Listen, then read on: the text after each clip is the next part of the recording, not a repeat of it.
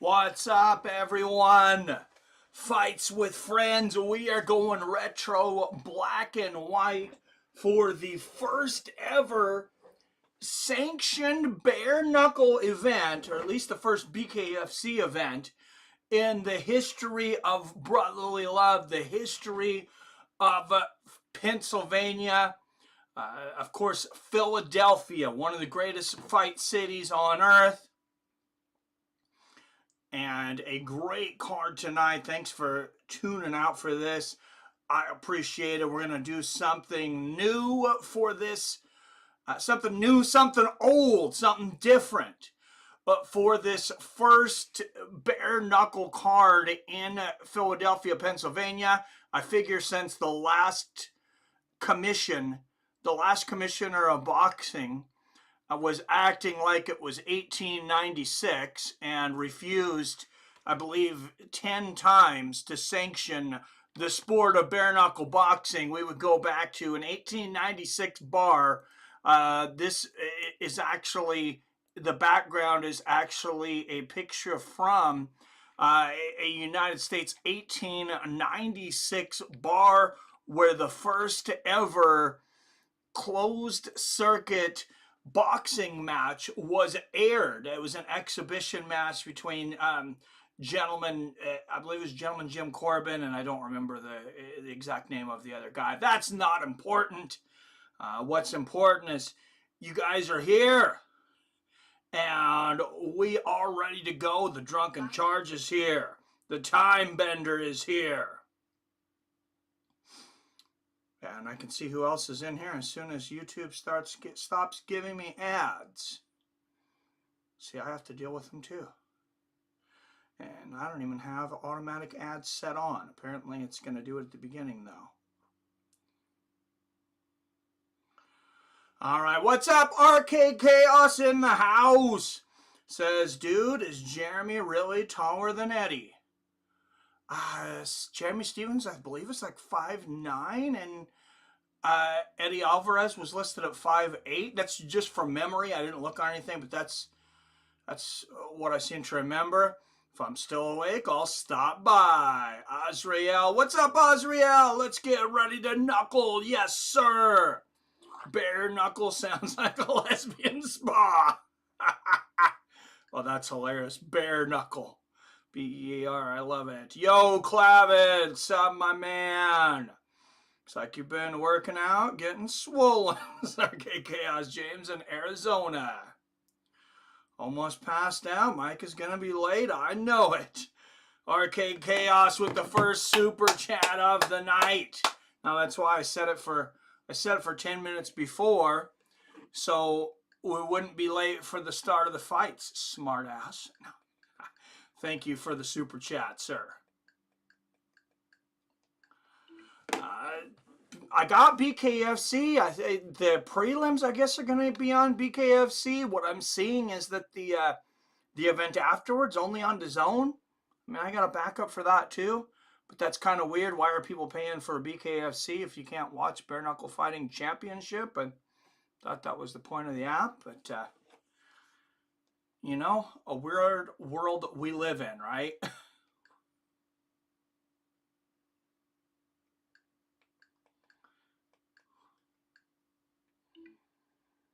Oh yeah, it's listing upcoming events is February 8th on freaking BKFC. They didn't even have the damn prelims here? On the BKFC app, it doesn't even have the damn prelims. Okay, waste of money that is. Prelims are on YouTube for those that don't have DAZN. So head over to the BKFC YouTube channel and we'll get started. As much as I like Jeremy, I'm going to have to pull for Eddie, or Ed or Eddie. Well, he is in Philly. He's the hometown hero, so I kind of, man, he's 41. He's a bigger fighter. Though, like, this is a tough one. I had called Wyatt, or messaged him. I should have messaged you too, Billy. I don't know how much you've been keeping up with BKFC. Wyatt wasn't either. Because I wanted to get somebody's opinion, like if they leaned one way or the other for this one, because odds were close to even. Odds jumped around. I believe Jeremy Stevens started, or no, excuse me, Eddie Alvarez started as a small favorite. And the last time I checked, I believe Jeremy Stevens was a small favorite. So that had switched up a little bit. So watch Alvarez. What's up, Phil? What's up, Drunken Charge? What's going on, my man? Boys, how we doing? Ice cold and snowy here. It's snowy. It's cold everywhere, man. Torrin Brown in the house. What's going on, my friend? Are we only on DAZN? Is this is the prelims on DAZN too? I thought the fucking prelims were on YouTube. No wonder there's so many people waiting in here before we started. Well, that's good. The less places they have it, the better for us, because hopefully more people will come in. And then they see this is in black and white, and hopefully the thumbnails stand out. I don't know if it'll stand out for good reason or not, but hopefully it'll stand out.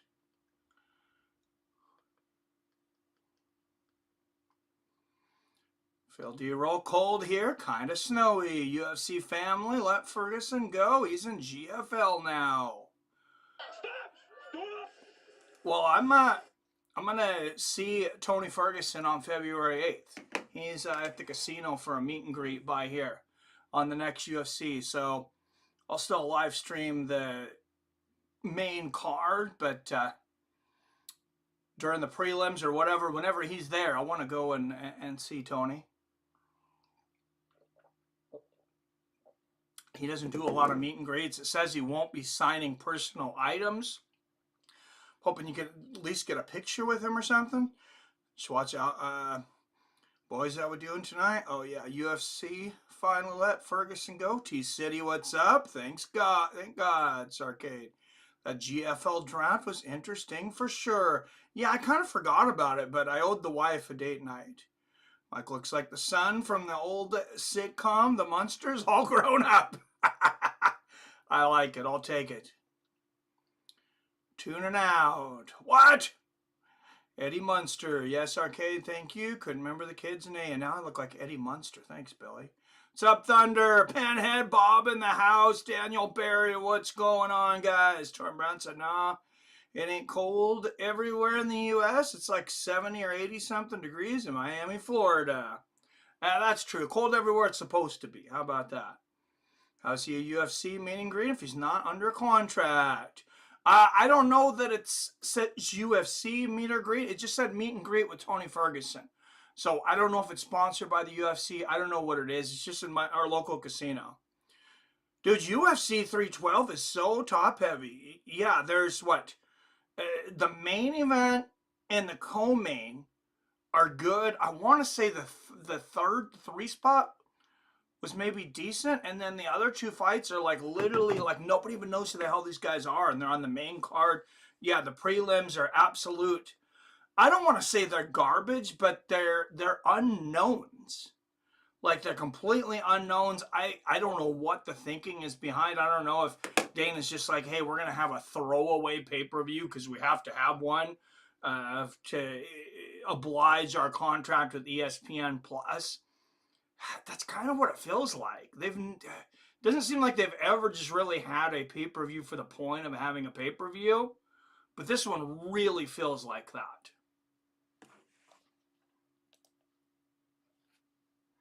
Like I'm not gonna lie, you guys know I usually try to find the positive in every card, but like yeah, this card is so top heavy, it's insane.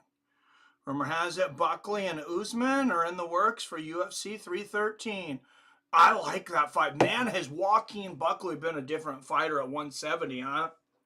I mean, just not even the same dude at all. He should have went to 170 a long time ago, or I guess stayed at 170, because I think he had fought at 170 before going into the UFC. Then he went up to middleweight and then dropped the weight. No, he doesn't. He's still extremely muscular, but he doesn't look like he's going to get tired because he's so muscle heavy.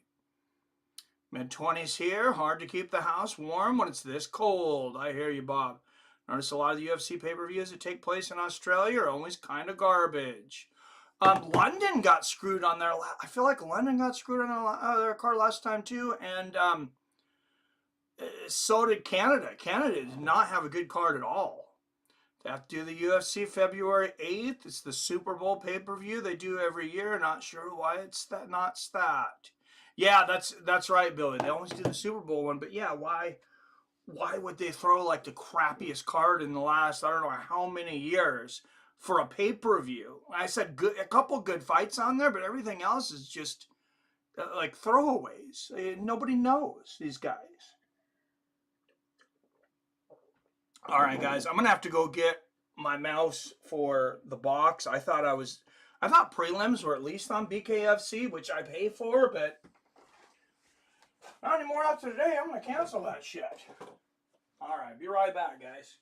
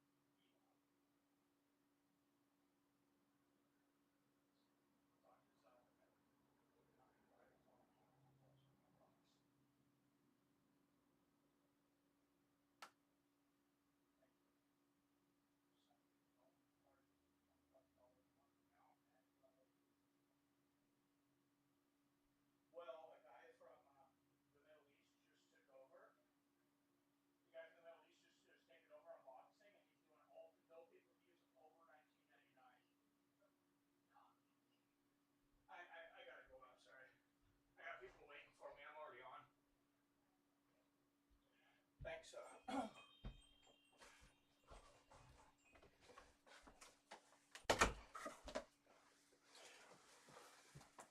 All right, sorry guys. I promise we are having some bare knuckle boxing here. Just bare knuckle difficulties.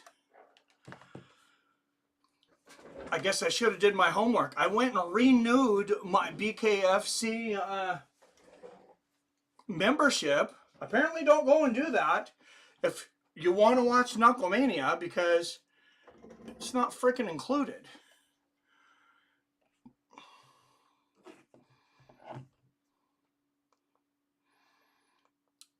Knuckle up, Fieldy, roll, Torrance. Did I miss anybody in the chat? Main card is on DAZN. You are correct. Prelims are on YouTube, Mike. Oh, why am I not seeing the prelims? Is it this countdown?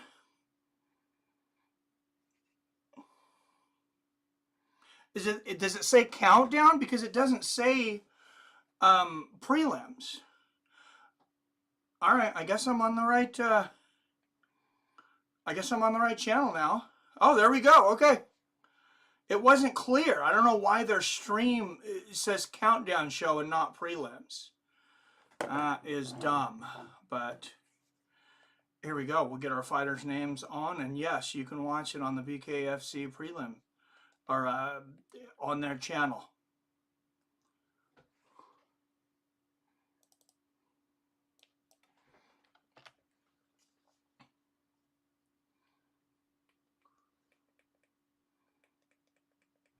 I'll rewind it to get the names of the fighters here, because I know I have them down. I didn't watch the GFL draft yesterday. Billy did. I know a lot of people did. Like I said, Brian Miner is the referee for this one. Like I said, I owed the wife a date night. So Woodley was GFL #1 pick. Really? What? And I heard Chris Weidman was in there? Like Chris Weidman was #4? All right, guys. Sorry, I'm going to be behind you guys, but I had to get the frickin' names of these guys.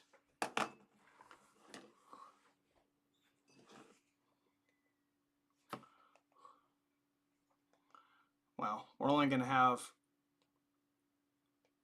last names, which I think is going to be good since I don't even fucking know who these guys are.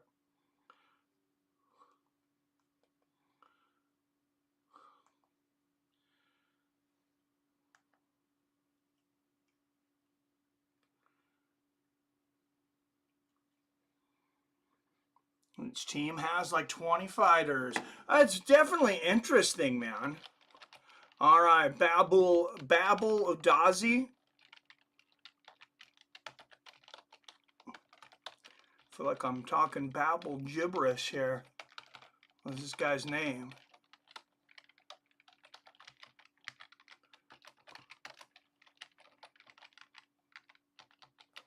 All right, round 1 of 5. We'll get the fight clock on for the next round, but I got 1:20 left here in the first. Mike, you're going to do the Buffalo game tomorrow against Kansas City Chiefs. What time is the game on? I got stuff going on with the wife that she's a little frustrated with me about. Just getting stuff done here at the house. So I got to make sure the lady is happy too. Am I live here? No, I'm not. Okay. Oh, I am live. Okay.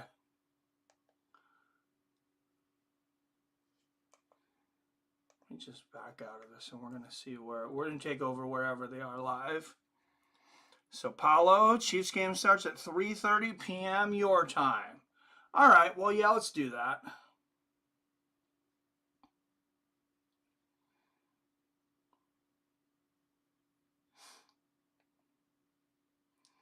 We'll do that one tomorrow then. The Kansas City Chiefs. I like it. Yeah, that's what the Texans were saying. They were saying they felt like they didn't have a chance. The Zone has tonight's BKFC. Prelims on YouTube, though, I guess. All right, we're coming out for... I just went live. What round are we coming out here for? Is it 2 or 3? You gotta show me what round it is, guys. It is 2. Okay, so we're live. Perfect. Oh, and there's a knockdown. Russell is down. Tucker knocks him down here in the second. And let's see if Tucker's going to rush him here. That was bucked up. Russell, the southpaw, boxing from the outside, Tucker pushing Russell up against the ropes. Here comes Russell swinging out of the corner there. Russell's got a bad cut above that left eye. Well, it'd be interesting to see how Philadelphia Commission is going to deal with some of these cuts. Good straight right there from Russell. Good combination from Tucker. And there's another tie-up.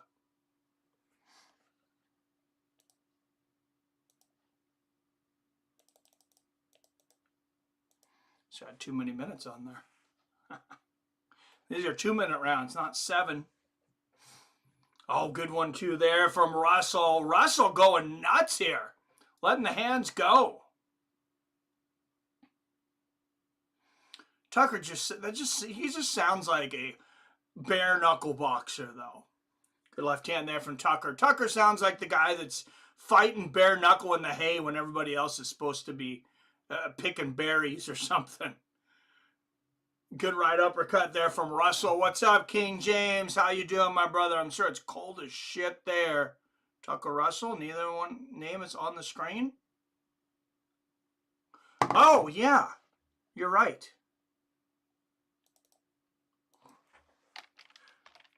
Oh, big uppercut there from Tucker.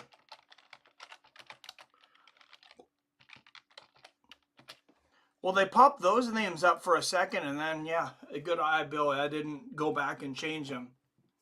All right, that is going to be the end of the second. Let's go into corners and see if they don't play music here. Oh, it's always nice when they don't play music in the corners so you can actually hear. Hey, Brian, you're doing good, Brian. You countered him. Hey, do it again. Counter him, okay? I want you to counter him. You did good, counter him. He's hurt, right? You hurt him before. Hear that? Yeah, he's coming forward. In the corner. You did good. You counter him. You hurt him. Look at that. Oh, that right hand right on the top of the head. That might have hurt Tiger. Look at that left hook. That was beautiful. Supposedly to finally warm up above freezing tomorrow. Good stuff. You mean Washington and the Eagles? Washington Eagles. Sorry, not Rams. Yes. Look like I can't watch along. Oh, man. You can watch along. It's on YouTube right now. Streaming sciences cannot play video. What's up, J Dig? Oh, and a big right hand.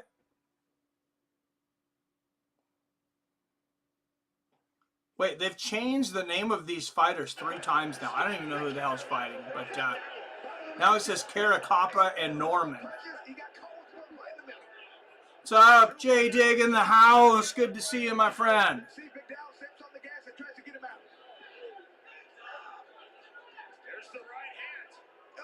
Good combination out of the clock. I'm just going to do blue and red here. Those wide punches, he needs to tighten them up. When McDowell counters, he lands, he does damage. Oh, what a combination.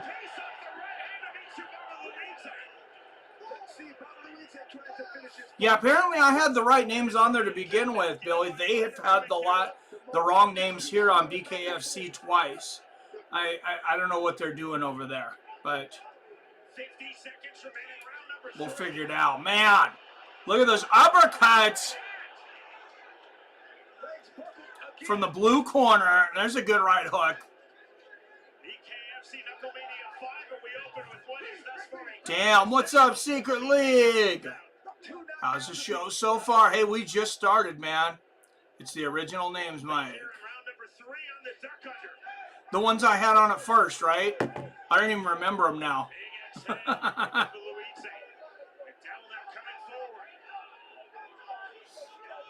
Chaos at BKFC graphics department, right? Yeah, I was confused. I'm like, oh, I think I got the wrong names. No, they had the wrong names. Oh, there's a headbutt. That is a bad cut. Oh my goodness, that's the kind of cut that could stop this fight in between. Oh man, that is bleeding. It looks like it's not bleeding in his eyes maybe too bad yet, but it's going to. It's definitely going to. He looks like somebody took a bloody egg and cracked it on his forehead. That's what it looks like, and it's just dripping all over his face. Liked and shared. Thank you. Yes, everybody hit that like and share button. I'm really hoping this black and white thumbnail, like I said, is going to stand out. And it looks like not a lot of people are streaming this. So that's nice. I typed in Knucklemania live and actually found my own stream. It's been a long time since I've been able to do that. Retro Frank. What's up, Frankie Terrizzo? It's a retro night, man. It's the first ever bare knuckle match, BKFC match in Philadelphia. They've finally, went modern, but they were back in the 1800s. So I thought, hey, why don't we do some old school black and white? This bar, that image that's behind me, the bar that looks like I'm in, believe it or not, I'm not actually in it, is a bar from 1896. And it's the bar that showed the first ever, well, it was made in 1896, I guess. It showed the first ever closed circuit boxing match televised between gentleman Jim Corbin and it was somebody else. It was an exhibition, but nonetheless, I thought it was pretty cool. What's up, PBR Street Gang in the house? Yeah, let me know what you guys think. Do you like the black and white? I mean, I know it's different. Probably takes a little while to get the eyes adjusted. Oh, good right hand out of the corner there from who knows who. Like I said, I had the right names on there at the beginning. BKFC was showing us like 10 different names. I don't even think they know who's fighting at this point. There it is. I got the names in my notes here. I had the right ones up there to begin with. Oh, big combination out of the corner there. Now, who is who? I don't know.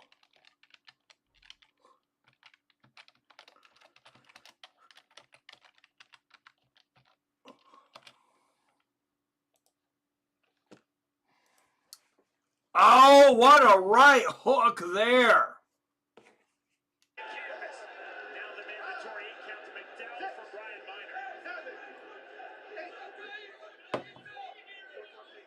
Standing 8 count in the corner. 3-2 on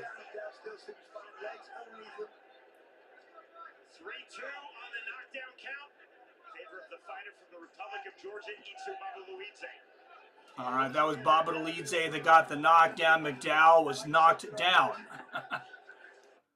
Oh, good counter right hook there. Now McDowell coming forward.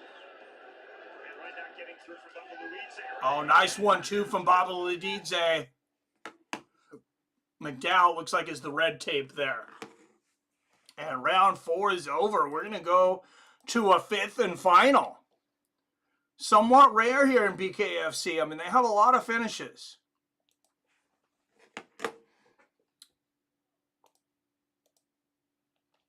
I mean, rare compared to other combat sports for sure. Boom, straight. No more overhands because he's blocking. Straight. So into the corner of McDowell here. They just told him no more overhands. He's blocking those. Smart, Ito. No fucking chasing. Stay there. No chasing. Been watching Cheers the last 2 weeks. Oh, the bar looks like a Mafia hangout. Oh, I'm sure it was, Frankie. You know the Mafia came in there.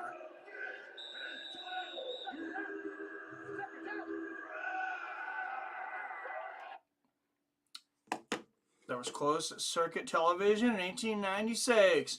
No, the bar was made in 1896. I don't remember the date that they aired it. It's I can get it for you in between rounds. I looked this up and good left hook out of the corner there from Babalidze. Babalidze is a tough SOB. Look at that 5-punch combination. Look like he might have led with his head a little bit there and got a little bit of a headbutt again too, though. He headbutted McDowell earlier. Just in case you were... Oh, there's a good right hand from Babalidze as well. Just in case you were wondering, no, headbutts are not legal in Bare Knuckle FC. Oh, good right hand, a left hook from Babalidze. McDowell is down in the corner. And his face is an absolute mess. He's going to get a standing 8 count in the corner here once again. If anybody doesn't like the black and white, feel free to tell me, and I'll take that into consideration for the future. Good counter right hook there from McDowell. McDowell just, I mean, he's just getting outboxed tonight, though. Oh, another big right hand from Babalidze. He might have been done. I think that right hand broke his nose. He put his hands over his face and nose. That's usually the reaction of a broken nose. Good double right hook to the body there from McDowell, but I mean, he's just fighting for pride, I feel, at this point. He's gotten the brakes beat off him tonight. 30 seconds left in this fight. McDowell needs a knockout. And it's Babalidze that's still swinging for the fences. Good right hook to the body and then a combination upstairs. 15 seconds left in this one. Babalidze does look tired. McDowell's going to need a counter shot, though, at the last second. He lands a good jab and a right hook. Oh, another left hook from Babalidze. Floors McDowell a few seconds before the bell rings. Adding insult to injury, if there was any doubt that Babalidze had won this fight, he put it to rest with that shot. There's at least 3 knockdowns that I've seen. Frank's, I meant black and white. I like black and white. Frankie, I'm at black and white. Be careful there, Frankie. I know you're joking. I have channel on the big screen and on my phone, hoping it helps. Hey, thanks, brother. I appreciate that. Yeah, if everybody can watch this on 2 or 3 devices, no. See, and I went retro. I'm even drinking out of glass mason jars because there was no plastic cups. And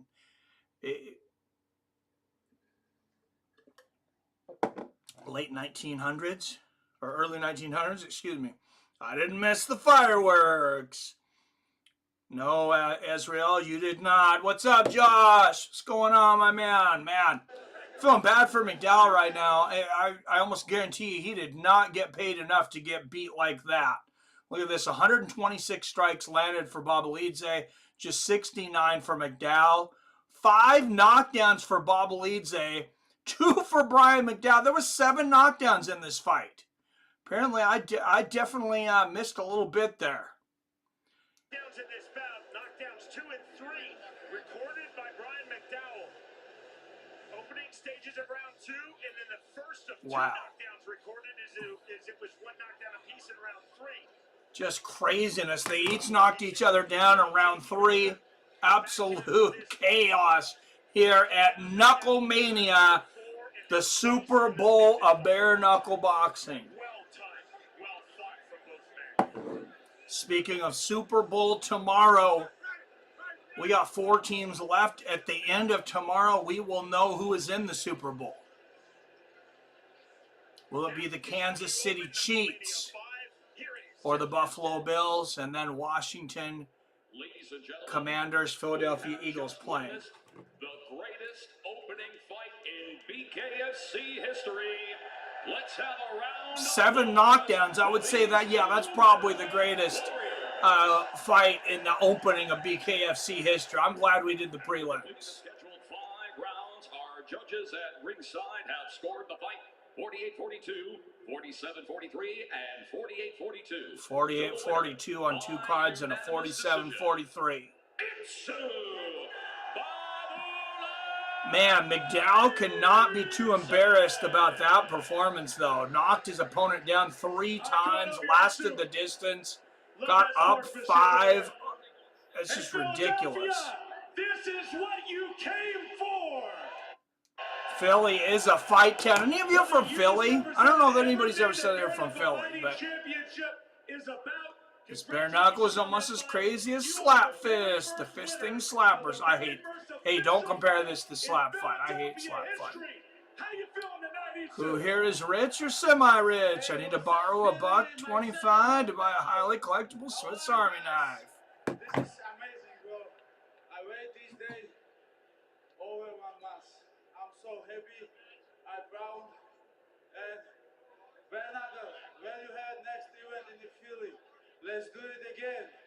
What's up, guys? What's up? Bobolidze says whenever you have the next event in Philly, let's do it again. Apparently he only wants to fight in Philly. Welcome to BKFC. Taking a shot for everyone in here tonight. Thank you all for always being here, supporting our boy Kung Fu Mike. Hey, thank you. Thank you, Snake Plissken. Secret League. I still know you as Snake Plissken. All right, I love it. What a great event. What a great fight to open up. My goodness. All right, next fight up, guys. Oh, okay, so Joey Dwechko and Steve Banks. That one must have been canceled or they moved the order of these fights, which is very possible. Tony Ferguson Jr. was supposed to fight tonight, by the way, eventually. He was scheduled. And that fight fell out. I don't know if it was, he was supposed to fight Bryce Hall. I don't know if it was Kevin that backed out or Bryce or both. But man, what an opening fight. For the cruiserweight UK title, it's Carl the Wasp Thompson versus Rob the Great White Boardman. In the co-main event, the always ready to fight Pick the Molar Jardine. Watch it all live on the BKFC app. That was great. Now at BKFC.com. So I started my channel, I changed the name up a little. Hey, everybody go over to Snake Plissken's channel too, by the way. Cody Russell versus Logan Tucker. Cody Russell, Logan Tucker. Now we got Russell and Tucker. Both men 5'10". Logan Tucker, a 1-inch reach advantage at 71 inches. Betting odds, Cody Russell, a huge minus 750 favorite. My Lord.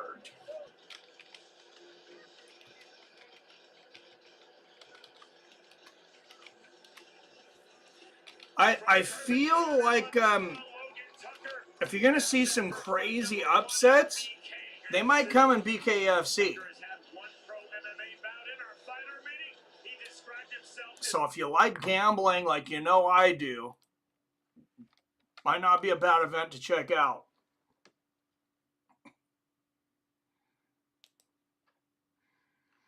It's everyone's favorite hot sauce out there.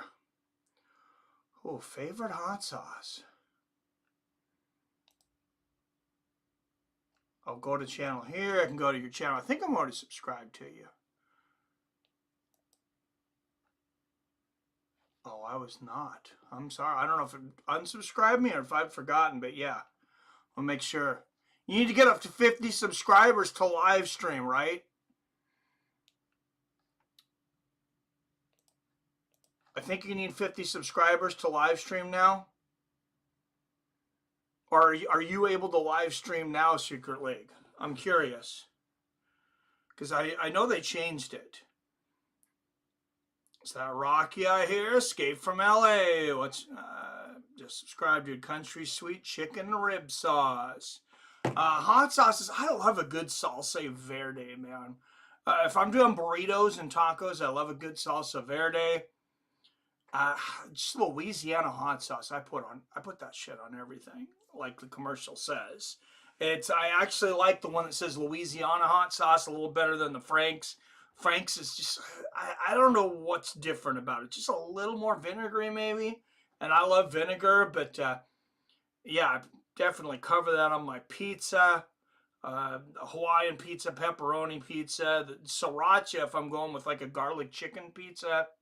Put that on a lot of stuff, but yeah, I like a lot of hot sauces, man. Taco Bell's breakfast salsa is pretty good. Yeah, their salsas are underrated. I will say that, Arcade Chaos, and I got a bunch of fire. I always get a bunch of fire when I go there because I like their fire sauce. And I also like their spicy ranchero that's on the spicy potato tacos. Those are really good, and they sell it for your house now. I found it at the grocery store, so there's only some of that in my fridge. Usually Tabasco is good too. Tabasco on eggs, man, and I like the green Tabasco a little better, actually. Louisiana Sweet Heat and Honey. Oh man, I just tried Sweet Heat and Honey 10 minutes ago. Oh nice, I have 3 bottles of Tabasco as well. Good stuff. That's one thing though, all this inflation, speaking of Taco Bell, I was eating out way too often. That solved it. Like, I'm not paying $20 for freaking fast food. Out of the red corner, Logan Tucker.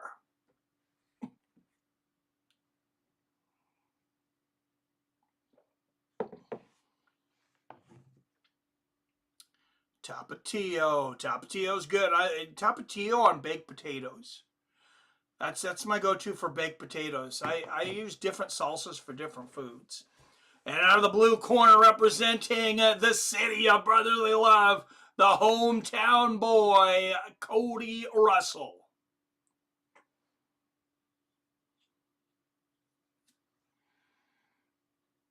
All right, guys. Has there ever been whiter names than Cody Russell versus Logan Tucker? Some pretty white freaking names. Although, this is a pretty white freaking sport.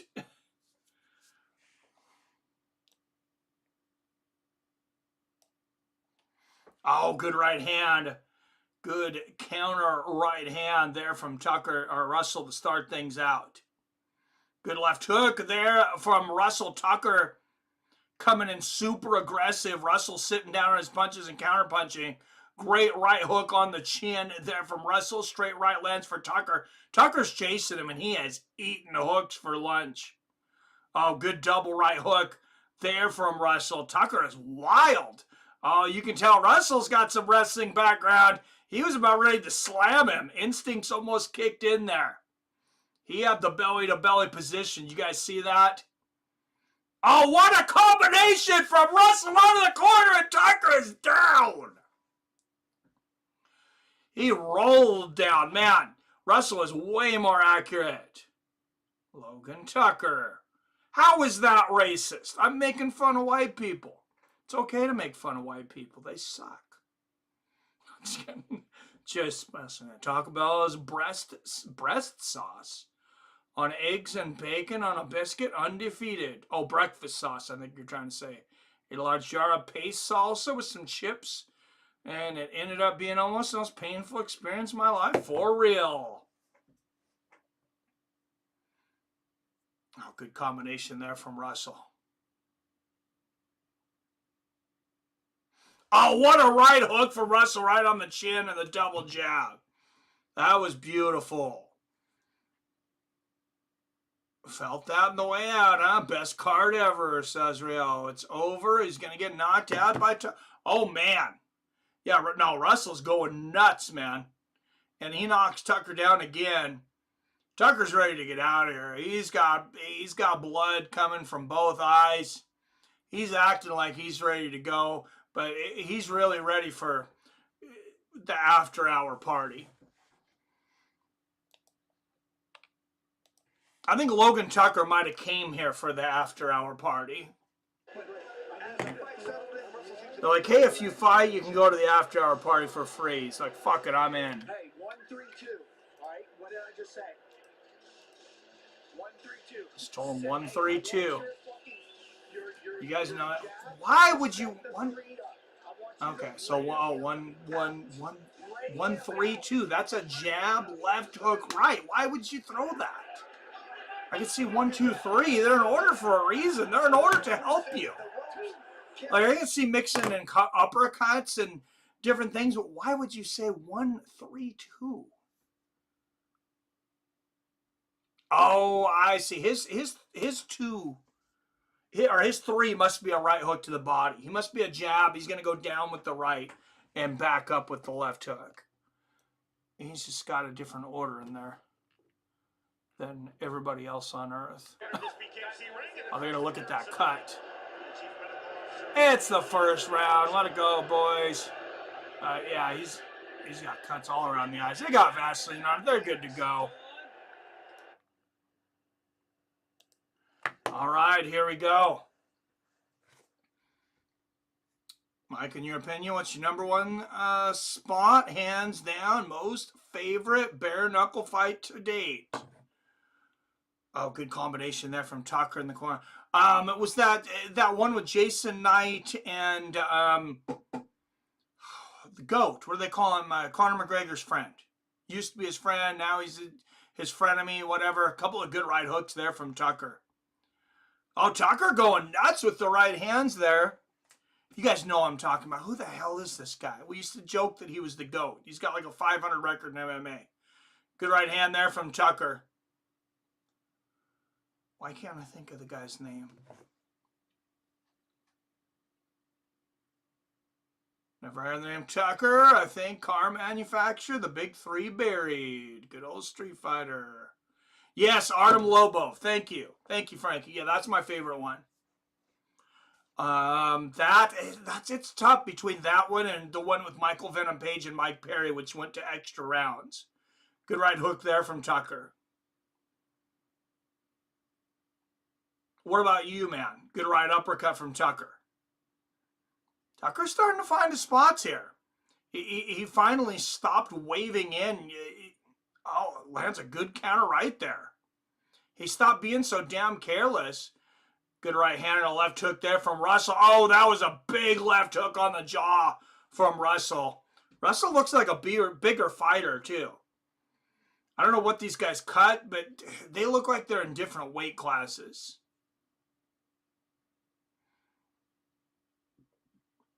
So Tucker down again. He was down twice in the first round. Oh, good right hand there from Tucker, though, and another one. Man, big left hook there from Tucker. Tucker's got some heart. He's been down twice, but in BKFC, you're in it until it's over because you never know when you're going to land a shot that's going to put that guy out or it's going to cause a cut that the guy just can't keep going. I mean, there's so many cuts in this sport.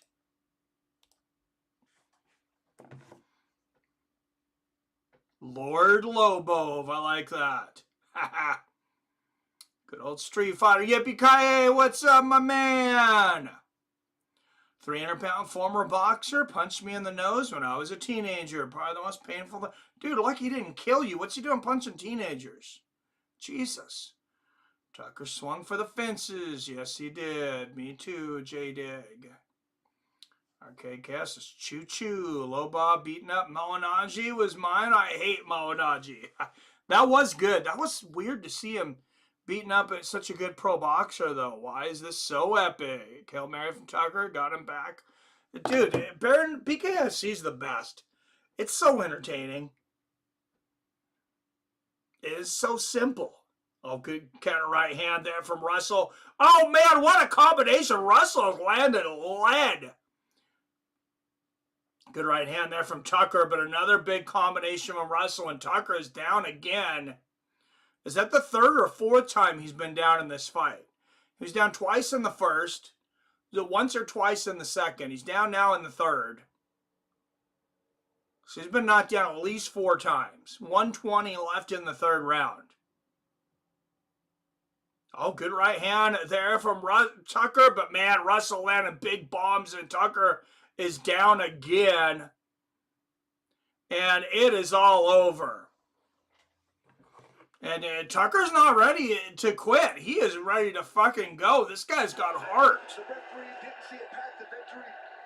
He was just going to continue to get knocked down and get right back up. Russell was looking phenomenal. Hard to argue with the stoppage, but man, Tucker, he fought his heart out. Undefeated in Pro MMA, Pro Boxing, and now in BKFC. 5 knockdowns to the finish. Damn, yeah, 5 knockdowns altogether. Paid the price. Just give you a 2 Damn. shots. You cannot take those kind of punches. Those straight rights are Russell's. He's just got heavy, heavy hands. Jeremy Knight, a beast. Hail Mary from Tucker got him back on the fight. Feels like a good video game that's really hard to be good at and even win. It does kind of seem like a video game. You can't hammer fist, right? I don't know. I'm not a big fan of the standing hammer fist, but whatever works. I'm not sure if it's legal or not. J-Dig seeing Mawanaji get mangled made my night. It's good for how often we get cards, but UFC should do mega super cards. We need like every 3 months. Yeah, I would like to see less cards and better fights for sure.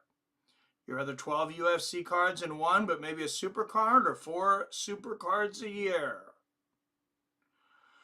I wouldn't mind 4 super cards a year, but still give me fight nights throughout. Still do like, you could maybe do something with the Contender Series. Like, obviously you wouldn't need Contender Series anymore because you wouldn't need as many fighters. But you could have some kind of events like on Tuesday where you put guys up. Maybe they win spots on the pay-per-view prelims or something. Ladies and gentlemen, our referee in charge, Dave Braslow, steps in, calling a stop to the fight at 49 seconds into round number 3. For your winner, by all right, 49 of round 3.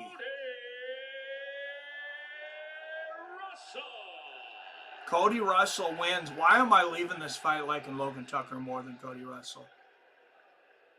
I just love a guy showing heart like that. Man, I don't know what it is in the water around here, but there is no quit inside of this ring tonight. You really showed out. He would not go away. You had to finally put him away. It's Philadelphia. These guys don't quit. Rid of the gloves. How's it feel, bro? Anyone think Izzy should move to 205 and fight Yuri? No. I don't think so. Much respect to both fighters. Hope no CTE down the road. Let's keep it positive. I think Rockhold tried the standing hammer fist. It didn't work out for him. Yeah, not much works out for Rothwell these days. You're Clay Guida out of rankings now. Clay Guida got cut. Yeah, he got cut by the UFC, which is kind of crappy. Seems more like broken face bones. The last shot was actually a lights out one, so I don't know.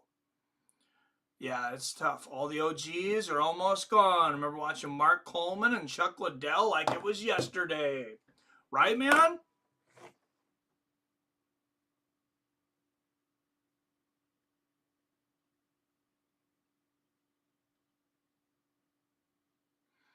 All right. Well, I took screenshots of the order of this on Tapology, but apparently they are all over the place.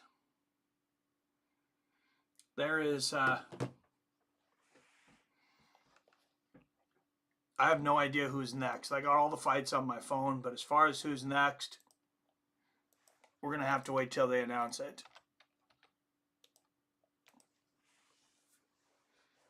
Big Ben Rothwell has an opportunity to win the BKFC Heavyweight Championship tonight. How freaking old is this guy now? Anyways, but Rothwell's got to be like 42, right?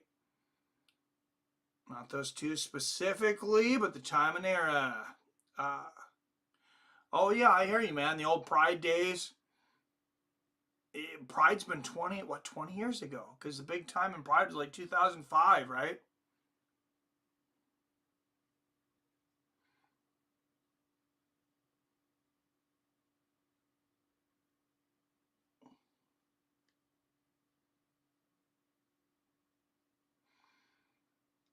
I'm assuming it's going to be Phil Caracampa and Noah Norman next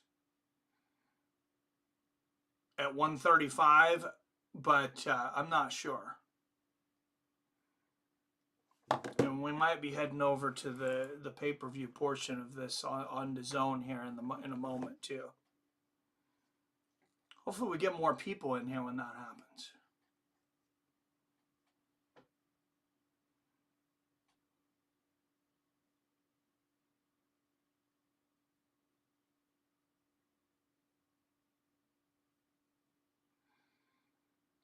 Pride was the best ever. Pride was great, Frankie. I didn't miss anything good in the last fight. Oh, it was a great fight, man. All right, found back. Had to cook up some chicken and broccoli for dinner. Oh, dude, I love broccoli. I love chicken, too. Yeah, last fight was crazy, man. It was a mismatch, though. Cody Russell knocked Logan Tucker down 5 times in 2.5 rounds to end the fight. But Logan Tucker did not want to quit. He was a tough SOB. Then it's paid, it's on DAZN, but if you don't love it, you're not willing to pay the money now, I don't know what to tell you. You got 2 barn burners right out of the gate tonight. That is what we do. Yeah, what a great start to this event, though, for them trying to sell pay-per-views. So you just got to have DAZN. I don't know what DAZN is, like 20 freaking bucks a month or something now, though. Taylor Starling and Bec Rawlings fighting tonight. That should be a really good women's fight.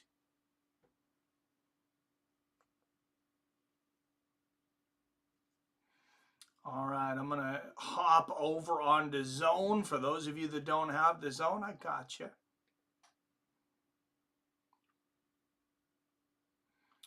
Got you on at least the play-by-play here. Happy to see you now, bud. How was the chicken? Yeah, start a little channel, trying some things out. How we doing? Snake, change your name. Yeah, everybody subscribe to Secret League, Snake Plissken's channel. Ben Rothwell's Academy is like 15 minutes from my house. Oh, that's badass, man. Where are you at again, J-Dig?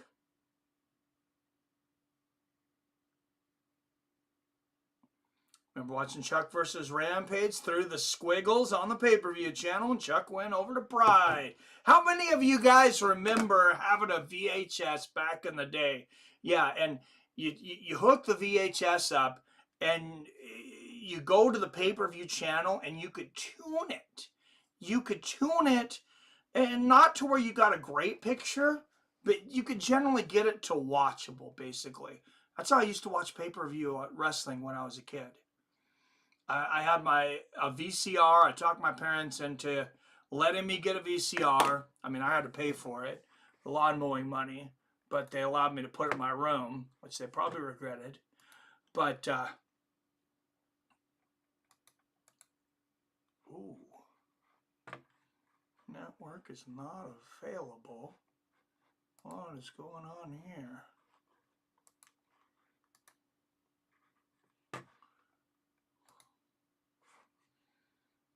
I have to reset my box here. It's telling me network is not available.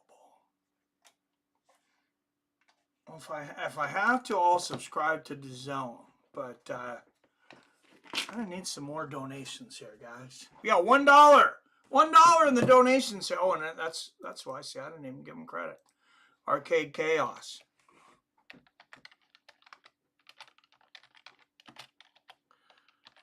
Even since I got remonetized, the donations have kind of dried up, but we've gotten more premium members. So thank you to all the premium members. I get pay-per-view wrestling tuned into a perfect picture. It would be in the black and white, but who cares? Free is free. Freestyle, a good price. Yes, people used to game the system and ask for refunds. So call your cable provider. Recipe is undefeated. Yep, no, I remember that. I had a friend that used to make the black boxes. I watched one pay-per-view in porn and perfect picture. Well, me and Billy have what is the modern day black box. But I think mine need updated. She moved over the border at the end of October into Kenosha, Wisconsin. I've always been interested in Wisconsin. What's Wisconsin like? I don't know why, but it just like doesn't seem like a real place. Or it just seems like it's different than the rest of the country.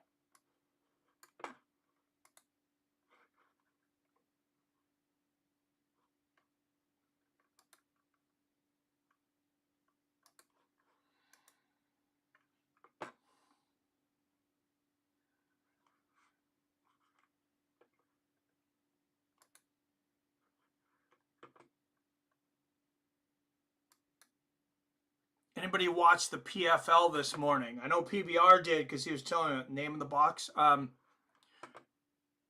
there's OctaStream, and then now there's a box called the Elite 2. I think it's made by OctaStream, but they named it the Elite 2.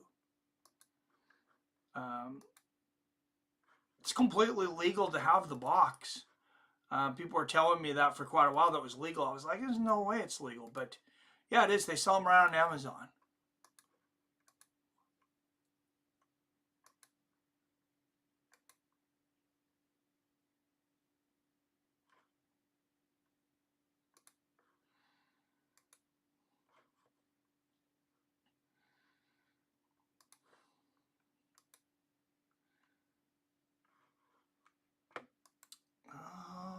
Every once in a while it says it's down for maintenance, though, and that's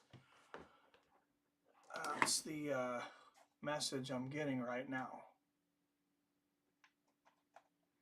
But I don't think they will be very long. VC box, J-Day, $300, lasts you at least 3 years. Get every pay-per-view along with every channel here in Canada and most of UK. Fire Stick, yeah. Yeah, you get everything. And even my one, I think my oldest one probably is 3 years old now, Billy. It doesn't work as well, but I have it downstairs, and I still get most everything. It still works most of the time. I watch Mariners games down there on it. Made them from scratch, motherboard to cabinet. He's a computer geek that worked for 2 different major computer companies in cybersecurity. Didn't have a name. He invented it.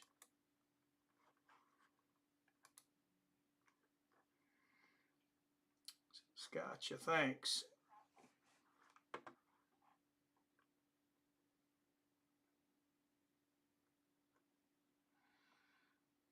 Well, I may end up having to pay for DAZN here because, yeah, I'm having...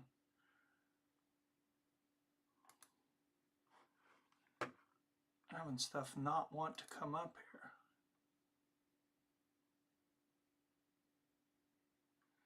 Now, Perry's not fighting tonight, which he should be. It's kind of weird. The excuse that they had was basically, we know Perry can sell fights. We're going to save him for an event later on in the year, which is weird to me.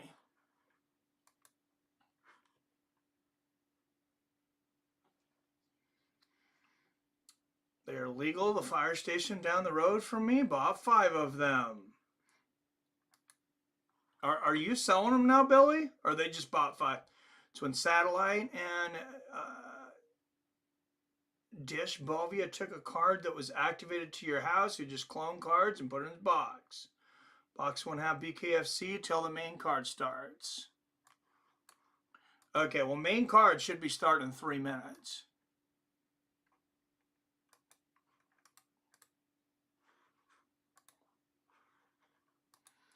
So I may just be waiting 3 minutes here. Maybe some hard feelings over Perry's promotion. Well, they're paying him a lot. Like, he is making a lot. And yeah, I know he had some issues with Connor. I wonder if they're trying to set something up with him and Connor. I hate to even mention Connor's name, though, because that guy backs out of, so many fights. I told the chief about him when he came into the grocery store. Nice. Hey, well, if anybody should be getting, discounted TV, it's firefighters. Good stuff. Shout out to our firefighters, especially those in Los Angeles dealing with that mess right now. Oh, my goodness. What a mad respect. What a nightmare.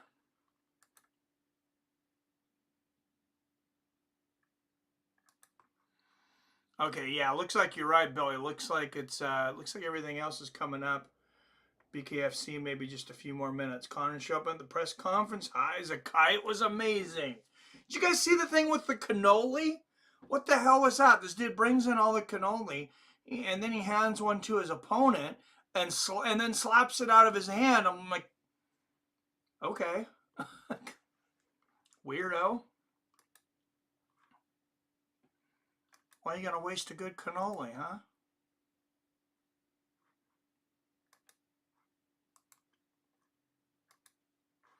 I mean, I gotta question your judgment. You wasting a good cannoli. Just not right.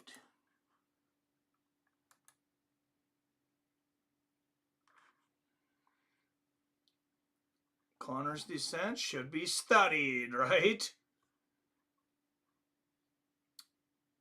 Absolutely. All right, we are 1 minute from the main card. Connor said that Dana or the UFC won't let him box Logan Paul. I mean, he's already broke the rules once. They already did the huge thing for him for Mayweather. And then everybody else wanted to box. And then they're like, oh, well, why is Conor McGregor getting such special treatment? It really caused a lot of issues for them. I'm going to be honest, in a way, I don't really blame Dana for letting Conor box at one time, though, because Conor's, he has the top 5 selling pay-per-views. I mean, he's obviously your moneymaker. UFC's on a bit of a different model now, especially with pay-per-views, not selling like they used to, though. Their model is kind of just, more events. Even if less people watch, if less people watch, just have twice as many events. That seems to be the game plan.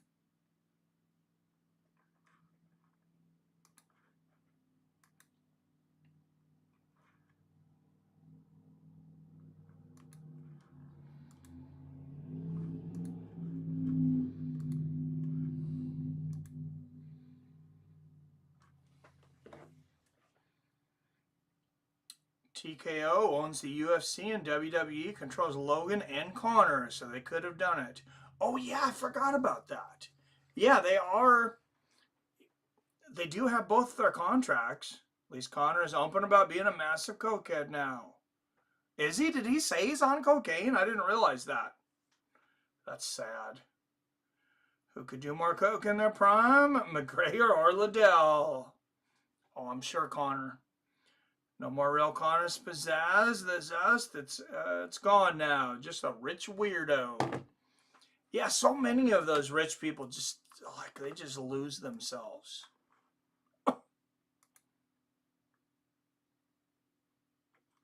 I mean, I understand how it would happen, though. I'm not going to say you know that I don't.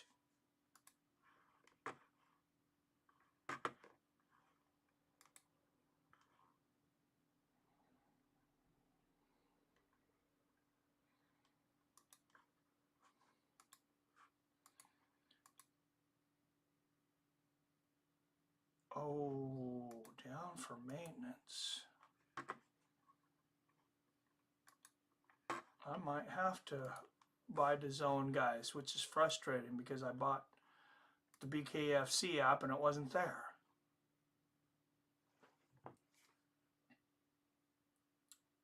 Logan backed out of that talk quick. Ha. CT plus cocaine equals madness Connor is like Macho Man Randy Savage in 1991. Coke to the gills. Oh man, that guy was crazy. That guy was so crazy. The other wrestlers they didn't even want to deal with him, even when they weren't in matches, because that guy was so freaking insane.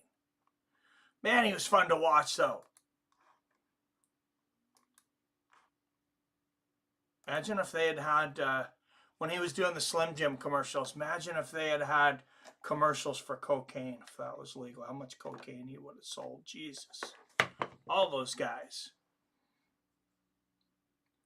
Plus, Logan's making bank from WWE. Definitely is. If you have to buy it, I'll throw down 5. BKFC is starting on my VC box, Mike. Just turned on. All right, I just reset it again, so we'll see what I get here. I'm on the Elite 2. I think you're one model ahead of me. I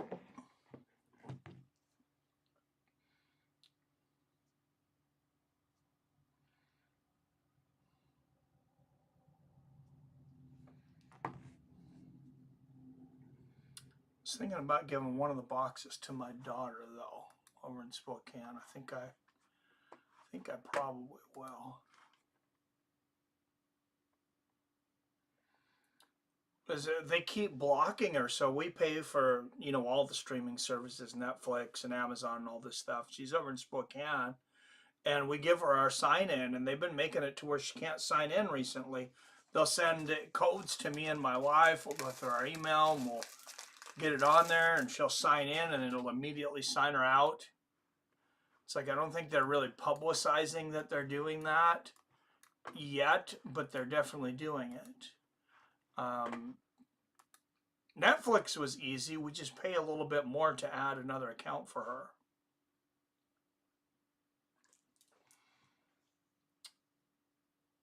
Send me where to send it, Mike. I have 2 extra.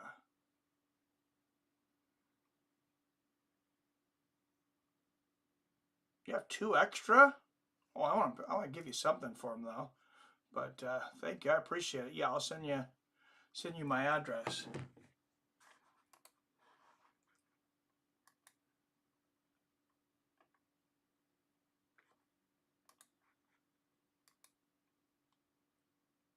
Yeah, none of the pay-per-view channels are working on Elite right now.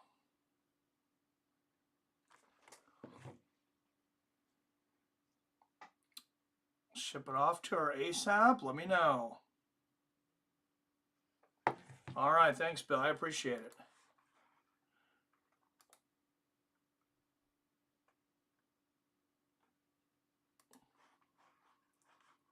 Yeah, I think I'm gonna have to go over to DAZN though and get that membership. That's fine. I don't want to miss it.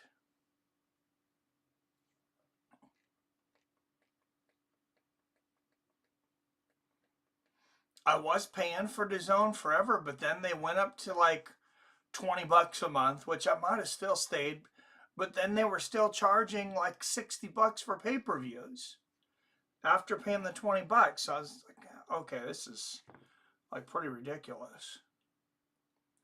When I bought you the one I sent you, I accidentally got 3, so there we go.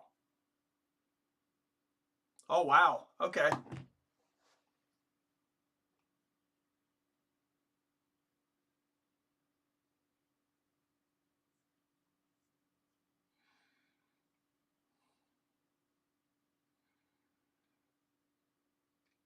There we go. Knucklemania started at 5 p.m. $30 a month now, son of a bitch.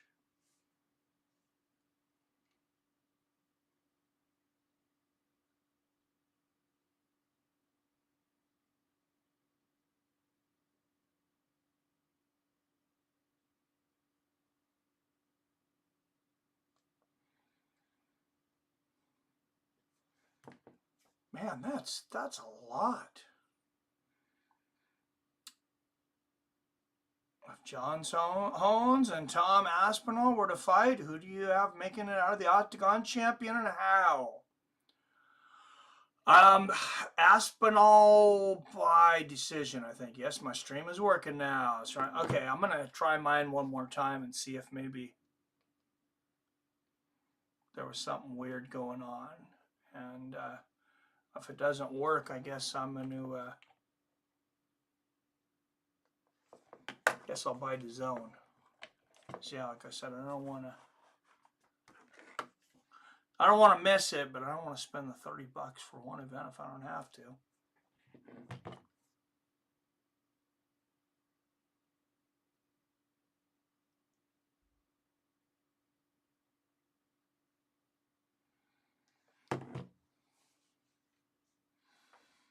I'm guessing it'll probably work, Billy. Have any fights started yet, Billy? They're probably going to take a little minute for promos and stuff, I would imagine.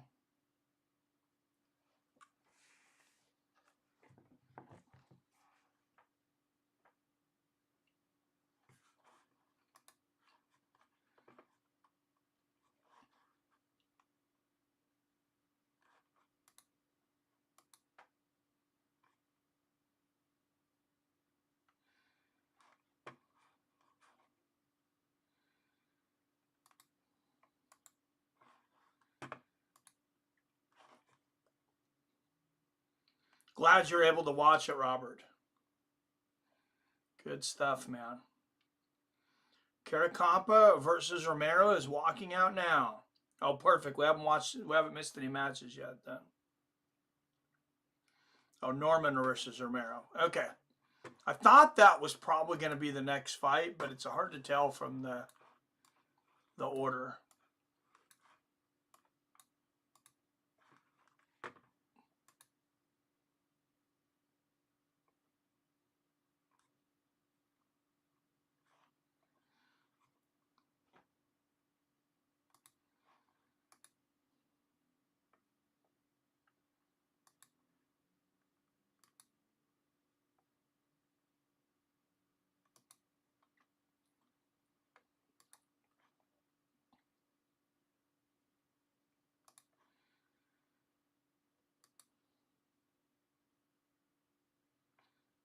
Yeah, that's weird. None of my pay-per-view channels are working tonight right now.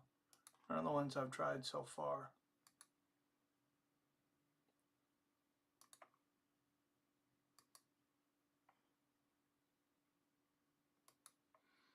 Norman looks like a little crazy horse, Bennett.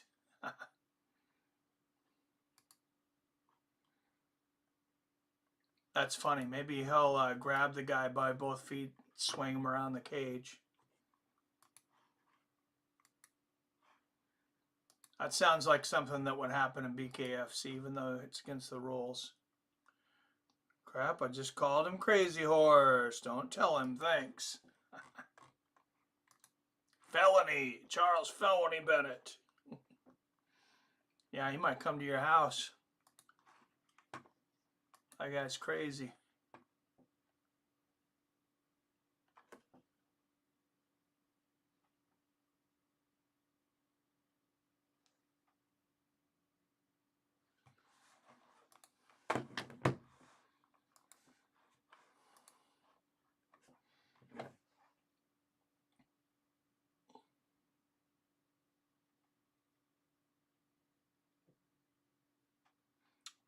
a few little technical difficulties, guys, here, but we'll be back up.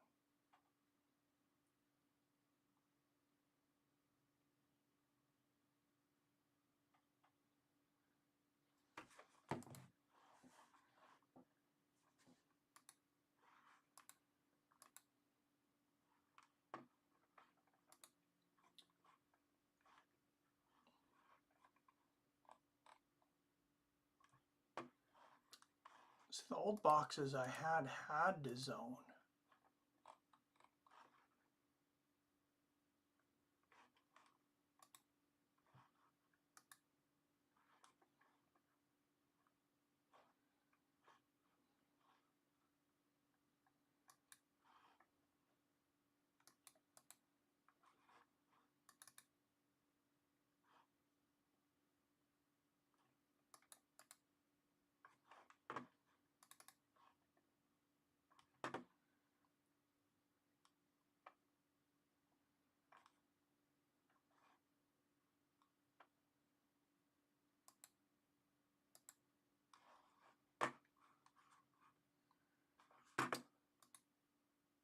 All right, we're going to try this one more time, guys, and then I think I'm going to have to drop the $30 for DAZN if it doesn't go through.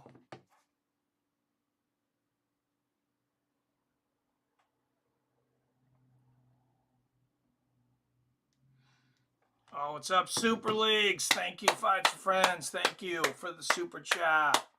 Snake Plissken. First ever bare knuckle event in the state of Pennsylvania. History tonight, folks. Yes, sir. History is made. Snake's got 5 on it. You guys remember that old song? I got 5 on it.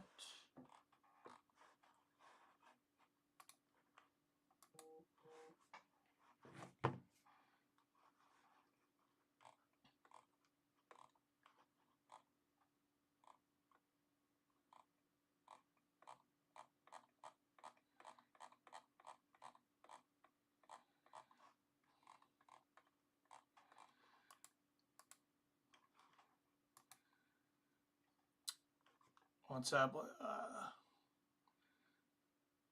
Yep, got 5 on a big guy. Thank you, Snake Plissken. Secret League.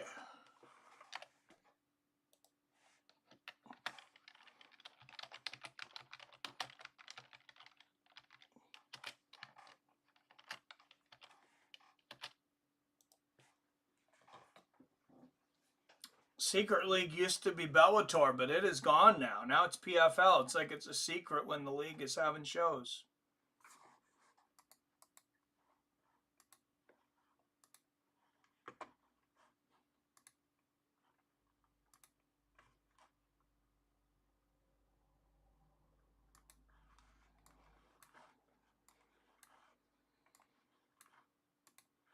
All right, it pretty much always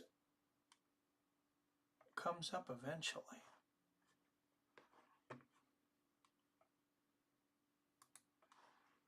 I don't remember this happening before where it wouldn't come, where it didn't come up eventually.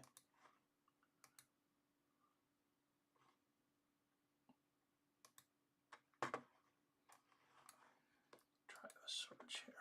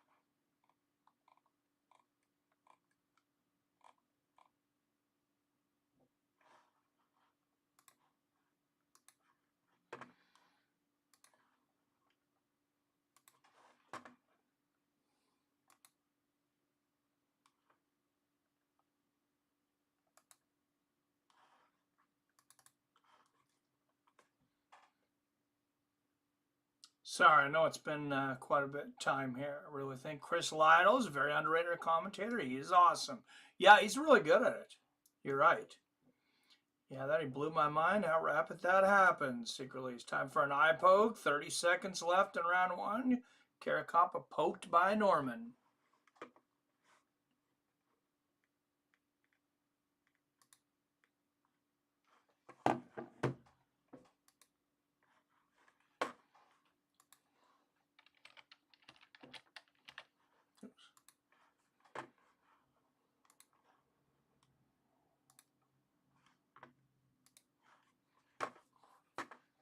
Let's try 2 here.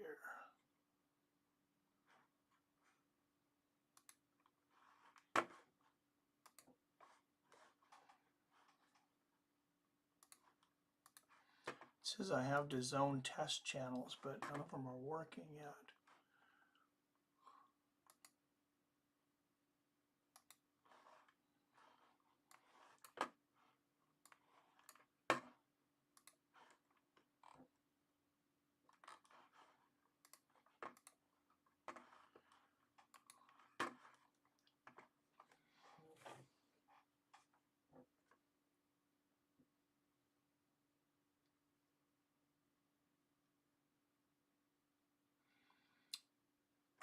Was that last fight? Caracappa and Norman. Yes.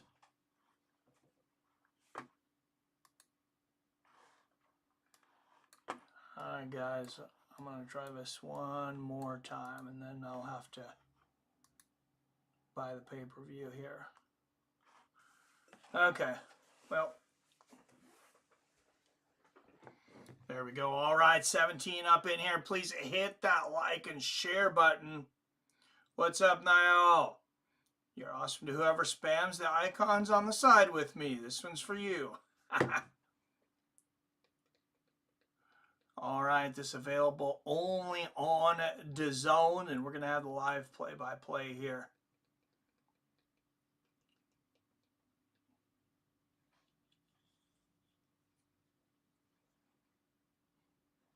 That Cody Russell-Logan Tucker fight, man, that was crazy. Caracappa has Norman against the ropes, dominating round 2.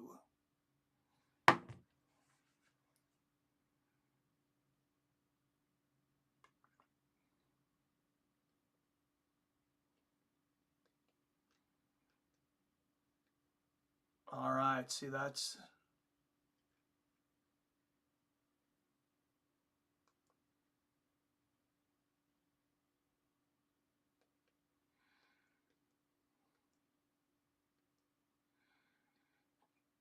That's how much I love you guys. We're going to pay the $30 here.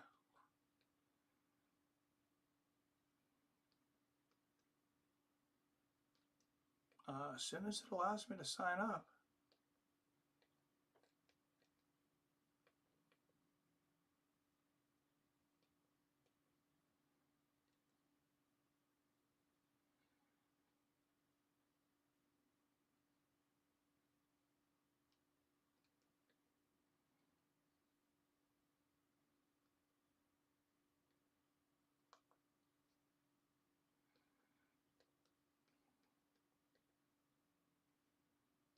At the moment, it's not even allowing me to pay for this.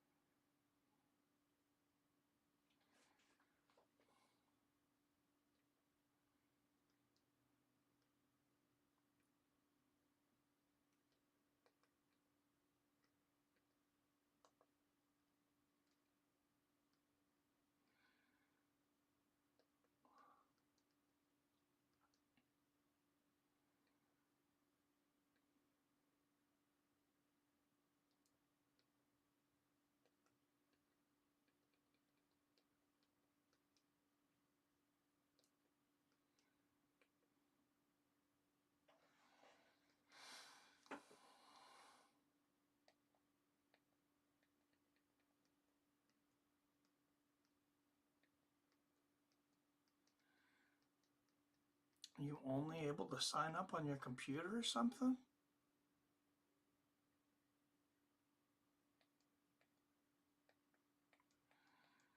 That's kind of insane.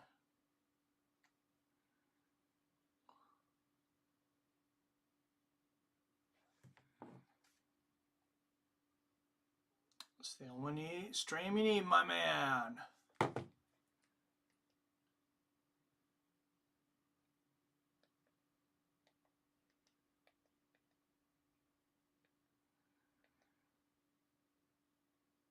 All right, it's asking me to sign out to sign up. That's so weird, but I guess that was all I needed to do.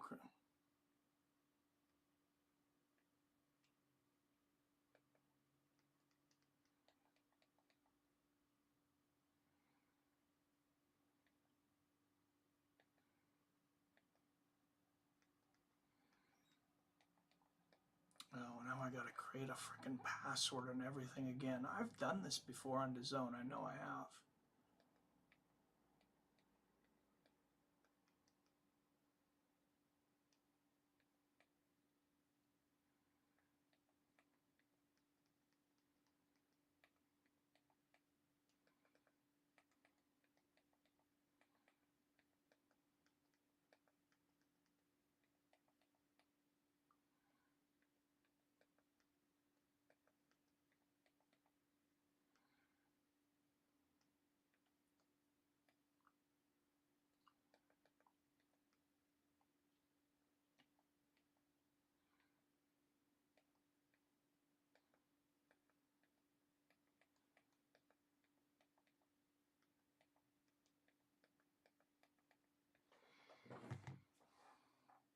Norman docked 2 points in round 3 for fouling. 2 points in 1 round? Jesus. Paid to watch it? Why can't I find it? Yeah, they're having some issues, Gregory. I don't know. I'm trying to pay for it at the moment. Password must be at least 6 characters, gain at least 1 letter and 1 digit. Yeah, it did. Oh, man. This is frustrating, guys. Sorry about this. I just put in the whole password and it's telling me to pick a new frickin' password.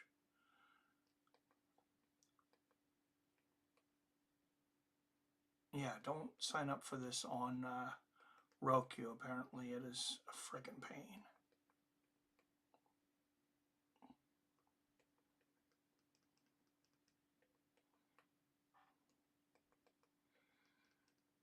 Yeah, send me the VC box, apparently, Billy, and I'll give my daughter this one.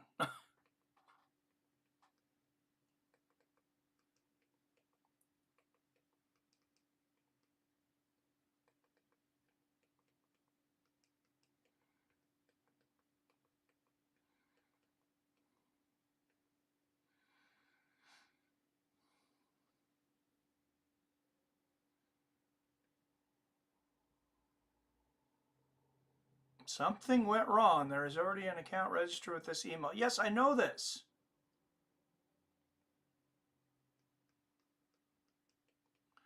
It made me frickin' sign out.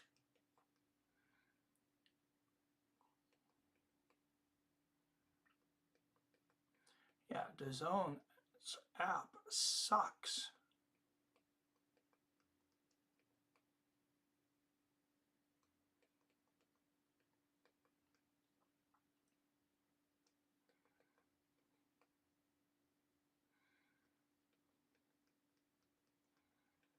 And it won't let you scan it from your phone, so you gotta use your stupid remote to go to each letter.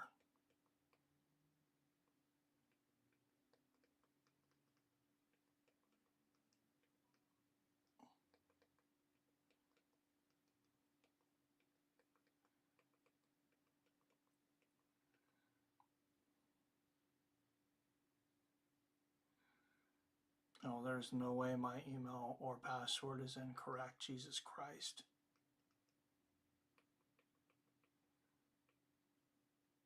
Yeah, I'm not going to DAZN.com to reset the fucking password.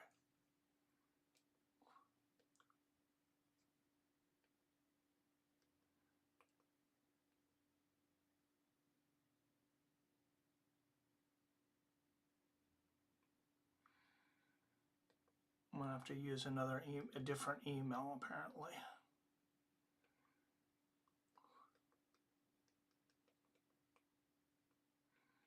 Yeah, they really need to get their shit together.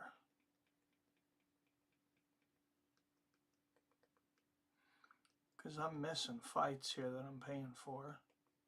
Will be paying for.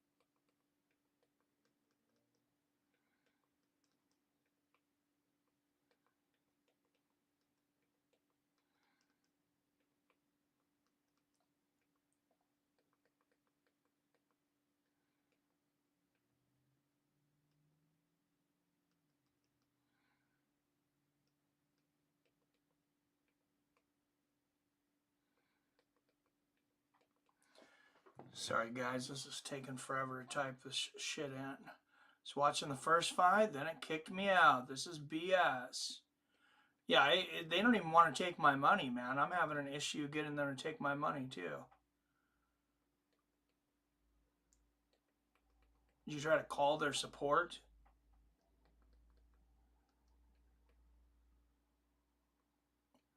No, Mick fights in the co-main event. Luckily, we have a long time before that. Daniel Phillips, he's fighting big Ben Rothwell in the co-main.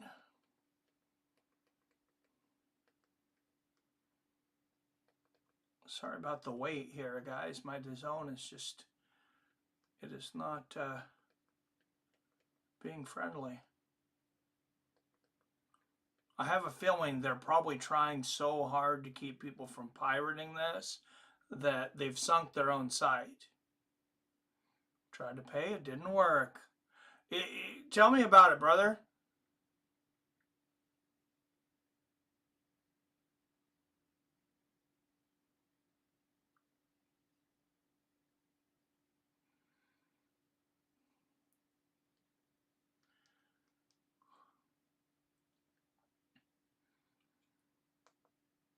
Oh my Lord. Now I just made a whole nother account. It's still not letting me pay.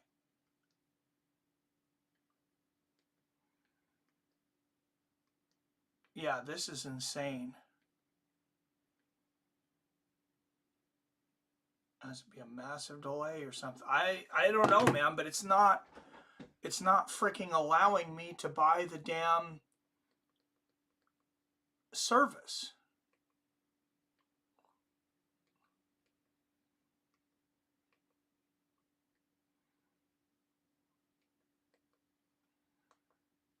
Oh, this is goddamn ridiculous.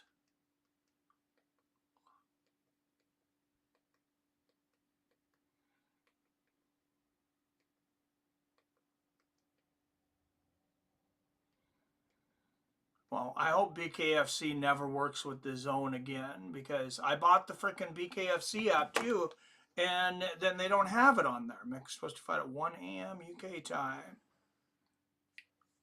Yeah, you guys are 8 hours ahead of us. So it's like 2 there.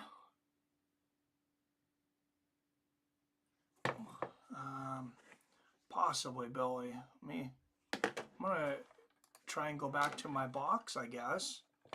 I have a feeling that DAZN has charged me too, and because now I gotta check my bank account and make sure they didn't freaking charge me.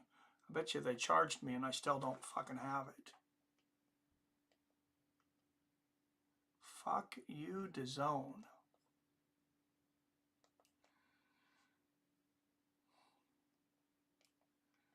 Absolute garbage.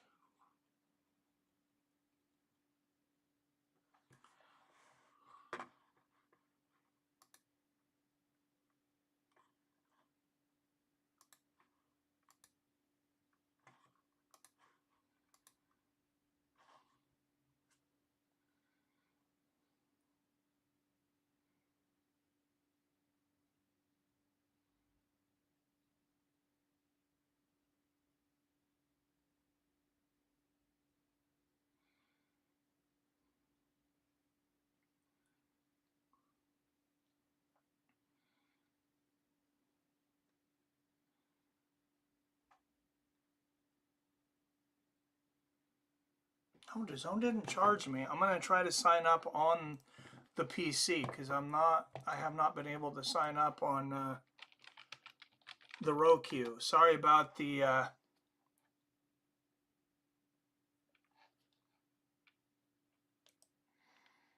delay here, guys. I was all ready to go, and I don't know what the hell happened here, but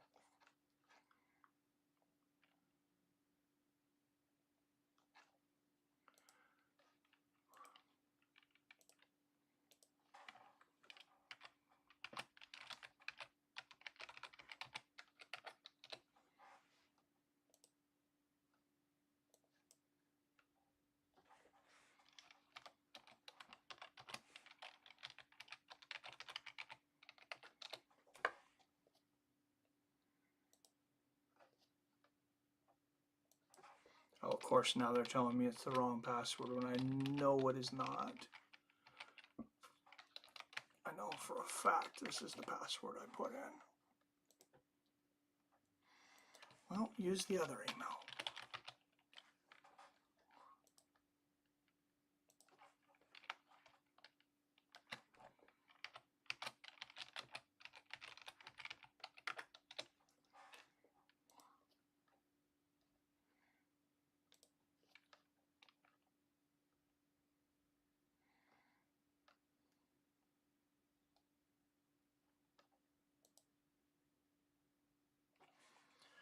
Alright guys, I'm going to have to put in all my payment method again here. So I'm out 30 some bucks here. So anybody else, Snake and Arcade have already donated, but anybody else that can help out, I appreciate it.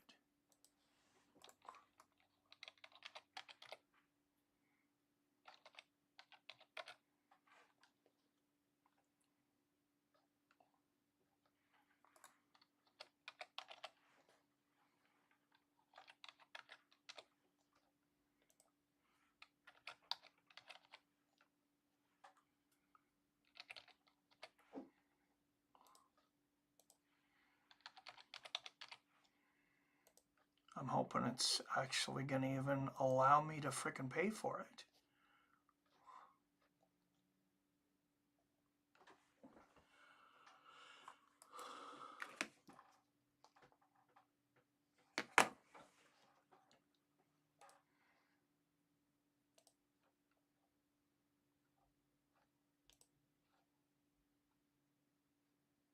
Charged me too. Might try the box downstairs.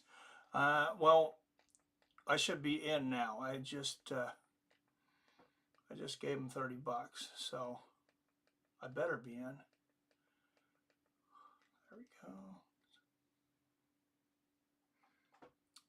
Smoking strain roll. Call shout out your choice tonight. I'm smoking on Trop Cherry. Myself, says Billy. We need some milk.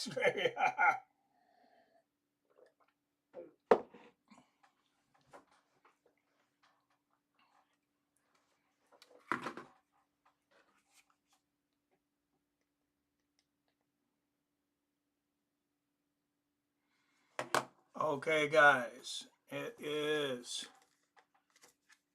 I at least got the spinning wheel. Here we go. Finally, Thompson and panel. All right, we are in business, guys. I had to pay the 30 bucks to DAZN, but I love you guys, so we'll make it work. All right, 103, 102, 101. Let's get the time clock up here.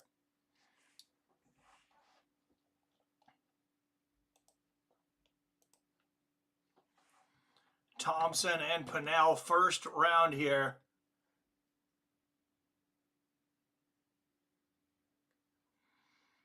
Pennell down early. Yes, sir.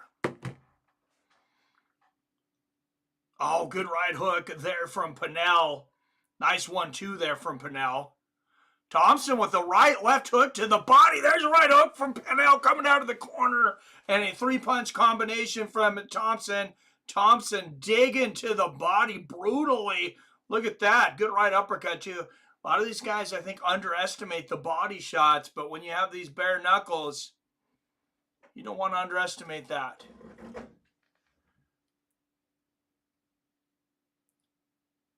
Oh, good count right from Pinnell, but a three-punch combination in the corner from Thompson and a great end to round one. Let's go into the corner here of Little Mac Pinnell.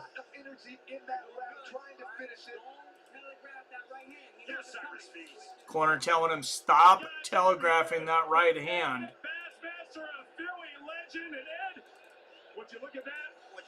The Ed Bassmaster in the house. Big Philly fan, big Eagles fan there in Philadelphia. Yes, we are in business. Cheers.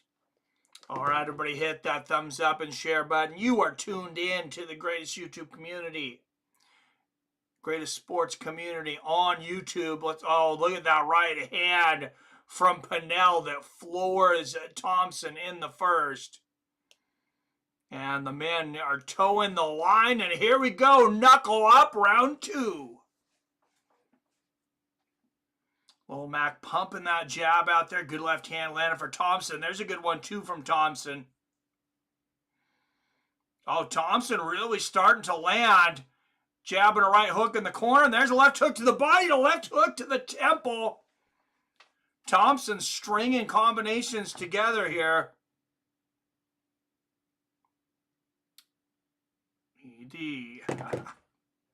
Oh, look at that left hook to the body. Right hand upstairs. Man, Thompson throwing power punch. Look at that left uppercut on right hand. And Pinnell lands down face first. And this fight is over. What a knockout. Oh, my. And that is the heart and the will we keep talking about. Being a Travis is definitely, he's definitely in that category. Wow, Pinnell falling down face first. What a shot. Look at this combination. It's a right hand on the chin, and then that left uppercut. It was kind of a hook uppercut. Let's watch this again. The right hand gets through the guard. Oh, just a sweet uppercut on the chin. And Patel lands flat on his face. Wow. And then he lands a right hand afterwards right on the button. And the referee there immediately calls it off. And you could just see he was trying to set that up. He was throwing a lot of left hands to the body. Man. You get a guy continuing to land those punches in the body, the uppercut is going to land eventually. What a moment. What a comeback. Yes, he was down first. Thoughts on Pete Carroll being named the new Raiders head coach. I mean, good for him. I wish Seattle wouldn't have cut him. I think he still had more coaching left in him. At 73 years old, I don't really know how much they're going to get out of him, but, you know, Pete enjoys coaching. I wish him the best over there. Doinks, King Jobs, yep. Out cold. King, my guy, cheers. All right, a second round knockout here in the second fight of this pay-per-view, Knucklemania 5, as advertised.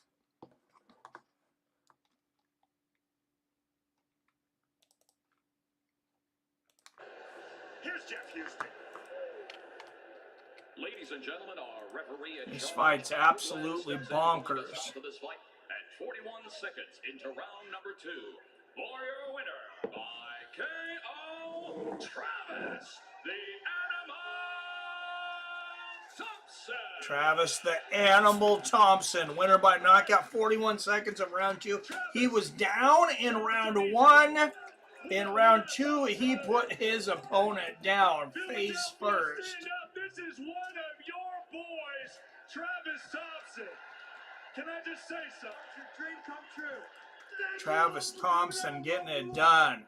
Gonna reach back in this bar here and grab a drink. Marty Feldman, that is the late great father of Dave Feldman. What's that mean to you to be in here? You were at BKFC #1, Thank you, bartender. And welcome to the biggest show in company history. Forever. Look at this. Look around at this shit. Yes, look around. Wonder if DK gets traded to the Raiders now. That's possible. Unfortunately, they've been talking about trading DK.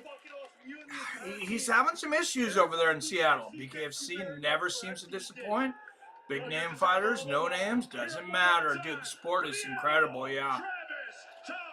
Chef and some gray pastroid.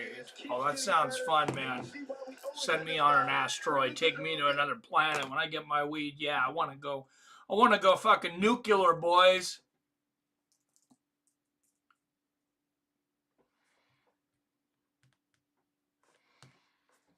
All right, guys, and let's set a little goal here. This is a new thing on YouTube, these goals. I'm going to set this 5 super chats. 5 super chats of $2 or more.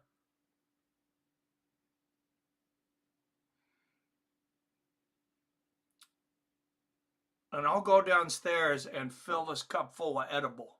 I got some liquid THC down there. And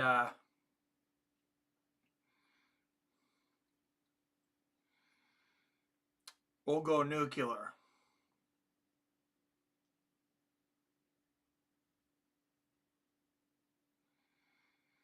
That liquid stuff just hits better too. Like, I like the candies and the mints and stuff, but man, that liquid, the liquid THC is freaking amazing.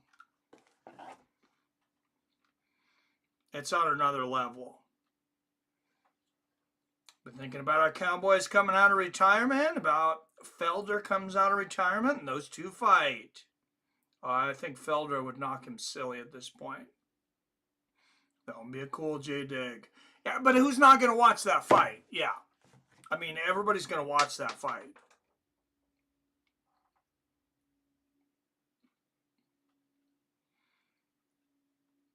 I say Cowboys should fight Nick. If either one of those guys are going to fight anybody, yeah, should probably be each other. I don't want to see Nick Diaz fight. For the number one reason I don't want to see Nick Diaz fight is I know Nick Diaz doesn't want to fight. I don't want to see anybody having to fight that doesn't want to. But, like Nick Diaz, why doesn't that guy just make a podcast? I know he's a little socially awkward, but man, imagine how many people would listen to Nick Diaz's podcast. Next week, BKFC is also on DAZN. What's the point of the BKC app? Yeah, that's ridiculous. All right, Nedekaya Montanez versus Brandon Meyer up next. 155-pound weight class. Zed. Like, remember, I know you older guys have played Oregon Trail. Zed was always dying. Zed has pneumonia. Zed has broken his leg. I mean, you were lucky to get him. You were lucky to get out of the first 3 minutes of the game with Zed only having a broken leg and pneumonia. Like, if that guy was still alive, you were lucky. Cowboys should fight CM Punk, dude. Yes, you're not joking. You nailed it. Have him fight Matt Jackson, the guy that beat CM Punk, but he's not that great.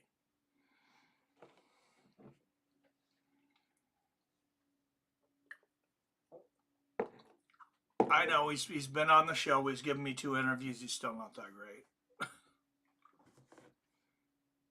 Cowboy and Connor should fight. Well, it's happened once. A lot of people say that was a rigged fight. Maybe not me, but Nick and Nate Diaz can barely speak English, nor to understand what they're saying on the podcast. They would have to have somebody to help them out. Who would have thought Mike Tyson would have such a great podcast? Hot Boxing with Mike Tyson, that show is fire. That show is really, really great, actually. All right, look at the odds there for Zed.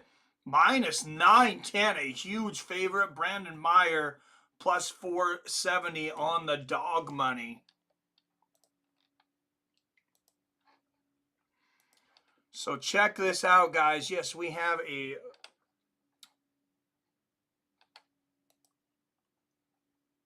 A lot of fights left here. No, that's not what I was going to say.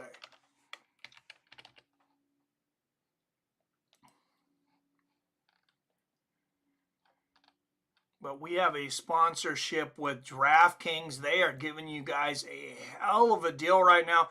Use my link. If you're not signed up for DraftKings and you're in a place where you can, sports gambling is legal, use my link. You're going to get up to $200 in free bets. All you have to do is deposit $5, win a $5 bet.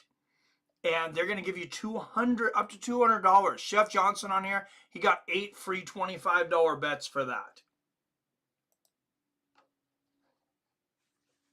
It's absolutely awesome. And our other sponsor, Robinhood, guys, the stock market, it's been going up, it's been going down, but it's been going mostly up. Crypto has been absolutely insane. Robinhood has free trading on every major stock market, the NASDAQ, the Dow Jones, New York Stock Exchange, most major crypto from Bitcoin to Ethereum to Shiba Inu, Dogecoin, XRP. You guys know it. It's all over the place. And join Robinhood right now. And they're going to give you a free stock valued up to $200. They're going to give me a free stock. Helps the channel out. It helps you out. No reason not to do it. It's a meth addiction, J-Dig. Yeah, Jake Shields said it without saying it on a podcast. Nick has some sort of addiction. Yep. It's a big deal for BKFC. Have the show in the Wells Fargo Arena. Shows they're growing. They said it was the most successful combat sports event in Philadelphia history. So I don't know if that is by gate or the amount of people they brought in. But, I mean, it's very popular. They're full. They're sold out. Out of the red corner, out of Omaha, Nebraska, Brandon Meyer. Big underdog here in Brandon Meyer. I bet Nick got stuck in the old meth and hood rat tornado. Been there a few times in the past.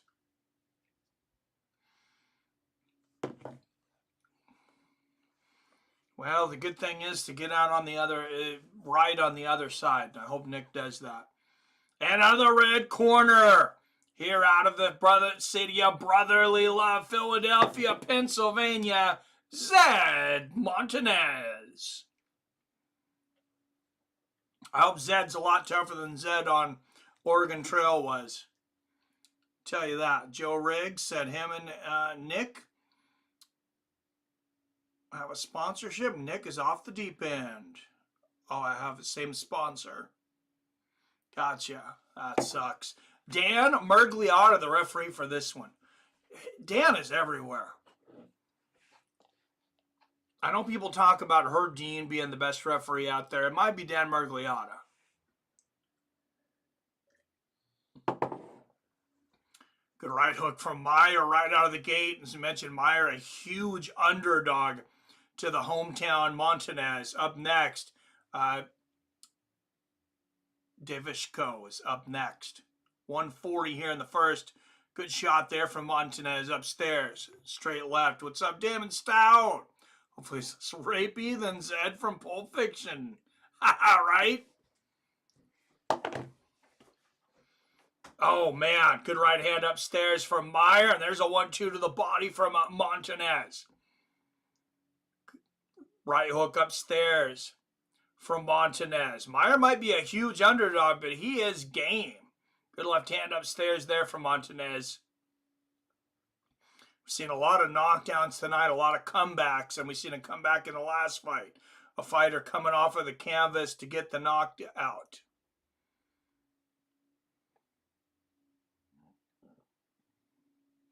Montanez pawing forward with that jab. Oh, barely missed with that overhand right. Good left hand on the body there from Montanez.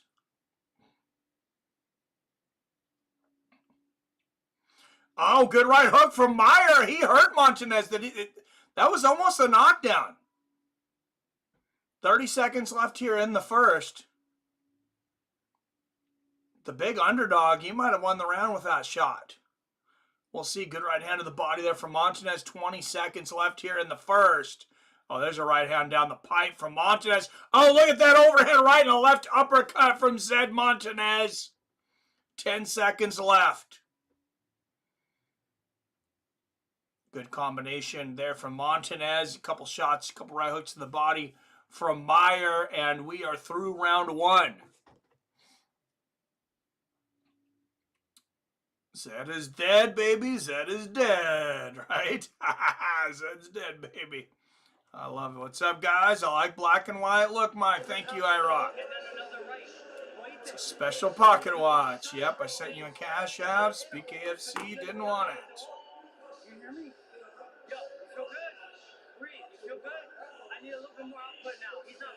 Oh, thank you, Frank Knapp. Frank Knapp with the cash app.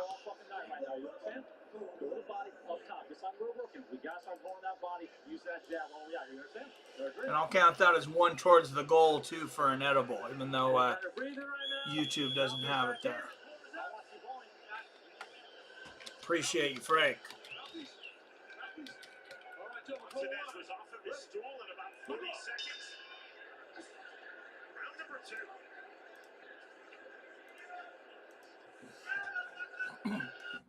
All right, round 2.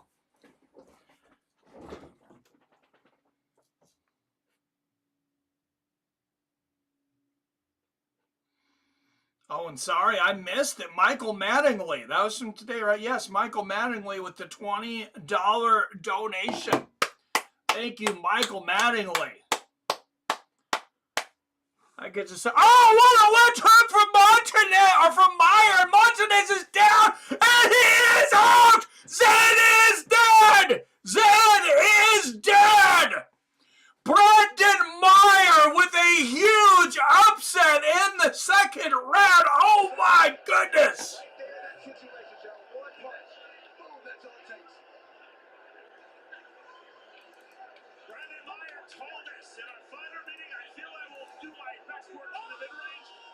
Brandon Meyer, a 9-1 uppercut underdog, said, don't count anybody out in bare knuckle fighting. It just takes one. And let's watch the replay here. A left hook right on the button. Look at this beautiful counter shot. Oh my goodness. Lifts him off of his feet.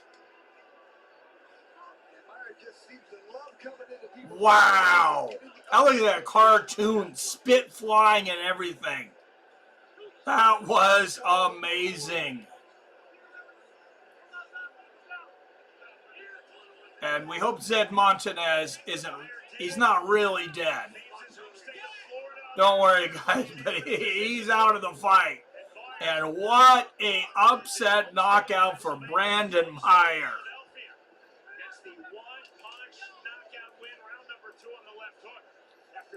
The Oregon Trail, I think the Oregon Trail curse got him.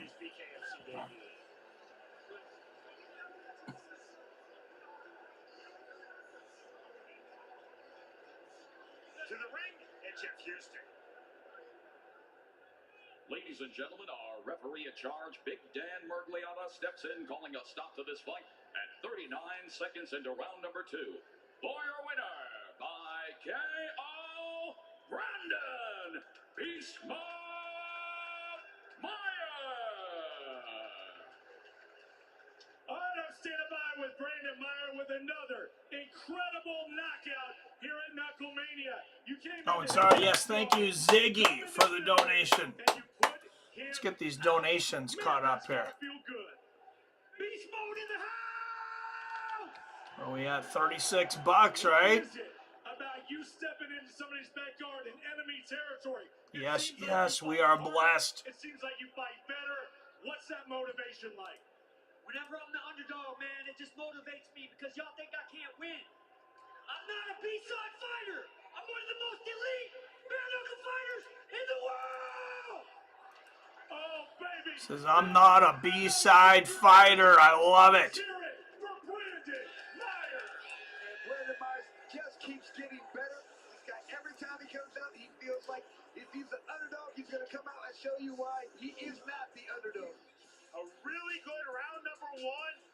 He didn't fight like a B-side fighter tonight, I'll tell you that. His poise, and finished with his power. Shout out to whoever donated Mike the 20 spot. Yes, Michael Mattingly. Thank you, Michael Mattingly. He's not even on the chat. He doesn't even want the credit. I appreciate it. Later tonight, it's our co-main event, the fight for the BKFC Heavyweight World Title. The champion Mick Terrill versus the undefeated Bec Rawlings.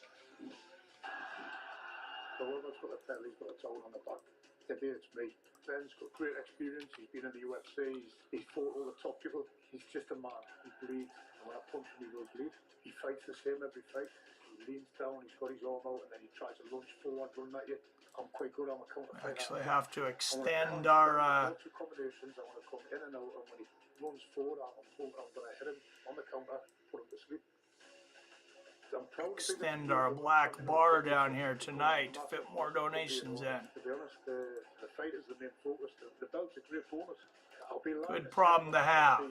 The best I can be, but I think just like the fight, I'm here for the fight video. That's all I want to fight. I think Ben will get tired. I think I'll catch him. I'm going to cut him. I'm hoping I'm going to knock Ben out in the fourth round. And I'm standing by with the BKFC Heavyweight Champion of the World, Mick Terrill. Mick, welcome to Philadelphia, man. The biggest and the best shows. And, of course, they bring the biggest champion here, Mick Terrill. How's it feel, this atmosphere here in Philadelphia? You got to love it. I've been out there and I've had a look, and the atmosphere's great. The Philly cheese sandwiches are great too as well. I think I put a bit too much weight on. I love it, man. Listen, there's been a lot of trash talk. There's been a lot of words between you and Ben Rothwell. But once you get through all of that trash talk... And Mick Terrill and Big Ben Rothwell, that's going to be an amazing one. I'm so excited for that. It's going to be Ben. Ben doesn't like work rate. So I'm just going to work him, really work him. Lots of punches, lots of combinations. Make sure they land. Well, they say you're not truly the champion until you defend that championship. And Mick Terrill defends tonight in our co-main event. A really intriguing bout now for... Yes, sir. All right, guys. We got some heavies. The heavyweights, Joey Dawajaku and Steve Banks.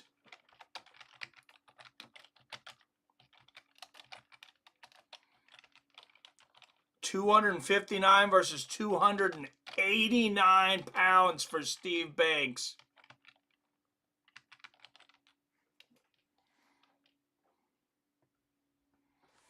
And let's look at Steve Banks against Ahmed the Hammer. These are some big, big boys. 18 up in the chat. Don't forget to hit that like and share button.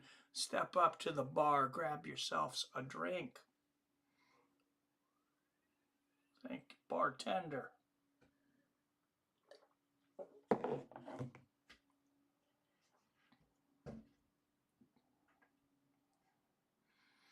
Yes, yes, we are blessed. Big donations here. Philly's such a perfect town for BKFC. So many warriors have come through that arena. Oh, absolutely, man. Through that area, plus the town is well known. Nuts, so there you go. Yeah, 9 times the boxing commission there, the sports commission, denied them a license in Philadelphia. This is a new commissioner now, and he has approved it. He is a big fan of bare knuckle fighting championships. Look at this, Steve Banks, plus 312. Underdog, Joey Dawajaku. I got to write that down while it's there. Jesus, that is a weird name. But he is a big favorite over minus 500. Man, what a night of fights we've had so far. Only one fight, I think, went to the scorecards, and that fight had 7 freaking knockdowns in it. 7! 2 from one guy, 5 from the other guy.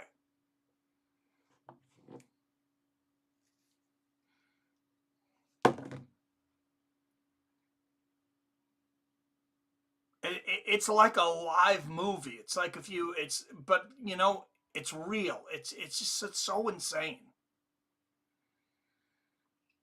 Almost every time that these guys come out and do it, BKFC, big boys up next. Yes, we got 260 versus 290 pounds here.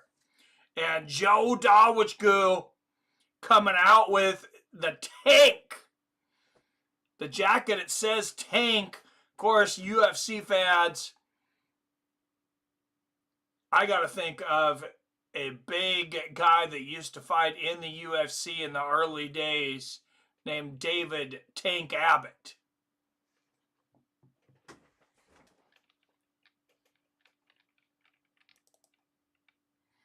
Oh, this guy's even got an E there in his name. I'm going to say Dajiko. I don't know. Doesn't matter. These guys are freaking huge. Almost 600 pounds in this ring between these two guys. Add the referee, you better get some support. Better get some supports inside of this ring.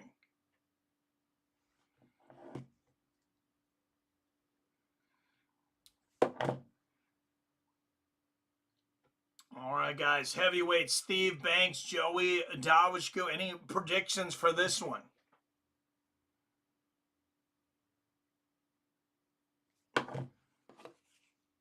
Tonight he wears white and black. He stands 6 feet 5 inches tall. 6'5". 289 pounds from Jefferson, Indiana, Steve Banks. I'm going to call Steve Banks by second round knockout. Nobody wants to throw a prediction out. I'll throw a prediction out. Steve Banks, second round knockout. That boy's got some big titties. And out of the red corner, representing Philadelphia, Pennsylvania, weighing in at 259 pounds, Joey Dawitchku. I don't know. I like that he's got the Tank nickname here, but I don't know if I'm feeling it. We'll see. See if he can put up some Philly love. Man, there is nobody that's fought tonight that hasn't had a ton of heart, I'll tell you that.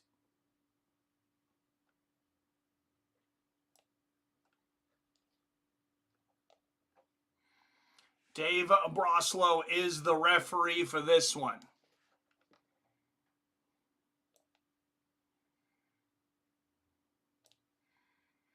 And here we go. The heavies. Oh, what a left hook to the body there from Dawitchku. Steve Banks stalking him. Oh, good counter right hook there from Joey. And there's a right hook over the top from Joey. Man, Joey just looks so much smaller. I mean, he's like 7 inches shorter. He's 30 pounds lighter. Good left hand there from Joey and the right hook to the body. Oh, right hook over the top of the left hand from Dawitchku. Steve Banks is hurt. David's got Goliath in the corner. And a big combination to the body there from Dawitchku. You don't see much shoe shining from heavyweights. Hopefully he can keep this pace up. Oh, man, a huge right hook to the body. He put all of his 259 pounds into that one. Steve Banks looking slow tonight so far, but he's got extremely heavy hands. He also has a bad cut above that right eye. Oh, there's the left hook on the temple. Dawitchku hurt him, and a left hook right on the chin. Look at this combination of the body from Dawitchku. Joey Dawitchku going absolutely nuts here in the first round. Steve Banks having a hard time getting anything off right now. Oh, man, Dawitchku just attacking that big belly. What a big target, too. He just hit him with another big right hook. Hit him with a... Oh, and there's the right hook upstairs. Banks is just a standing target right now. There's the right hook to the chest from Dawitchku.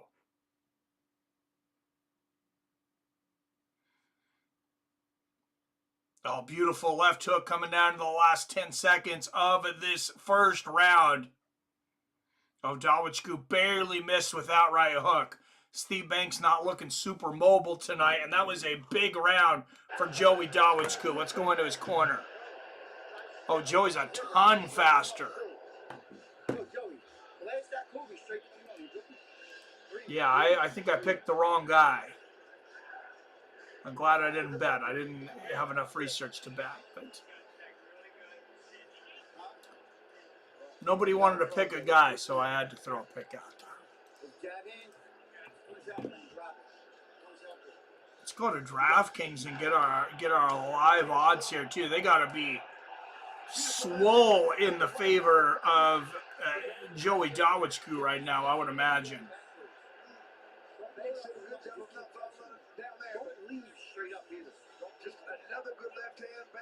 Oh, they didn't even have it up. They had it up there early. Now it's just UFC. Okay, DraftKings doesn't have BKFC's event up now. I thought they did earlier. Definitely no live betting for it, I guess, though. All right, here we go, round 2.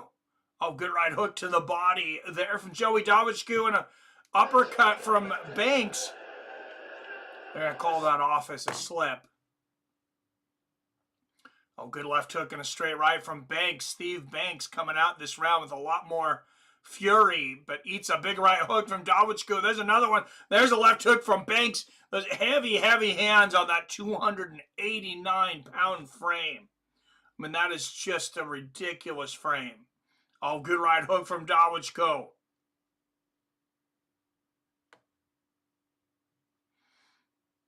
Big right uppercut from Banks. Hell of a good card so far tonight. Hell yeah, Secret League.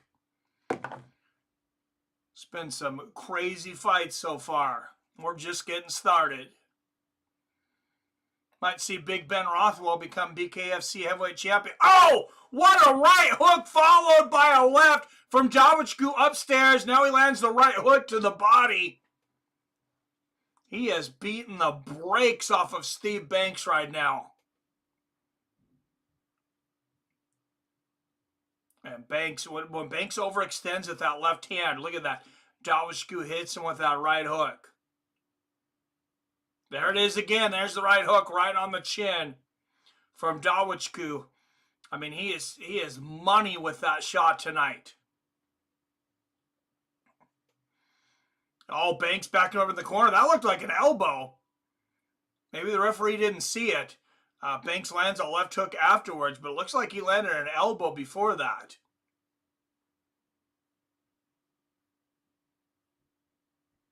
Might not have been purposeful if he did, but it's still against the rules. Oh, there's a good left hand from Banks. Dawichku dodging out of the corner. 10 seconds left in this round. Oh, good left hand upstairs there from Dawichku, and then a clinch. Oh, what a left hook from Banks right before the bell. I think we got a round apiece, guys.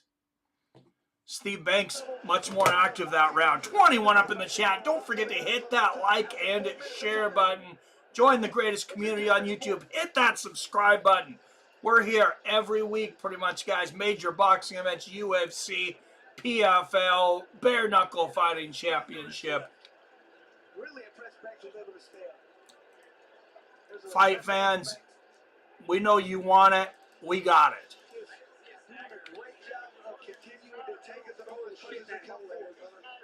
And man, Steve Banks has been hit with so many shots. And he's standing up in between rounds. Still seems like he's just fine. I can't believe the amount of punishment this guy has taken. I know he's 30 pounds bigger. Size definitely matters, but man, I mean, you're getting hit by a 260-pound jackhammer. And they touch gloves before round 3. Man, they might not like each other right now, but I guarantee you they respect each other. Good left hand from Banks, and there's a right hook for him to start out the third. Jumping left hook from Dawichku. Joey Dawichku might have burned himself out in that first round. Oh, 3 uppercuts in a row from Banks. And they're going to count that as a knockdown. It looked like kind of a half punching, half throwing him to the ground. Banks holds and pushes a lot. Oh, they each land there at the same time. Left hand for Banks, right hook for Dawichku. But Banks has just got such heavy hands. Look at that straight left. Everything he throws rocks Davichku. And there's a 2-1 in the corner from the southpaw. Left hook upstairs from Banks. Now he digs down with a double left hook to the body. And Davichku slips and falls flat on his face there. Probably slipping on blood on the canvas there. A little under a minute left here in this third round. Unbelievable to think that this fight might last the distance, but these guys are getting tired. 45 seconds left in the third. Davichku on the bicycle here. Oh, big jab and a right hook for Banks, and there's a straight right on the chin from the southpaw. Oh, and Davichku tackling Banks, goes down to the ground and tackles him. Yeah, Davichku is exhausted.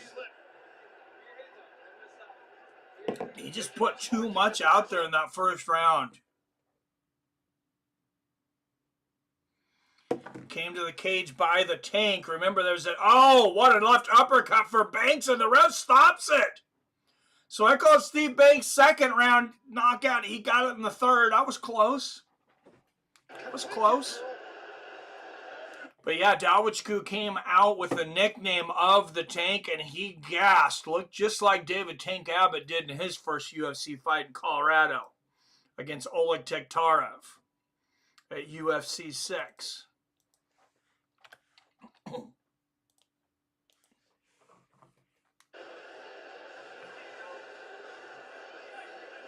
Hell of an effort from Joey Davichku here in Philadelphia, but he comes up short.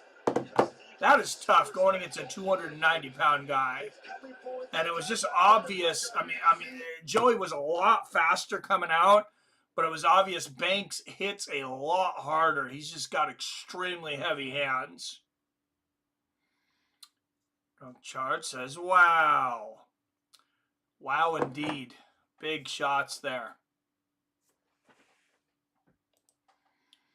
All right, guys, hit that like and subscribe button if you're new. What are you, new or something?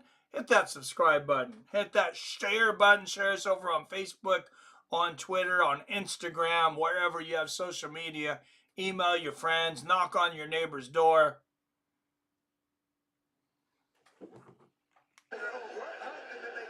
Slowly put their hands up. That's a telltale sign. You have to watch it very closely, like you said. A couple of shots, he could have got hurt. They did a great job by stopping that fight. Big earn here for a big win for Steve Banks. And yeah, I think that was a good stoppage just because Davichku was just so exhausted. I mean, he threw it all out there in round one, and he just didn't have enough left to take those huge shots from Steve Banks. I don't know if Joey Davichku is asthmatic or something. They should be getting him some oxygen. So many fights, so much experience. He's weathered the storm and waited for the right time. Here's Jeff Houston. You notice how they're constantly giving guys in the NFL oxygen after a big run or something. At 1 minute 54 seconds into round number 3. For your winner by I like the shirt. Fucktastic. Steve Banks, 154 of round 3, the winner by knockout. Dude gassed hard. Yes, he did. What's up, Rashad Smith? What's up with the Alvarez fight? Should be the main event, man. I don't know. That's a tough one to call.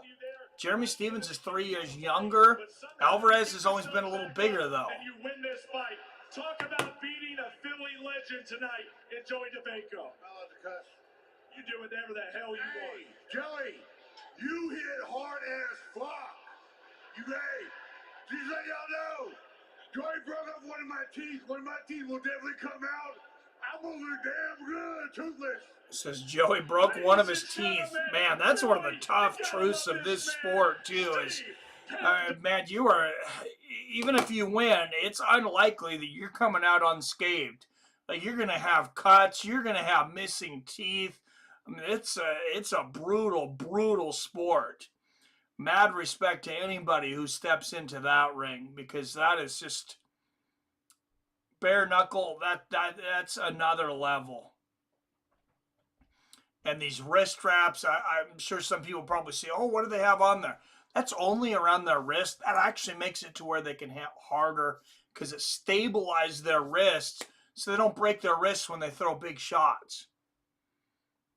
They do break their hands a lot, though. And there is the weigh-in for the co-main event yesterday.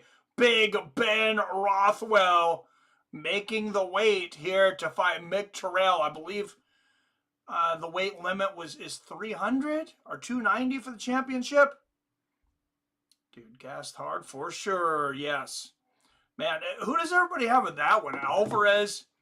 We'll put a poll up for that later. But Eddie Alvarez and Jeremy Stephens. What a hard fight to call, in my opinion.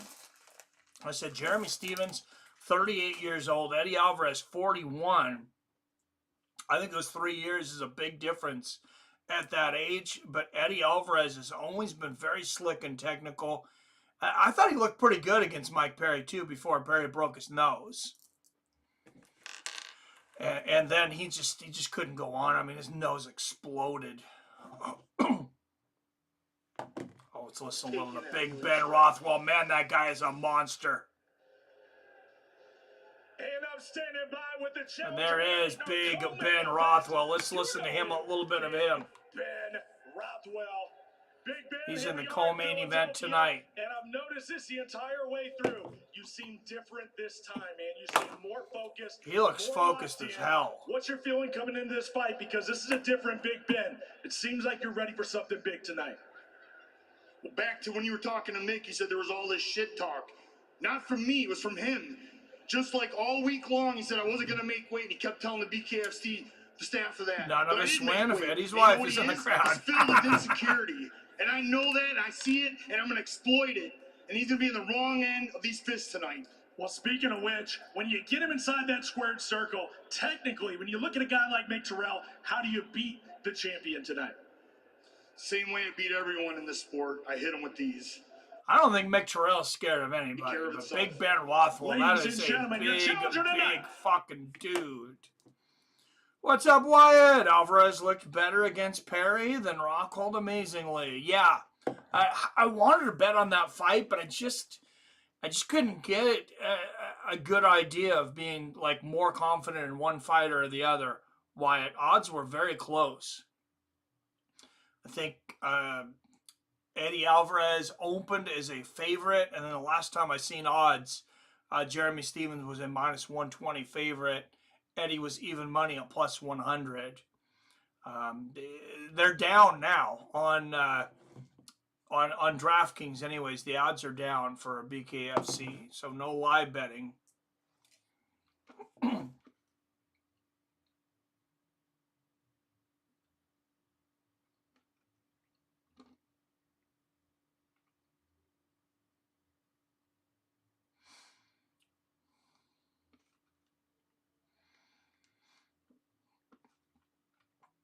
I want to say it's going to be Pat Sullivan and Tomlinson Jr. next, but it's hard to say. The fights have been all out of order from what I've seen online before. Let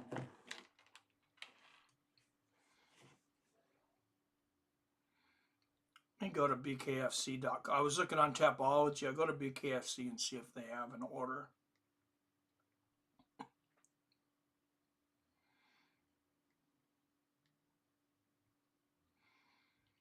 Yeah, don't pay for BKFC, guys, because apparently you pay for BKFC and then they put their events on the zone.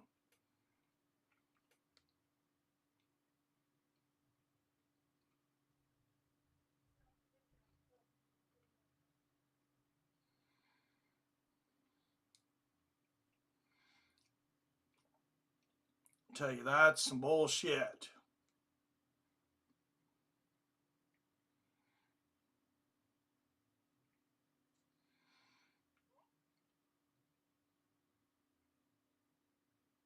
All right, we do have a good order here now. Pat Sullivan and the Tomlinson fight up next. Kane Tomlinson.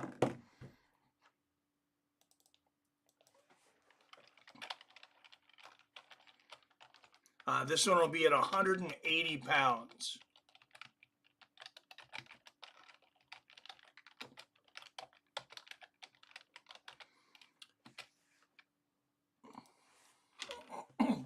That's been absolutely amazing. We've seen great fights.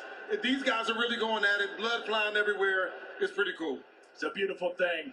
Ladies and gentlemen, one more time for Brian Westbrook. All right, Brian Westbrook in the crowd, former legendary Philadelphia Eagle. Pat Sullivan, 2 inches taller at 6'1". He'll have a 1 inch reach advantage at 72 inches. Tomlinson, 1 inch bigger on the fist size at 31 inches. These betting odds are almost even. Tomlinson minus 157.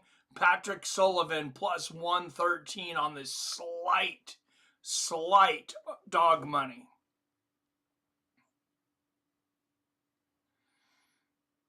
Yeah, Luke Rockhold, that dude is just not built for bare knuckle boxing. And why would he do bare knuckle boxing? Like, the dude's got a modeling career. I don't understand why him and Paige Van Zandt, why the hell would she do bare knuckle boxing too? She's had a couple of events. I don't want to watch Yuri on GRE. No, I didn't realize he was on there. I gotta watch that one. I bet that's fucking wild. Yuri's a wild boy.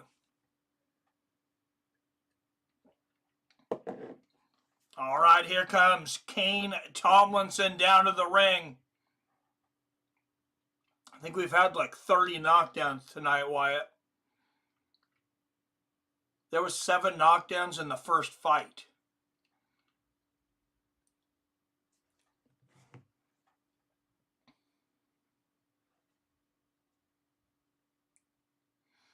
No, I definitely have to watch Yuri on JRE, though. I'm assuming you watched it. It was good. Halfway through it, Yuri episode, great so far. That guy is such a unique human being. Man, I love watching that guy fight. He's just a berserker. And then he used his defense so much more in this last fight. You can tell he really worked on his head movement and things. That's the best I've seen him look in the UFC was against Jamal Hill, by far.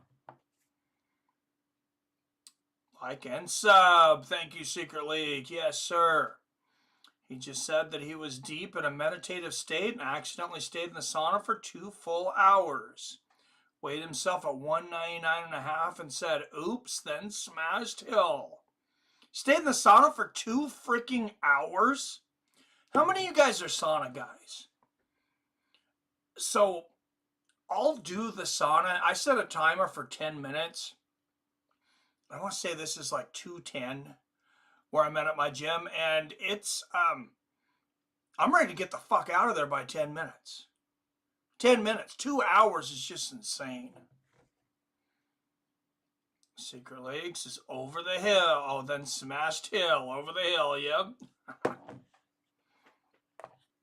And there is Conor Cokehead McGregor up in the front row there. It's got a watch on that. It's probably worth more money than I have in the world. House and everything combined. Apparently he was chugging liquids. Weigh-in morning while everyone else was cutting. Jesus, man. I mean, he made the cut early, I guess. But damn. 2 hours in the sauna. What, did he fall asleep? Man, 15 minutes in a hot sauna is fucking brutal. 2 hours by accident is very eerie. Yeah, that sounds unbelievable. Like, I like Yuri. I want a witness to that shit. Like, how is he alive?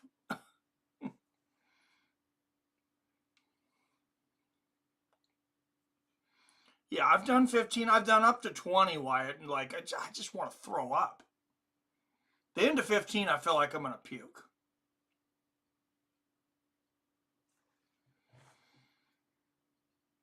I also said 5 days before the fight, he had the flu. Jesus. Oh, maybe he's burning the flu out.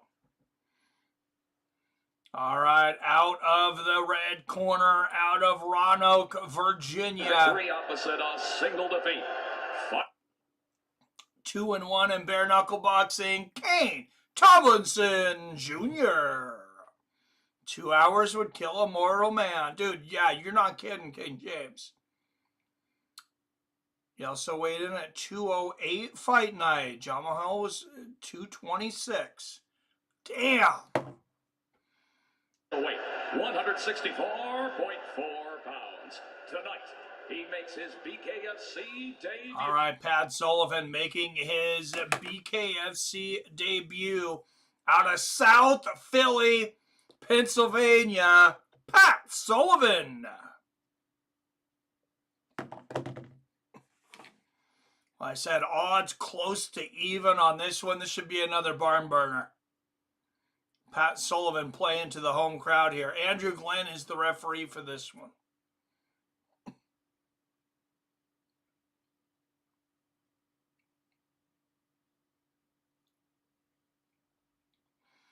Total line. Well, so I paid for the, had to pay for the DAZN app here. I might watch this one again. Oh, man. Sullivan swinging for the fences with that right hook. There's a combination body and head against Tomlinson Jr. up against the ropes. Oh, Tomlinson's got to be a little pissed here. Referee's saying, hey, stop holding and hitting. Sullivan is hyped. Oh, what a counter right hook from Tomlinson Jr. And, oh, big right hand from Tomlinson. Sullivan is out. That cocky son of a bitch is unconscious under the ropes. Oh, my. You cannot trade. You cannot take hard shots. Wow. Was not ready for that. He had his hands down. Kane Tomlinson, Pat Sullivan came in here overconfident, over-aggressive, and Kane Tomlinson just buried him in the corner. Oh, my.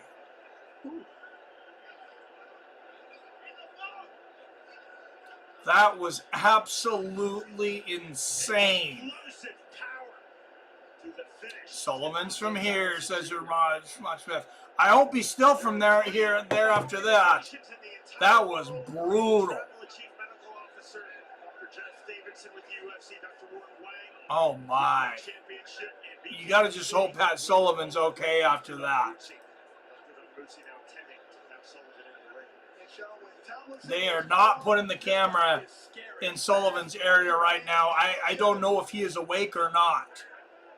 If he hits you, he's definitely going to hurt you. And we have had one fatality in BKFC. The main thing with him is his confidence and this into a lot. So a few years back, I believe that the gentleman's name was James Thornton.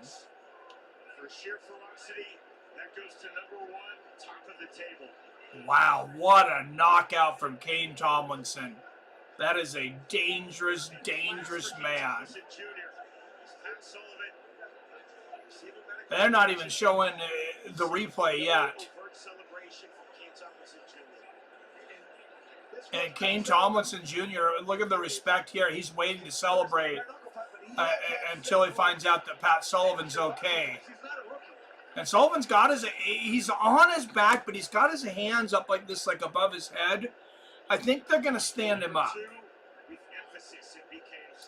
What's up, Scout? Shout out to Scotland, sir. R.I.P.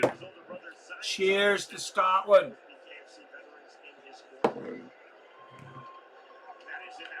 Wow, holy shit. Oh, and Pat Sullivan, thank God he is up.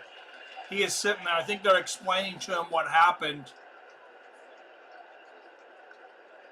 I mean, no surprise. He looks very confused.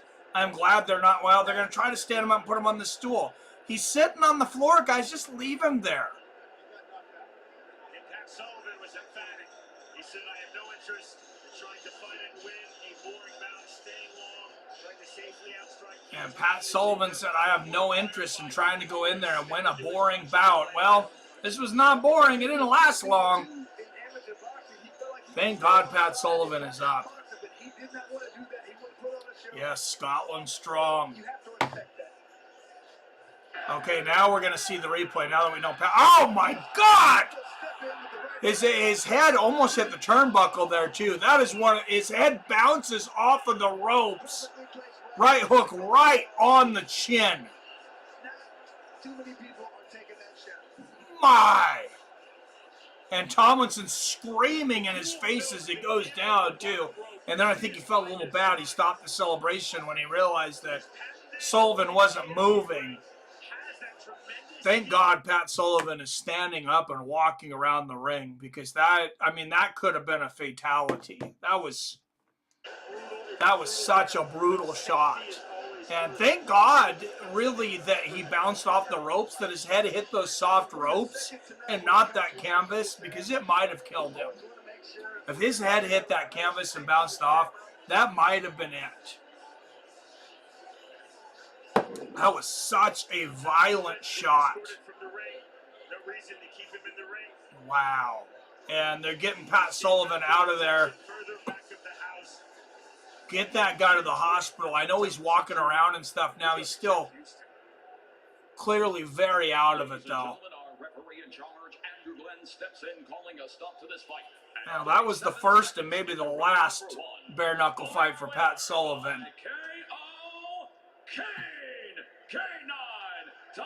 Wow, K9 Tomlinson. Talk about a statement. 37 seconds of the first round. I mean, he set Pat Sullivan into orbit. Kane Tomlinson Jr. told us he's been working. None of you guys have got good enough weed to go where Pat Sullivan just went. And he's lucky to come back on the other side of that one.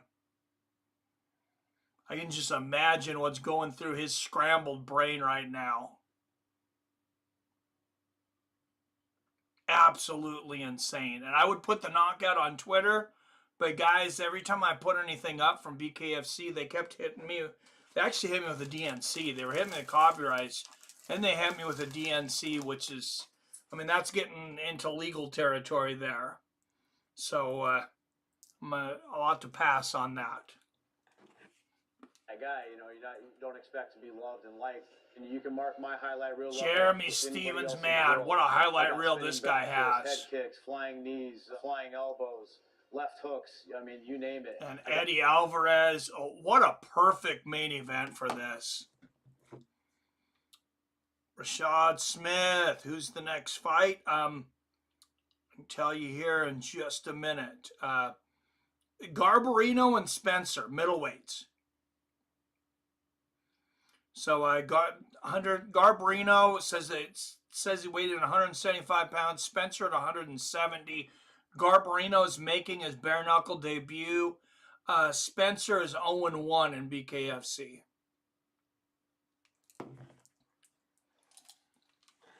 And let's listen to Jeremy Stevens here. In Philly, Jeremy. Fuck Philly. Everybody here. Oh, Jeremy Stevens just said fuck Philly. We're gonna keep it rolling. We rolling on Philly. I hope he's got security getting out of this building tonight. This weekend, baby. I got to ask you this. Listen, Jeremy, not just coming into Eddie Alvarez's backyard and getting a win, what would it mean for your career? You've obviously had a storied career. But for you to come in here, get this win over Alvarez, what does that mean for your career? Everything's all about this moment. Born, bred, and built for this shit. I've been doing this since '86. Till I collapsed, like I said. I'm going to keep folding faces in laps. Ain't nothing changing tonight.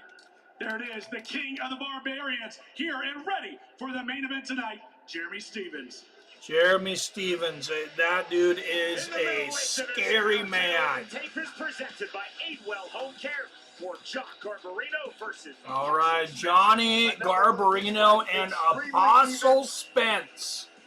1 inch height difference, exact same reach, very similar to the Taylor tape. Up next, wow, Spencer an inch taller at 5'11". Reach is even.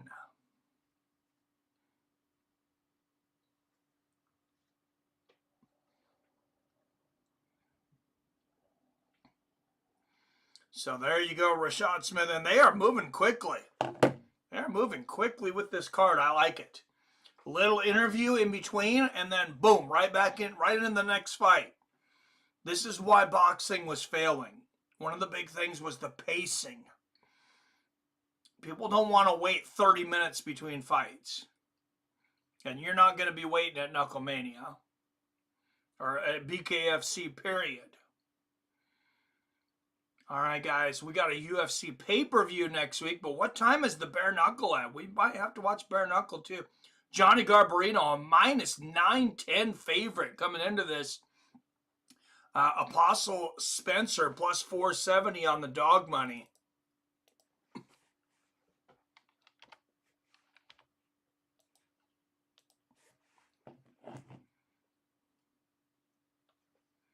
Any gamblers out there? Anybody bet on this event?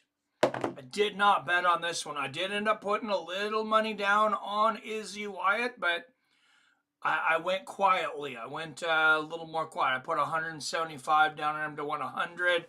I put my big money down on Wiley Zhang. She better come through for me. I put 324 on Wiley Zhang to win 200 yesterday.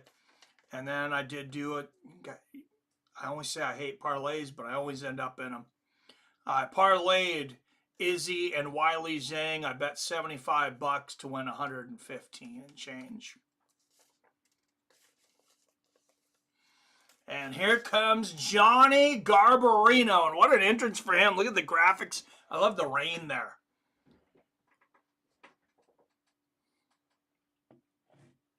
The rain, the smoke. Johnny Garbarino coming down to a show here. See if you can put on a show, though. The big betting favorite. What's up, Jose Gonzalez? Welcome, sir. All right, everybody. Please hit that like and share button. If you're not subscribed, guys, trust me, you want to be a part of this community. Best sports community on YouTube. A lot of the same guys here that have known each other for years, and some of the nicest guys in fighting you'll ever meet in this community.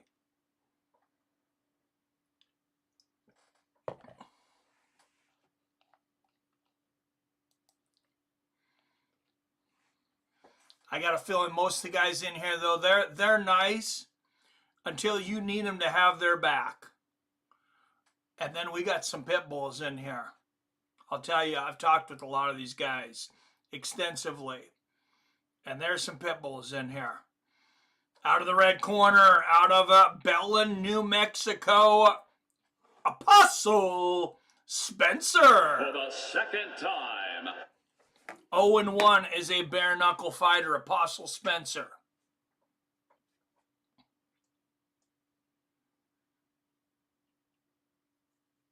What do you think his parents were thinking when they named him Apostle? I'm going to bet that they weren't thinking, hey, I hope this kid ends up being a bare knuckle boxer. And out of the blue corner, right here out of South Philly, Philadelphia, Johnny Garbarino. Oh, man, these guys cannot wait to get their hands on each other. You see that? They were trying to get around the referee.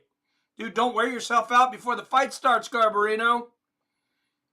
If Eddie wins, I wouldn't mind seeing Eddie versus Danny Garcia. That fight alone will sell out any venue in Philly. Dude, that would be great. Yes, cheers. Cheers, Secret League.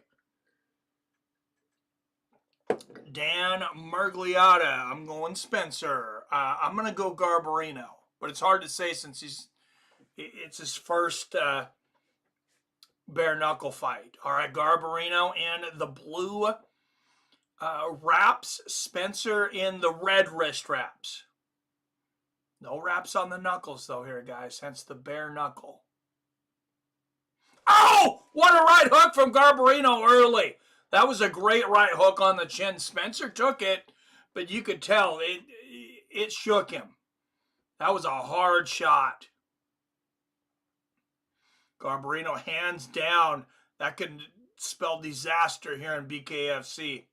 He's looking a little cocky. The last guy that came in here cocky was Pat Sullivan, He went face flat on the canvas, unconscious.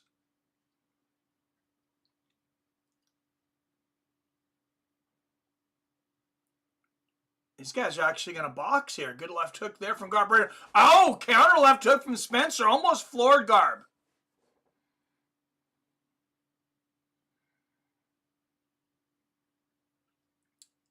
Apostle Spencer. You can tell he's really been working on his craft since that first fight here in BKFC. Switching from orthodox to southpaw several times here too. Wow, look at the head movement from Garbarino, though, and there's a right hook and a left hand from Johnny. He is down low dodging those shots. Good 1-2 there from Garb. Johnny Garb, very fast, very slick, and great head movement. Oh, big right hook from Garbarino, floors Spencer. That was a delayed reaction. He might have broke his nose, too. And Margliotta's going to give him the count. I'm not sure Apostle Spencer wants to get up. I'm not sure he can. And it is all over. He gets up after the count of 10. Johnny Garbarino knocking out Apostle Spencer in the very first round with less than 10 seconds left. BKFC in his first fight. That guy is good. That guy could be a star for BKFC. That is some of the best head movement. I know we only got to see him in one round, but that's some of the best head movement we've seen in BKFC. And there's the right hook. It was a delayed reaction, and he was not getting up to fight again. Boom! Right on the chin. It sounds like he might have broke his jaw, too. I said nose at first. I think he might have broke his jaw.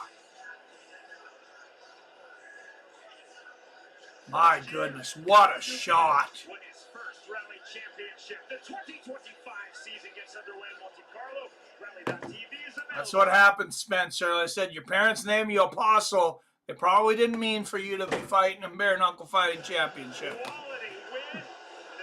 Man, what a knockout in his debut for Johnny Garbarino.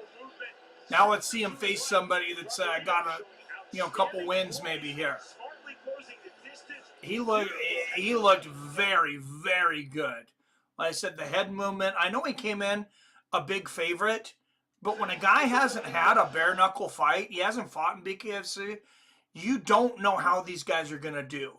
I mean, you would think a guy like Paulie Malignaggi would destroy a guy like Artem Lobov, and it just, his skills didn't translate. In charge, Big Dan Margliotta reaches the count of 10 at 1 minute 59 seconds into round number 1. 1:59 of the round, the official time. So one stopped with 1 second left.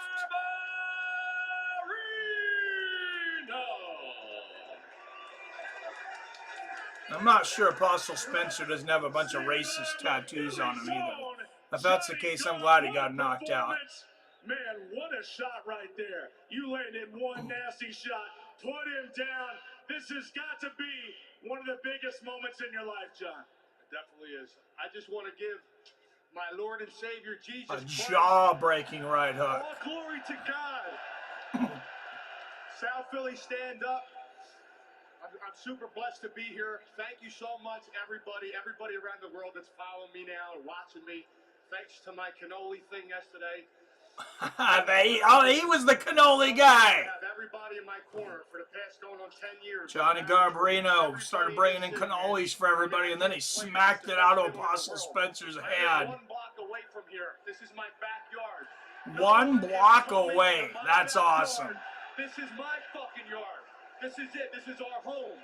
I've been coming here since I was a baby boy. Before I'm done, I would like to thank David Feldman and everybody here, all my sponsors, my team. We got some veterans coming up next, guys. Some heavyweight veterans of the squared circle in BKFC. Before I leave here tonight, Gianna, this is the best moment of my life, and I want to share it with you, baby. Oh, I think he's proposing. He better be confident. earlier today, I asked her mother. Oh, she is cute, too. She said yes. Good job. Well, her mother said yes. I hope she says yes. Will you be my bride? Yeah, she's a hottie, too. Congratulations to him. What a moment. Getting a stone-cold knockout in front of a sellout crowd in Philly. And then to engage to, you know, to propose to your woman. And I don't understand how these guys propose and they don't already know the answer. But Not losing in Philadelphia. This guy's going to be hard to beat in any city, Sean. Apostle Spencer tried to flow with this fight. He tried to stay long, continued to move. John Garbarino never rushed. He was poised, he waited for the moment, and he found it. Good stuff, though. Success in his BKFC debut. Good for him. All right, these next fighters are coming in. First, let's start with Zach Calmus. He has 7 fights in BKFC. He is 5-2. He's won 4 in a row. And he's 33 years old. Coming in 247 pounds is what he's listed at. I don't know if that's the official weigh-in weight. We'll see here in a moment because sometimes they change. You see here, more BKFC. Oh, is that next week? No, it's Dream Boxing. What the? I don't know what Dream Boxing is. Whatever. He's facing Pat Brady. Pat Brady 1-0 in bare knuckle boxing with a knockout over Lewis Rumsey. He is 40 years old, though. I would imagine Zach Calmus is going to come in a pretty big favorite in this one.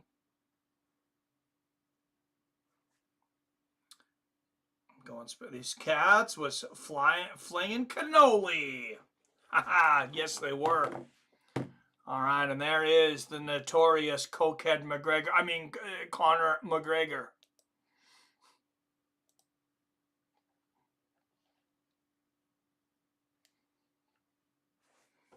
Yeah, you can't waste cannoli. You can't waste good cannoli. Come on. That's a sin. That is a sin. All right, guys, we're getting into the big boys now. Let's put some polls up here. Zach Calmus, like I said, 5-2, 33 years old. Pat Brady, 1-0, 40 years old. I don't have a whole lot more stats than that.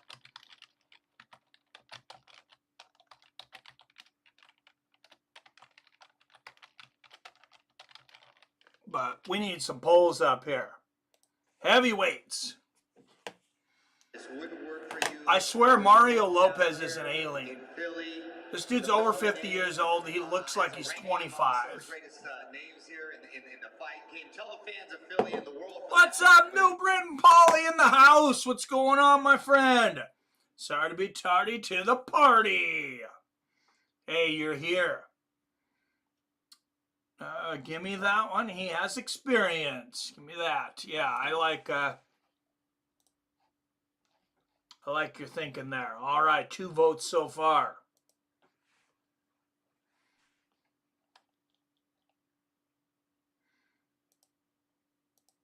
Oh, we'll bring up our picks here. We are 88 and 55 overall in main card picks. This is a pretty knowledgeable community, guys.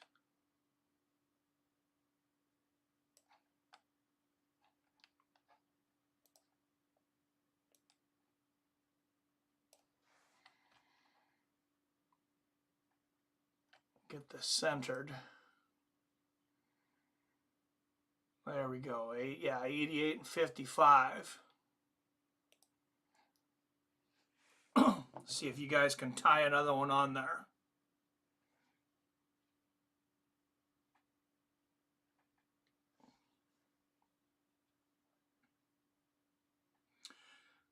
Zach Calmus, well, I said it's a 247 for his weight. Pat Brady, it says 240. That might change. I don't know when they wrote that down. 75-inch reach for Pat Brady.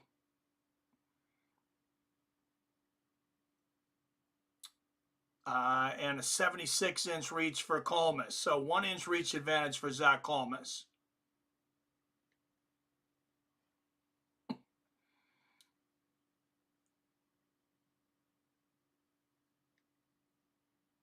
They'll give us a fist size when we get closer to the fight here. But we're just one fight away from that 3 spot, because after this, Taylor Starling and Bec Rawlings, and then of course Mick Terrill versus Ben Rothwell in our main event of Eddie Alvarez and Jeremy Stephens. Rashad Smith says Zach W. Secret League pizza. Oh, pizza sounds good, man. Pizza sounds delicious. I love pizza. All right, Pat Brady, 2 inches taller at 6'2", has a 1-inch reach advantage at 76 inches. Fist size, 3 centimeters bigger at 36 inches.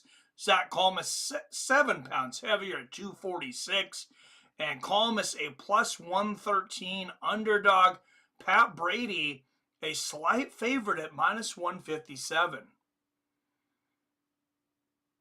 I'm a bit surprised by those odds just by looking at their records, but Pat Brady must have had a very impressive debut. Look at this. I like it outside. They're showing highlights from outside. I love outside fight events. I know they can be an issue with heat and rain and all kinds of other things, but I think it's just a different feeling watching people fight outside. It's freaking awesome. Anybody ever listening that's involved with the White River Amphitheater over in Auburn, Washington, by here? One of my favorite places to watch concerts. Need to have some fights there.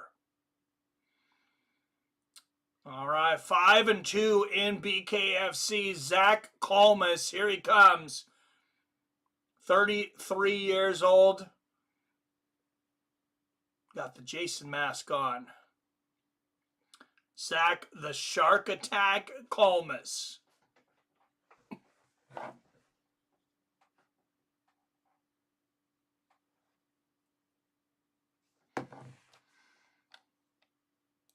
And let's check out the poll here. We got it 75% for Colmus, 25% for Brady. As you can see, the betting odds in favor of Brady. So I hope I didn't sway you guys towards Colmus. I was just giving you information I had. But Pat Brady, actually the betting favorite on this one. Just 4 votes so far, so make sure you open up that poll and get your vote in before the fight starts. All right, 22 up in the chat. Make sure and hit that like and share button. If you're new, make sure and hit the subscribe, guys. These events are this exciting every single week. It's not black and white every week. This is the first time I've done a full single stream in black and white. We played with it once, where I have another channel, Mike's Sports Experience, that I was streaming off the phone in black and white, and on this channel in color. But this is the first time I've streamed in just black and white. I voted for Brady, said Robert. I thought that might be you.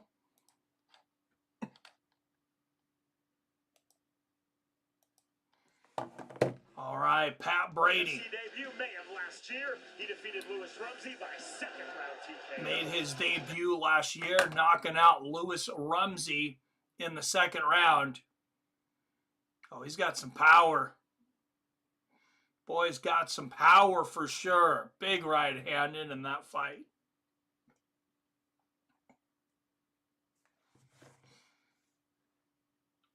Five and 2 sounds good. Plus 4 fight win streak. Yeah, that's why I would go with him. I don't bet on these polls, or I don't vote in these polls. Actually, it doesn't allow me to. I mean, I could from my other channel if I wanted to, but that's for you guys. I'm the tiebreaker, though.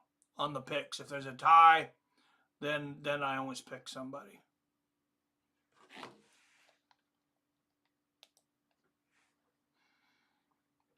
All right, here comes Zach Kalmus.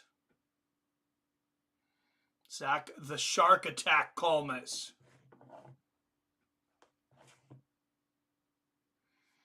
Making his way into the BKFC ring.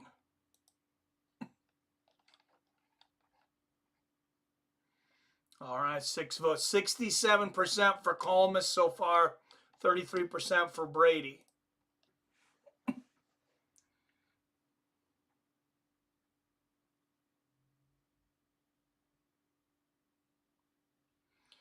This is not Shady Brady, the football player, though. It's Pat Brady.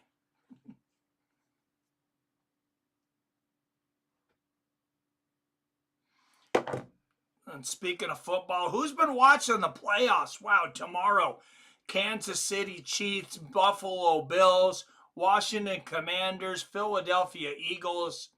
At the end of tomorrow, we'll know who's going to be in the Super Bowl. And you can tune in right here to watch those games. Well, watch along.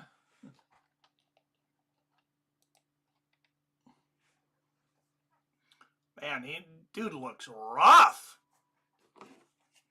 246 pounds out of Gloucester, Massachusetts. 5-2 in bare knuckle boxing with a 4-fight win streak. Zachary Kalmus. The other thing I like about Zachary that you were mentioning, Rashad, is he's 7 years younger. He's 33. Pat Brady's 40 years old. Every year around 40, you don't know how guys are going to react. It looks good. All right, out of Washington Township, New Jersey. 1-0 with one knockout in bare knuckle boxing. Pat Brady.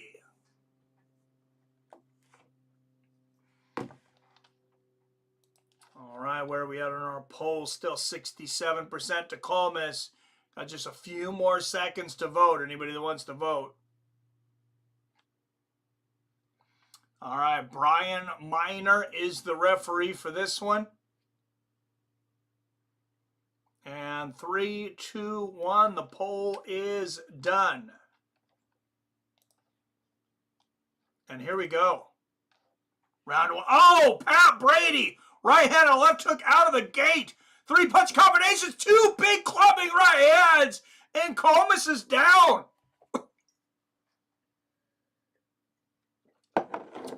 Pat Brady storming Zach Kalmus early. Oh, and there's the right hand of the body, left hook upstairs. 2 more big right hooks from Brady. Kalmus trying to throw, but Brady just barraging him with right hooks. He looks like he's out on the ropes almost. Brady just unloading with combinations. What's keeping Kalmus up? Kalmus lands a couple shots. Brady lands about 30 power shots here. Kalmus needs to learn to tie up. And they're going to stop this one on the ropes. Wow. Pat Brady with the first round knockout, and it's hard to argue. Pat Brady continue to throw hard shots, and Zach Kalmus not really defending himself. Wow. That was wild. That is volume that you expect from 125ers, not from heavyweights. Man, see, I was wondering if Zach Kalmus would have grabbed on there. If he would have held, I mean, Pat Brady, nobody that big can keep up that kind of tempo. They're going to re-show the whole fight, I think, again here. And listen to the sound of those big right hands of Pat Brady. Oh, my goodness. He just hit so hard. Just clubbing shots. Yeah, you called it, Robert. Man, dude just going nuts on the ropes, and Kalmus with zero defense here. My goodness, that was crazy.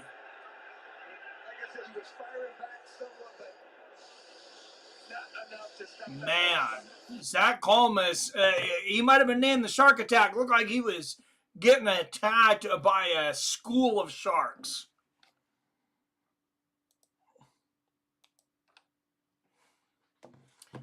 All right, guys, are we ready for the ladies? Taylor Starling, #2 women's flyweight in the world. The Killer Bee, Taylor Starling, 4-2 in BKFC. Taking on Bec Rawlings. So, Taylor Starling started her career in BKFC at Knucklemania in 2021, where she knocked out Carissa Sigala, won her first 3 fights. Then she faced, I believe, the current champion right now, Christine Ferreira. Lost that one, lost to Jade Matson Wong. Then she defeated Jenny Savage. She lost her last fight to Britain Hart. And here she is against Bec Rawlings here at Knucklemania. Bec Rawlings, 3-3, 35 years old. Won her first 3 fights. One of those against Britain Hart. Now she has lost her last 3, though. One in a rematch against Britain Hart, and she's faced Christine Ferreira twice in a row because she was the #1 contender. So whoever wins this, likely to get another chance at Ferreira. Just nobody really for her to fight right now. Man, what? And we knew Brady was tough after his first fight. He was going to be a problem, but man, he's on a different 53 seconds of round 1. That was just insane. All right, guys. I told you guys a little bit about these 2 girls. Taylor Starling, Bec Rawlings. I mean, both of these women, they are just tough as they come. And I'll try to give you one more stat here. Taylor Starling, 28. Bec Rawlings, 35.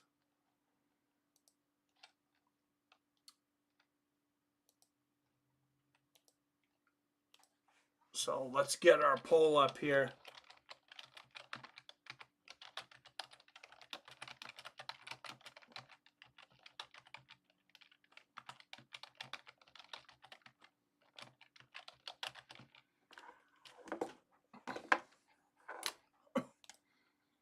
Not the 2 hottest women you'll see ever, but this is not a beauty contest.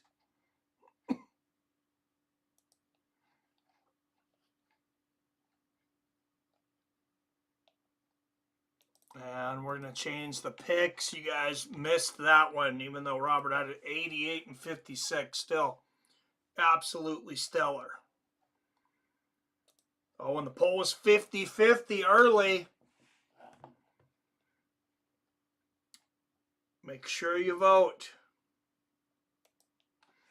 Thank you, Secret League. Back at you, sir.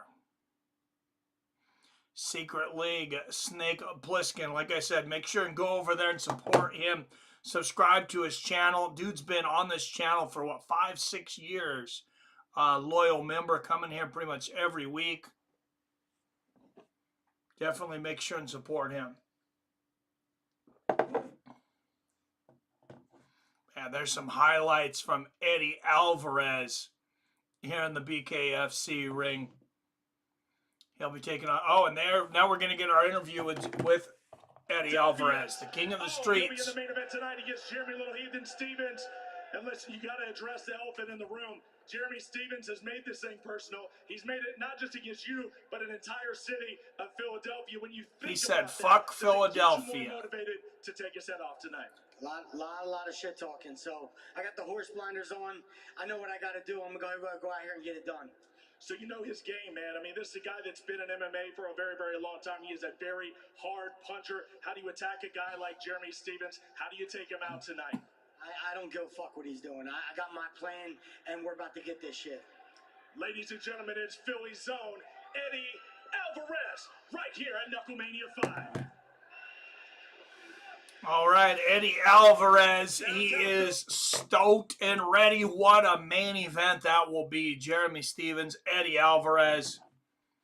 I said I kind of wanted to bet on that fight because the odds were like even, but I couldn't really get a strong, I didn't feel a strong direction either way. All right, Taylor Starling, an inch taller at 5'7", 6-inch reach advantage at 66 inches. Rawlings with a 2-inch bigger fist at 28 inches. Rawlings, the minus 170 favorite. Taylor Starling, plus 121 on the dog money. Both women weighed in at 121.5 pounds. June 2018 at BKFC. Rowdy, Bec Rawlings. Both of these girls have fought for the title. Both of them have came up short against Christine Ferreira. Bec Rawlings has been there twice. When you lose twice to the champion, it's usually hard to get that third shot. But she has been competitive in those shots.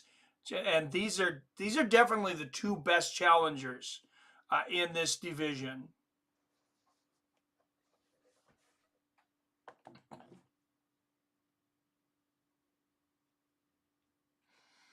All right, 21 up in the chat. If you haven't hit that like and share button, make sure and do that now. If you're not subscribed, if you're new here, what are you waiting for? Guys, like I've said time and time again, this is the best sports community on YouTube. We might not have hundreds of people in here every week, but you'll see the same guys that have made friendships for literally years here. So many of these guys that have been here for over 5 years. More than not, the people in the chat right now, more than 50% of these guys have been here for 5 years, I would say, or more. All right, I said there's the odds again, plus 21 on Starling, plus 121, minus 170 on Bec Rawlings. Pretty close odds. And the polls so far going 75% to Rawlings. Don't forget to vote. You got just a few minutes left before this fight starts.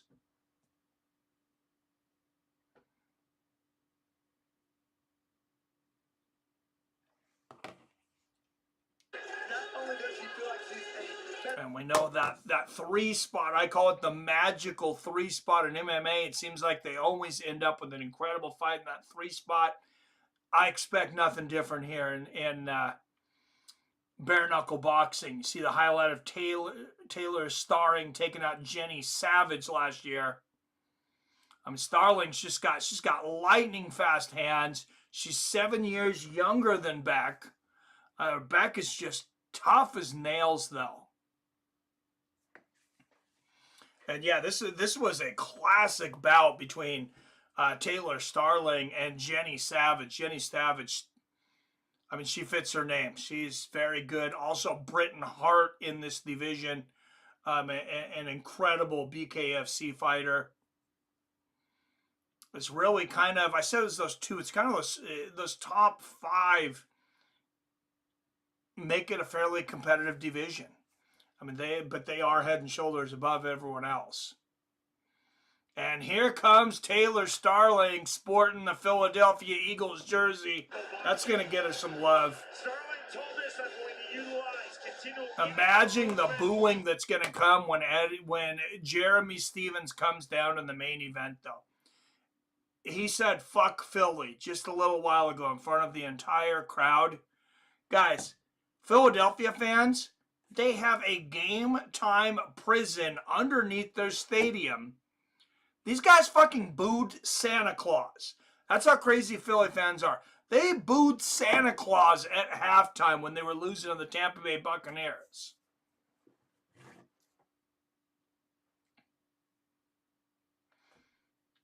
Imagine the boos they're going to have for a guy that said fuck Philly. Jeremy Stevens, he better love those boos. He better embrace them, because if they get in his head at all, he's going to be in trouble. He's already going to be having to worry about Eddie Alvarez's wife screaming like a dying banshee. Houston. Ladies and gentlemen, we are now set for our feature. All right, guys, it is the feature round. It is the 3 spot.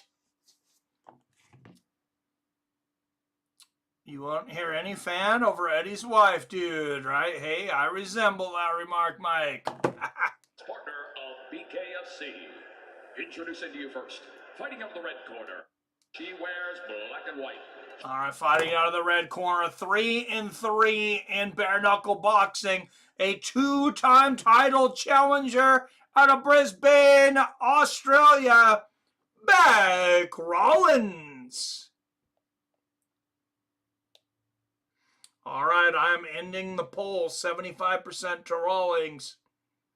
If you guys aren't happy with that, I'll give you about 15 seconds here, because these girls have got to get started. And across the ring, her opponent, fighting out of the blue corner. Tonight she...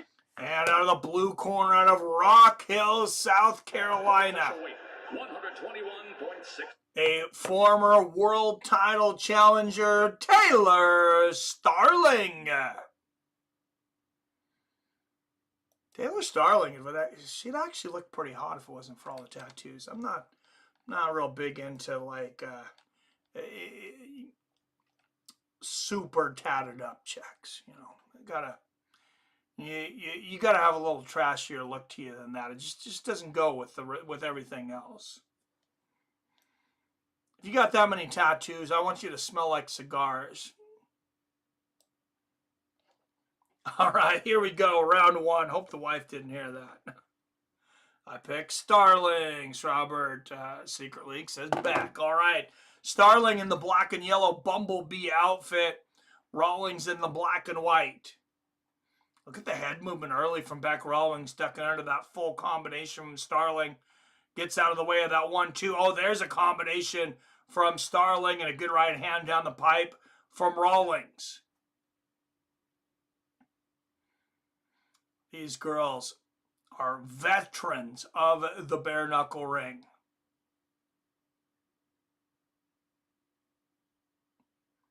They know what it's like to bleed. Oh, good left hook there from Rawlings, but 2 right hooks are over Starling and Rawlings floors Starling in the first round. What a beautiful counter right hook. It was just a check right hook, backing up right on the chin. Man, Roy Jones Jr. would have been proud of that, or would be proud. Oh, what a left hook from Starling, but Rawlings comes back with a right hand. Rawlings' defense, her head movement is on another level tonight, and she lands a big right hand. And Starling's starting to look a bit timid. I have not seen her look timid in the BKFC ring. Oh, she eats another big right hand right on the nose. Bec Rawlings smells blood. There's a left hook. And Starling also smelling blood, but that's only because it's coming out of her nose like a fountain. 15 seconds left in the first. Rawlings trying to take her out of here. Lands a counter left hook. Good right hand there from Bec. And a big combination before the bell. Dominant round for Bec Rawlings. Let's go to the corners here. Oh, actually, there's the strawweight champion, Britton Hart. Remember, Bec Rawlings has 1 win over her. I thought Ferreira was still champion. I believe in Taylor. I think our fight in Sturgis shows that she's evolving, and I feel like I pushed her in that evolution. So remember that. Bec, I still think you're toast. We got a couple more rounds to go. Well, Britton Hart says she still thinks that Bec Rawlings is toast. We'll see about that. Next Sunday, Unified World Heavyweight Championship, Clarissa Shield and Perkins, huh? Boxing match on the zone.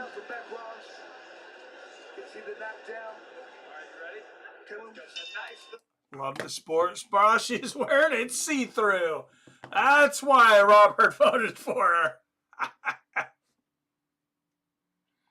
All right, we'll see if Starling can regroup after that first round. She got beat up pretty good. Starling throwing. Oh, big right hook there from Rawlings. Almost floored Starling again. And there's a 1-2 from Rawlings. Left hook right on the temple from Rawlings. She just looks to have her timing on tonight.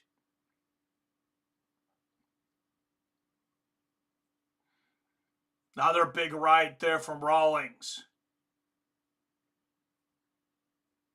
Oh, left hook right on the chin.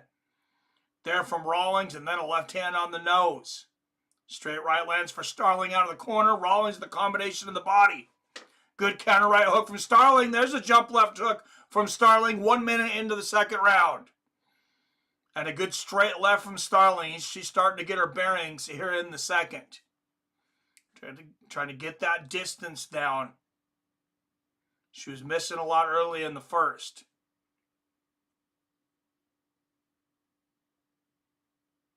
Oh, big right hand again upstairs from Rawlings. Starling's got to find an answer for that. She can't keep eating those big right hands. There's a good left hook from Starling. Almost falls over throwing that right hook, though.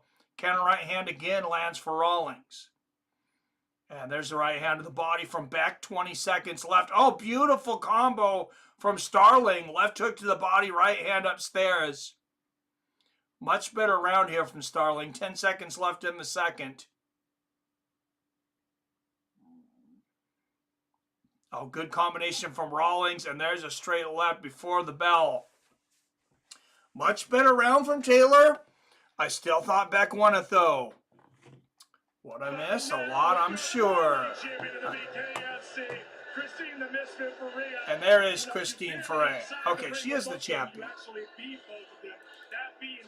She's beaten both these women. Maybe Britain Hart's champion at another. She must be champion in another weight class. In bare knuckle, and her counter game is unbelievable and underestimated. This is a great fight. Taylor's taking some good shots. Let's see what she could do. But I think Bec's gonna knock her out. It's always good to see you, champ. All right, Christine Ferrer. She thinks that Bec Rawlings will knock out Taylor Starling. Starting to get the same feeling early, but you never know. We're through two. Like I said, Taylor Starling had a lot better round in the last one. I still think that Bec Rawlings did enough to win the round, though. Starling, she's got to stop the right hand of Rowdy Bec Rawlings, or she will not win this fight. Good left hand there for Starling. Up next, Mick Terrill versus Big Ben Rothwell for the BKFC Heavyweight Championship. Oh, good right hand there from Starling upstairs. Oh, what a right hand from Rawlings, though. The 1-2. That right hand I've been talking about. Oh, what a lightning combo from Rawlings. Lands the left hook upstairs, downstairs, comes up and lands another left hook upstairs. And there's a straight left from Rawlings. And a good left upstairs. Rawlings seems to have Starling's number so far tonight. Just about halfway through the third. Rawlings just with a genius game plan here tonight. Oh, there's that right hand upstairs, the temple again from Bec. Blocks that 1-2 from Starling. Oh, good left hook on the chin from Rawlings. There's that right hand. Right on the chin again. Rawlings' defense is just, I don't know how much tape she studied of Taylor Starling, but she seems to know what Starling's going to throw before Starling does. Oh, good right on the chin again from Rawlings. And Starling might be hurt again. There's a left upstairs. Oh, big right hook from Rawlings. There's a good left hand from Starling. Oh, what a 1-2 from Rawlings. Starling comes shooting back with a right hook of her own. Another big 1-2 from Rawlings, though. Oh, what a right hand from Bec. And a left hook at the bell, and another great round for Bec Rawlings. Through three, I have it 30-26 Bec Rawlings. She has just been too slick for Taylor tonight. One more body shot, so we're working. So if you can bend her down, I had no live odds on DraftKings tonight. I got to imagine if somebody has them out there, Bec Rawlings is probably about a minus 600 favorite right now, if not more. Why, you missed a memorable moment? Mike announced that he was switching to Geico. After they saved me money. Oh, beautiful ring girls, too. I love the black and yellow.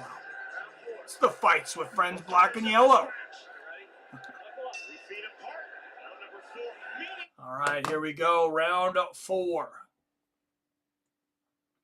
But black and white tonight. Good right hand to the body there from Starling. Rawlings answers with one of her own. There's a good right hook to the body from Bec. Good jab from Taylor Starling. Starling is just... Good right hand again from Rawlings. And Starling, she's got to stop the right hand of Bec Rawlings. Oh, beautiful combination of Taylor Starling. 3-punch combination. Landed a great right hook and a straight left. Rawlings trying to hold and hit there. Starling didn't let her. Oh, and they are banging back and forth. Both women landing power shots in the middle of the ring. What a fight. Nice 2-1 from Bec, and there's a left hand in the middle of the face of Starling. Right hand on the chin from Bec. Starling's she's got to keep that left hand up.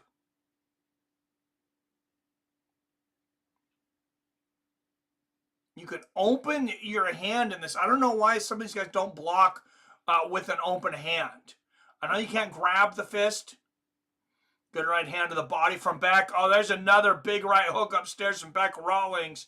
Left hand to the body from Starling. Oh, there's a good left hand upstairs from Taylor, and she ducks under that right hand this time. 25 seconds left in the 4th. Much better round here from Taylor. She's avoided the punishment, but offensively, it's almost like she's taken it off. Good left hand to the body there from Rawlings. Oh, beautiful combination from Taylor Starling. Left uppercut and a straight right, and there's a 3-punch combination from Starling. Oh, beautiful right uppercut from Starling. She might have stunned Rawlings a little bit for the first time. And on my card, Taylor Starling's on the board. She's going to need a knockout.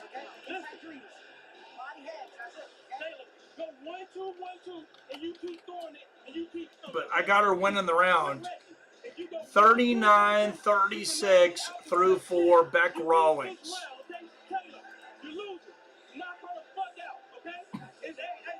And I'm sure you guys could hear that from Taylor's corner. It says, you're losing. Knock her the fuck out.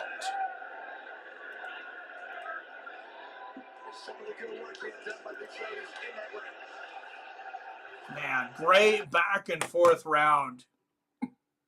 And Taylor Starling, she needed to start coming back in that round. She had a better round. It was still close. It was by no means dominant. Woo, got my popcorn. Yippee-ki-yay. Yes, it is a popcorn kind of night. Oh, good 1-2 there from Starling. And you got to wonder if Starling's got a little bit more left in the gas tank than Rawlings.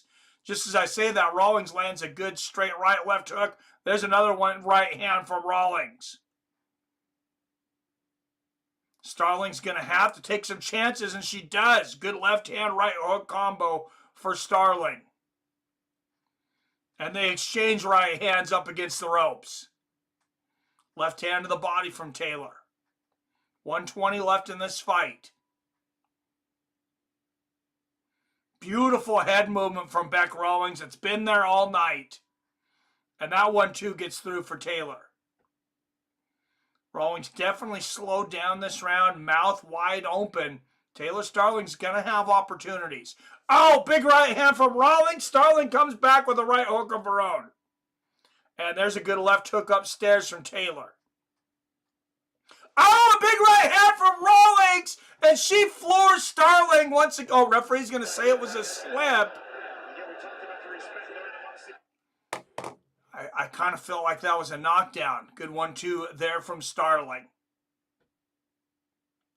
I'd have to rewatch that. Good 1-2 to the body from Rawlings.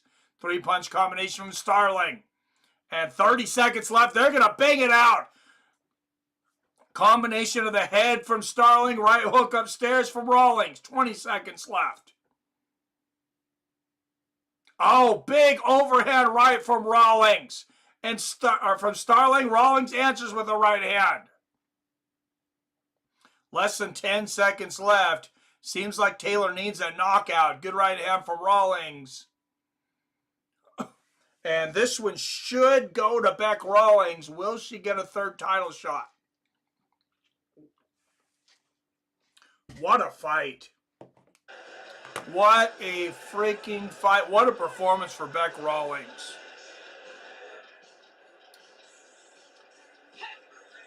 Starling looks like she is in the wrong weight class compared to Rawlings. She does.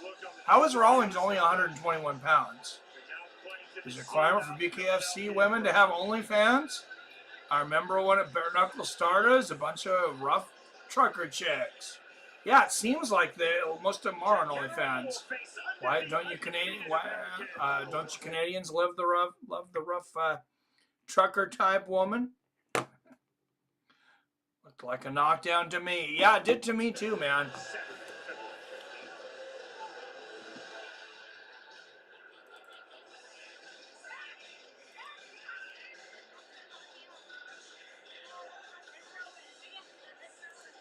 Still gave that round to Bec Rawlings, though.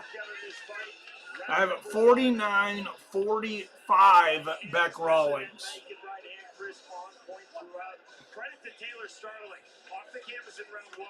Taylor Starling was tough. She was tough. She took a lot of punishment.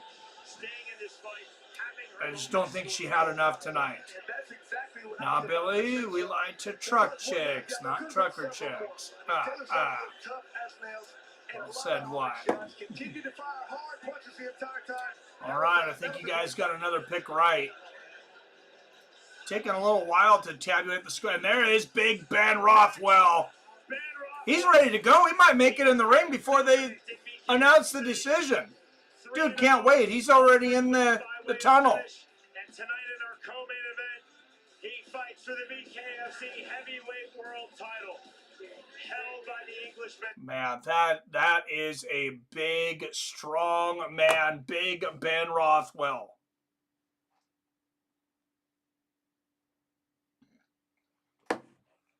There's Jeff Houston. Ladies and gentlemen, all right, we'll get the official scorecard. What a fight, though. These two warriors. Great fight. After completing the scheduled 5 rounds, our judges at ringside have scored the fight 50-44, 49-45, and 50-44 to the winner by and that's how I had it, 49-45. Rowdy Bec Rawlings wins every round on one card, every round but one on the other, plus the knockdown. Beautiful performance. Your winner this evening, a legend of the BKFC. And that is 89 wins for the Fights of Friends Cruise. Looks like we should get 90th win by tonight, by the end of the night. This incredible atmosphere, it's amazing. What's up, Philly? Yeah, look, this is I've fought all around the world on the biggest stages, and this by far beats every one of them. This is fucking amazing. Well, you know, you talked about sitting on the shelf and how you wanted more fights, right? After a win like that, you lost 3 in a row, you come back, you beat Taylor Starling. Has that reinvigorated you? You know, we got Christine Faria right behind here. You got a couple of runs with her. All right, guys. Big Ben Rothwell. Mick Terrill up next for the BKFC Heavyweight Championship. Hey, look, I don't like being sidelined for a year, guys. You gotta fucking book me. I gotta fight. I'm fucking crazy. I need to fight. So please book me. I'm fucking crazy. Please book me. I had a year to hone in my craft, and I got to shout out to my coach Freddie back home. He wasn't able to make it. Freddie Cakes, that was all you, buddy. That was all fucking you. So thank you. Yeah, look, it's Australia Day back home, so I hope all the Aussies are getting fucking drunk and cheering your girl on. So yeah, this is amazing. Thank you. There it is. Ladies and gentlemen, let's go, Philly! Connor in the ring, grinding his teeth from the rail that he just did in the bathroom. This dude is crazy. Bec Rothwell is women's pioneer, Cat Zingano in her corner. Awesome to see the cat. Oh, I didn't catch that. Good catch, Billy. Excited for the Grandpa Fight League, Billy. 47-year-old Verdum, nerve damage mirror. Tony going to be the youngest dude. Connor, so pumped, Wyatt. We may see a broken hip live at an MMA fight. Oh my God, that is so ridiculous. Connor does coke like a chain smoker, smokes cigarettes, no breaks, full crackhead mode. We may see two fighters come into fight week with broken hips.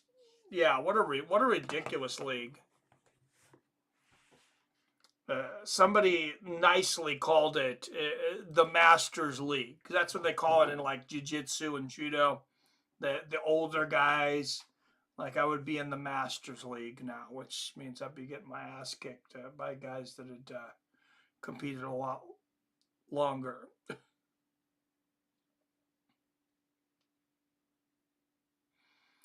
All right, let's take a look at these two guys. Big Ben Rothwell. He made weight. He needed to be under 275, I think, to fight for the championship. He's 274. Before you vote, he's 43 years old, guys. Don't forget that, but he is 3-0 in bare knuckle boxing, and he has faced three tough dudes. Bobo O'Bannon, Josh the Cuddly Bear Copeland, and Todd Duffy. Defeated all three of them. Mick Terrill is the heavyweight champion here in bare knuckle, though. Guys, he's 9-1, number 2 pound for pound ranked in bare knuckle boxing. Comes into this fight at 258 pounds. His only loss was quite some time ago in 2021 to Arnold Adams. Since then, he's defeated Sam Shoemaker, defeated Steve Banks, like we've seen tonight. He defeated Arnold Adams, the guy that beat him in the first fight. Defeated Lorenzo Hunt, the former champion. Tonight he takes on Big Ben Rothwell. For some reason, they don't have all of his fights here. 9-1, he should have a few more here. They have 5 fights listed. Oh, Terrill, also age. What do we got here? Because Big Ben Rothwell's 43. It doesn't list his age. I don't know why. Anybody know how old Mick Terrill is?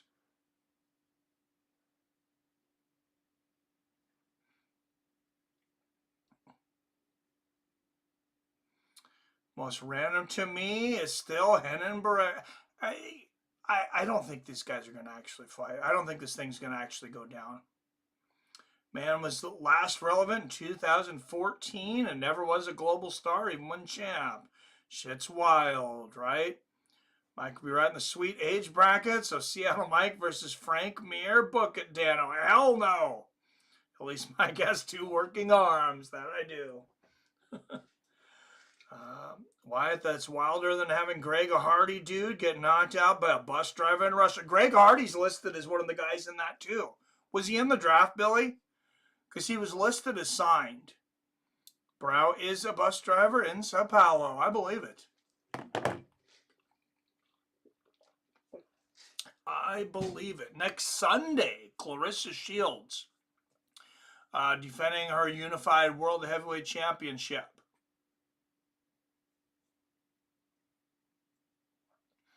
Of course, tomorrow, Sunday, we got some big football games. We got the Kansas City Chiefs taking on the Buffalo Bills, and we got the Philadelphia Eagles taking on the Washington Commanders. The winners will go to the Super Bowl.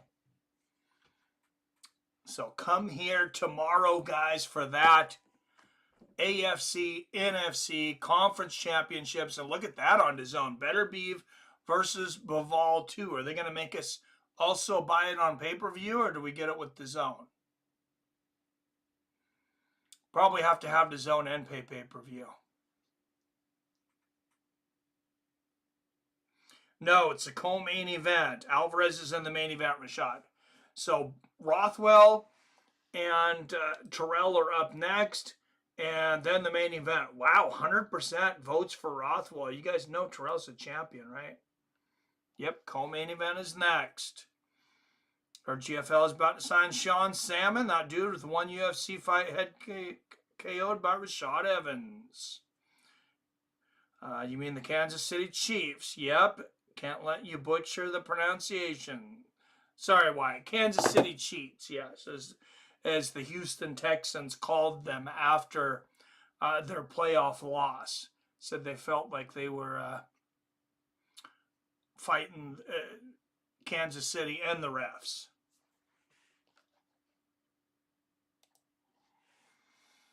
I don't know though. In a year that Trump got elected, does the NFL want to give the Chiefs an edge to win the Super Bowl? I don't know. I don't know if you want to piss that guy off. Word is Bills were just called for roughing the passer on Mahomes, so Chiefs start game up 7-0. Oh, that is hilarious, Billy. You should post that. That's good, man. That's good.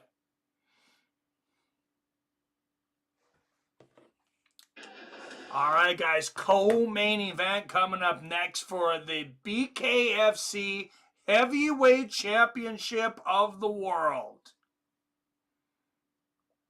Big Ben Rothwell 3-0 against 9-1 champion Mick Terrill. 27 up in the chat. Don't forget to hit that like and share button. If you're new, what are you, new or something? Make sure and hit that subscribe button and join the best sports community on YouTube, Fights with Friends. And it is just to let you know, it is not normally black and white. This is a special thing. We may do it more in the future if people really like it. But I do have a color camera. I'm not broadcasting from a camera made in the 1950s. Don't worry.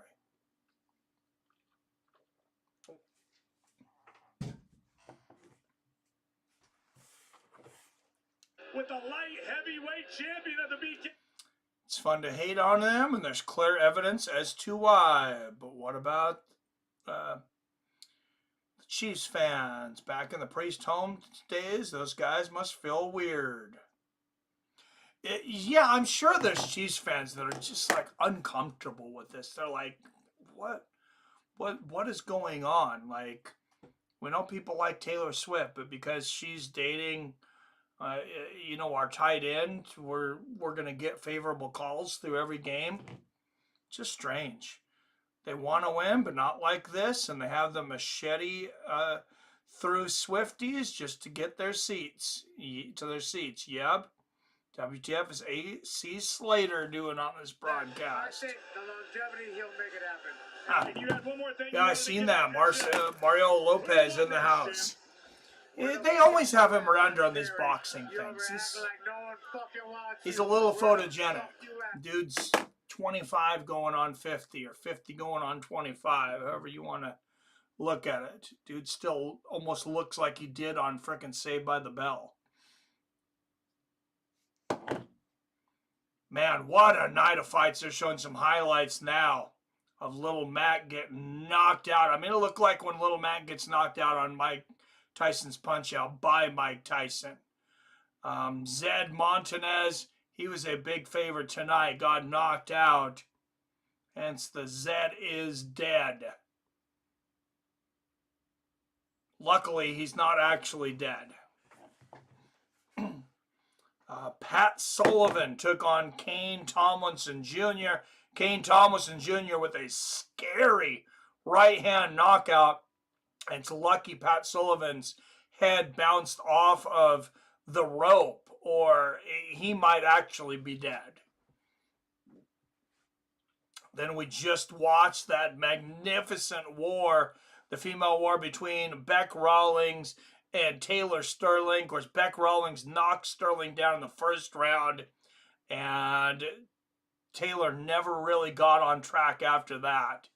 Bec Rawlings with a pretty dominant performance. Favorite part by far of GFL is the commentators. Seriously, Schaub? Count me in. Drug addict and CTE combo gonna hit hard. Goldberg, like Bill Goldberg or Mike Goldberg?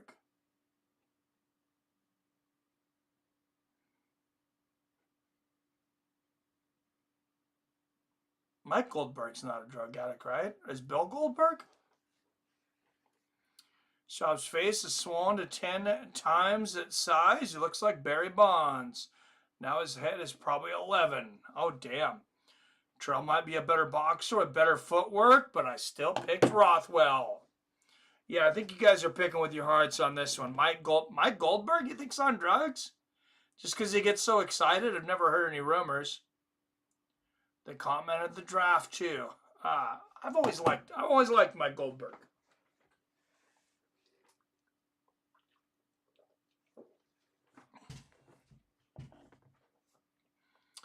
Fun story, Wyatt. Schaub's wife is actually Mike Goldberg's dealer. How have I not heard these rumors about Mike Goldberg and drugs? Is this just a joke because he's so hyped all the time? Like people think he's on cocaine? I'm hyped. I've never tried cocaine.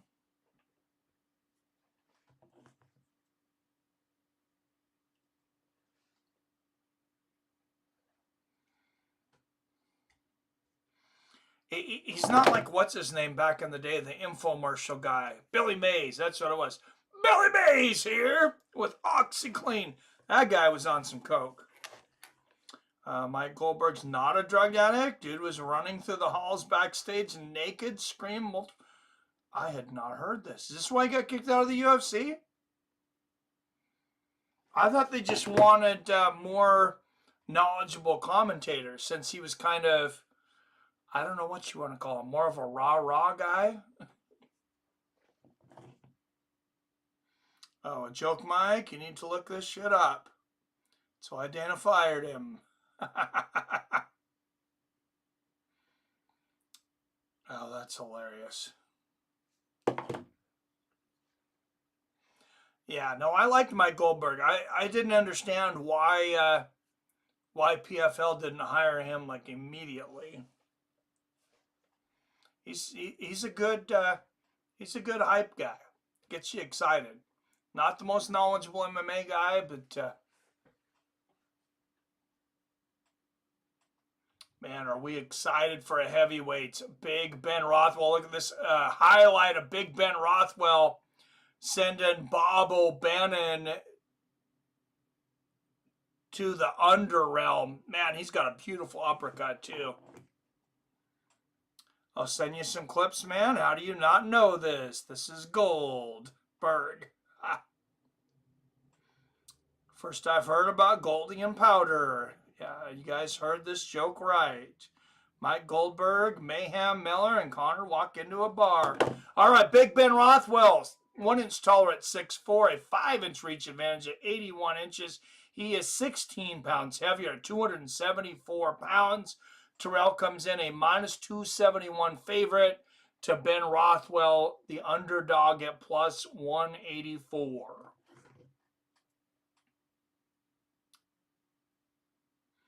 Ha.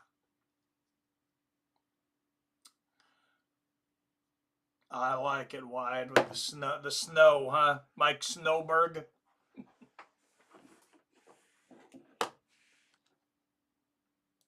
All right, let's check out our poll. Still no votes for the champion, Mick Terrill. I see that every one of you have voted for Big Ben. And here he comes, Big Ben Rothwell. By way of finish. 39 victories for Rothwell in his phenomenal pro. It's all over. Mike Goldberg just snorted all the lines. Do they test in BKFC? I imagine some of the commissions test.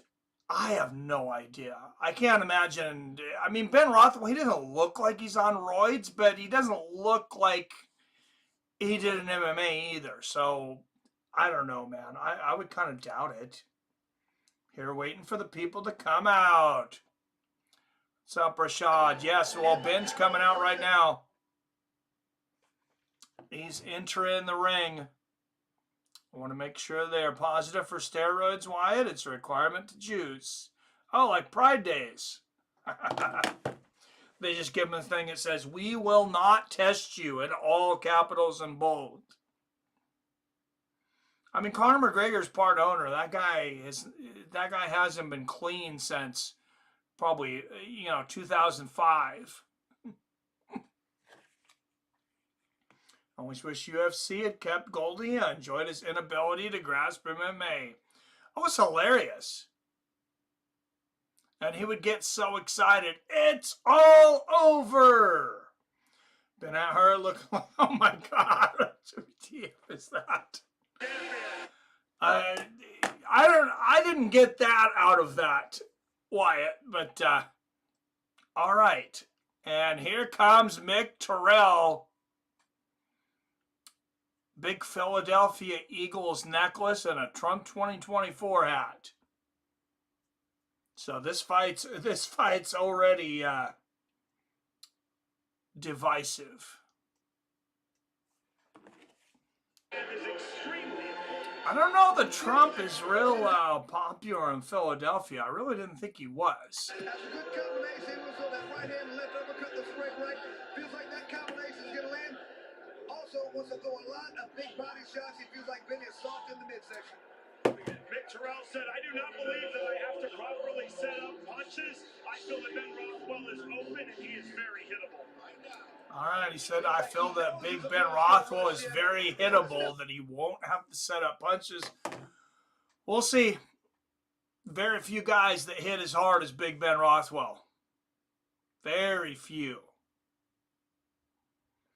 And I kind of feel like the only reason he is champion is because he was bigger than, oh God, what's the guy that he beat for the, Lorenzo Hunt.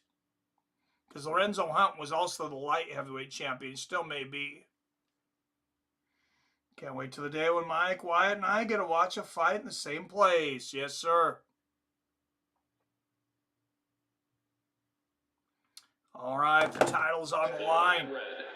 And first, the challenger out of the blue corner from Kenosha, Wisconsin. He is a UFC veteran with 39 MMA wins, 3-0 in bare knuckle boxing. Presenting the challenger, Big Ben Rothwell.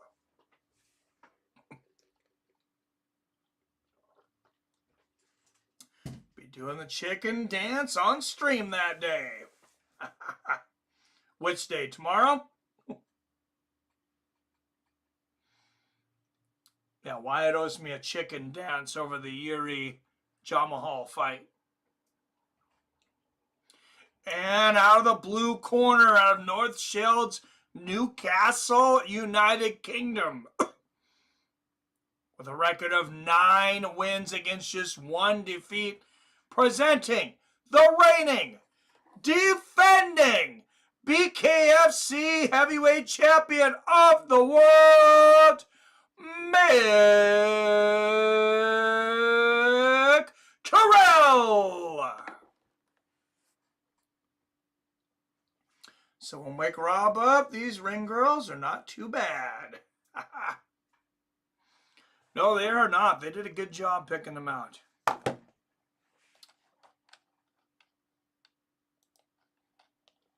No DEI hires in that bunch. All right, here we go, guys, for the heavyweight championship of the world. It is on. Knuckle up, motherfuckers. Left hand from Rothwell lands early. Left hook for Terrill.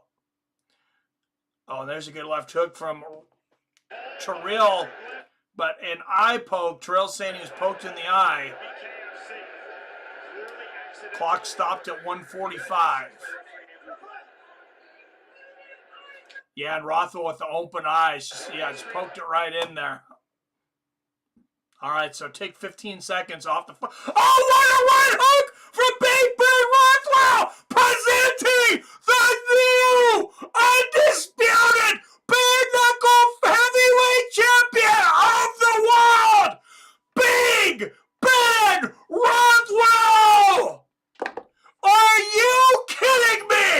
One shot, and Big Ben Rothwell just shocked the world.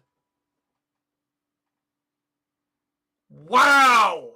Post 40 years old, who had Big Ben Rothwell taking over Bare Knuckle Fighting Championship in 2025? What a win! Wow, and you got to be happy for this guy. The ups and downs he faced in his MMA career. And now we know he did earn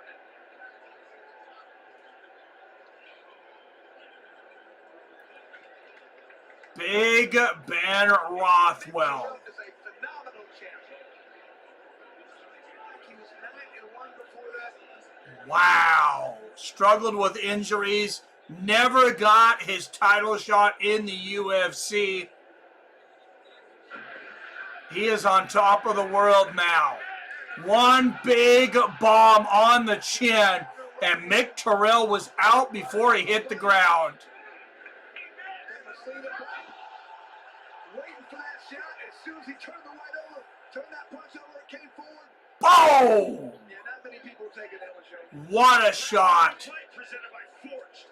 And so from another angle.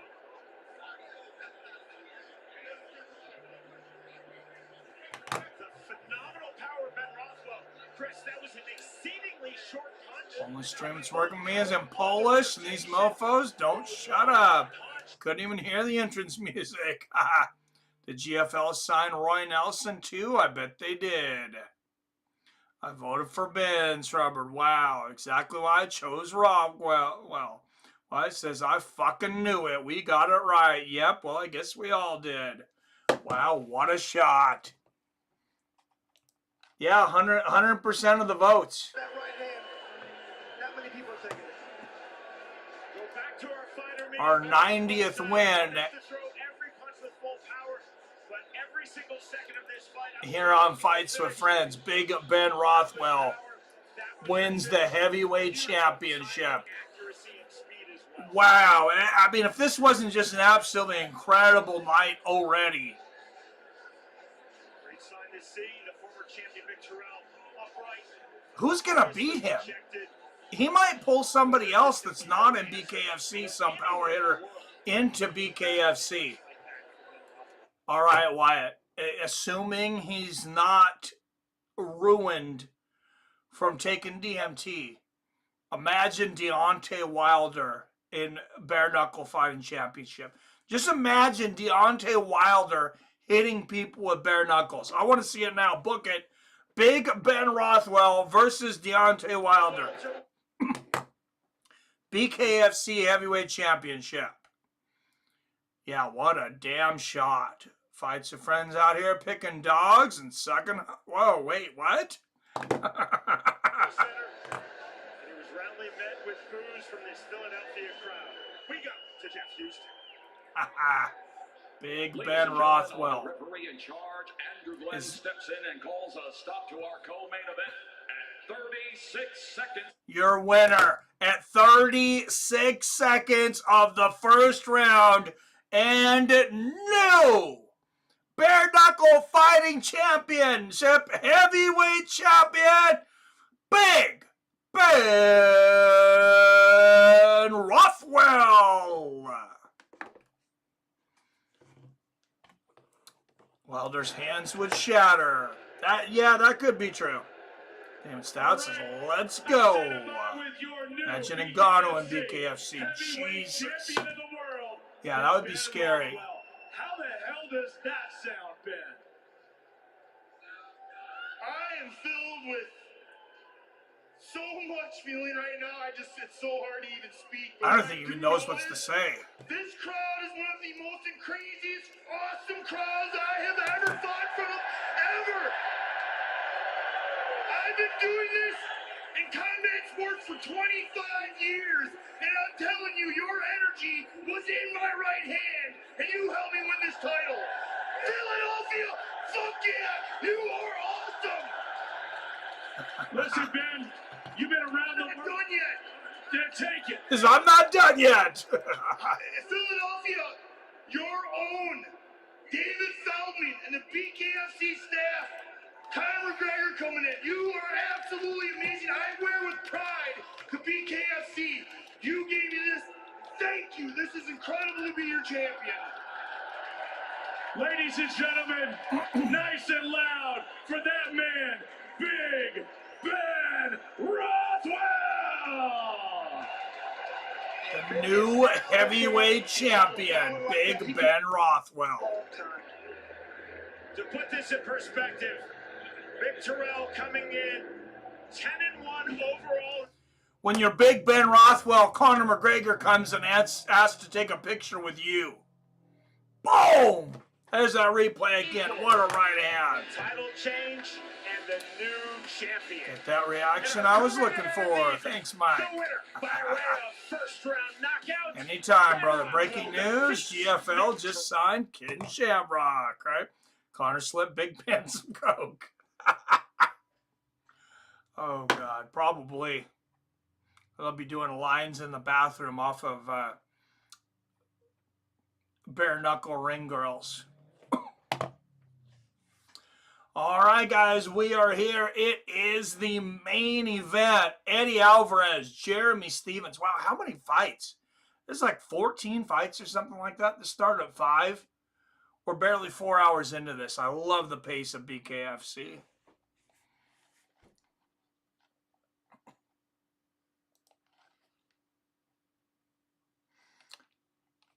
James says, you'd be surprised by how many professional boxers suffer from a condition called pillow hands and risk permanent injury fighting bare fist.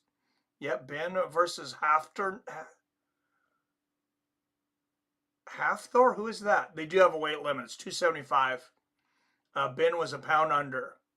I want a Conor McGregor reality show. He should stream like the dumb influencers. Oh, give me a reality show with Big Ben Rothwell, Conor McGregor, and Nick Diaz.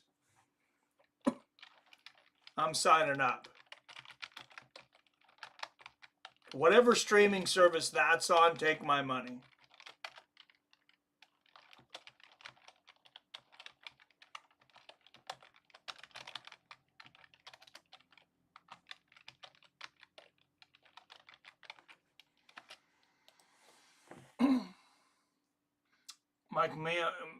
Mike Musa Messi will be the connect the lines in this coloring book before Conor snorts them away. Oh my God, that's hilarious. There is Eddie Alvarez, king of the streets, warming up and back.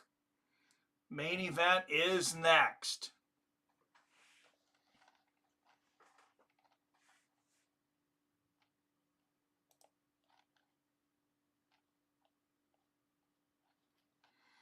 All right, thank you, everybody. All the donations tonight. Secret League, Arcade Chaos, Michael Mattingly, Frank Knapp, Ziggy, Arcade Chaos. Appreciate you guys. All the premium members. Thank you, all the premium members. I know there's a way on here that I can find this.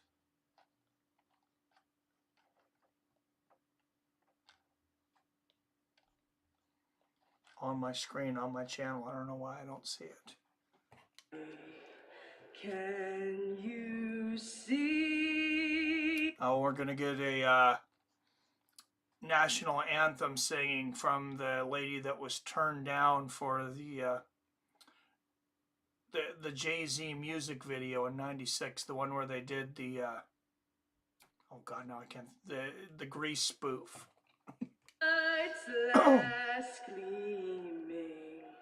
Hafthor, Julius Bimosin, the Mountain. All right, didn't know about the weight limit. He's 430. So, yeah, no 430s in there. But Ngannou could definitely get it.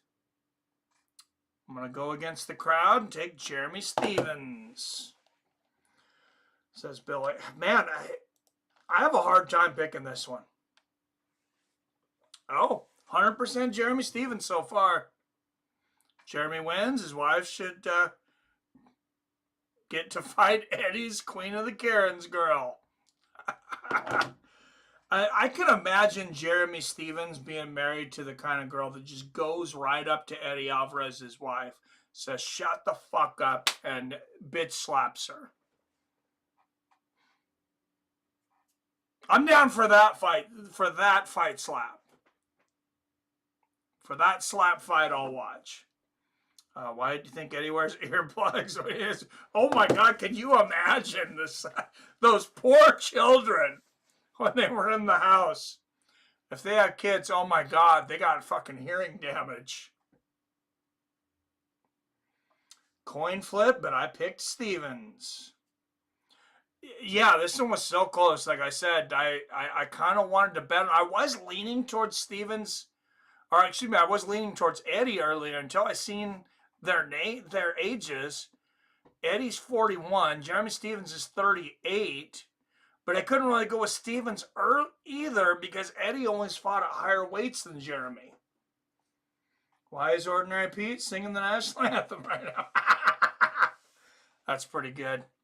I think they strictly do oral. Oh my God. All right, Jeremy Stevens, an inch taller at 5'9". He has a 2-inch reach advantage at 71 inches.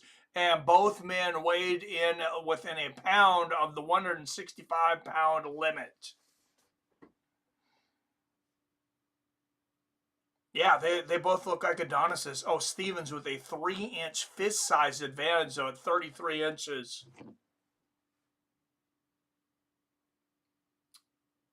So he doesn't want to be ordinary anymore. He has a dream.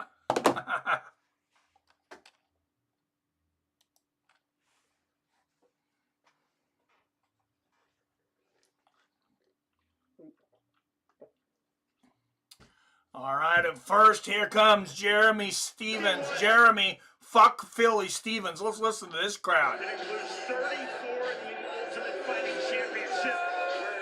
Stevens earned 6 Fight of the Night bonuses. He said fuck Philly. He said fuck to the crowd, to the city that booed Santa Claus, to the city that has a game day prison underneath their stadium. Eddie Alvarez coming in a -139 favorite. Jeremy Stevens closing at a +100 underdog. Similar to where the odds started, but I think Jeremy was a favorite for a little while, at least on DraftKings. All right, Little Heathens Stevens. Man, that guy's had some incredible moments in the UFC cage. Eddie Alvarez, king of the streets. Of course, he always went to where the money was, made a ton of money in Bellator, in Dream, and then the UFC. Always a guy, a prize fighter to the end. Both have KO power. Stevens' youth and reach is what I'm going with. Yeah, I kind of got to lean towards Jeremy too, I think.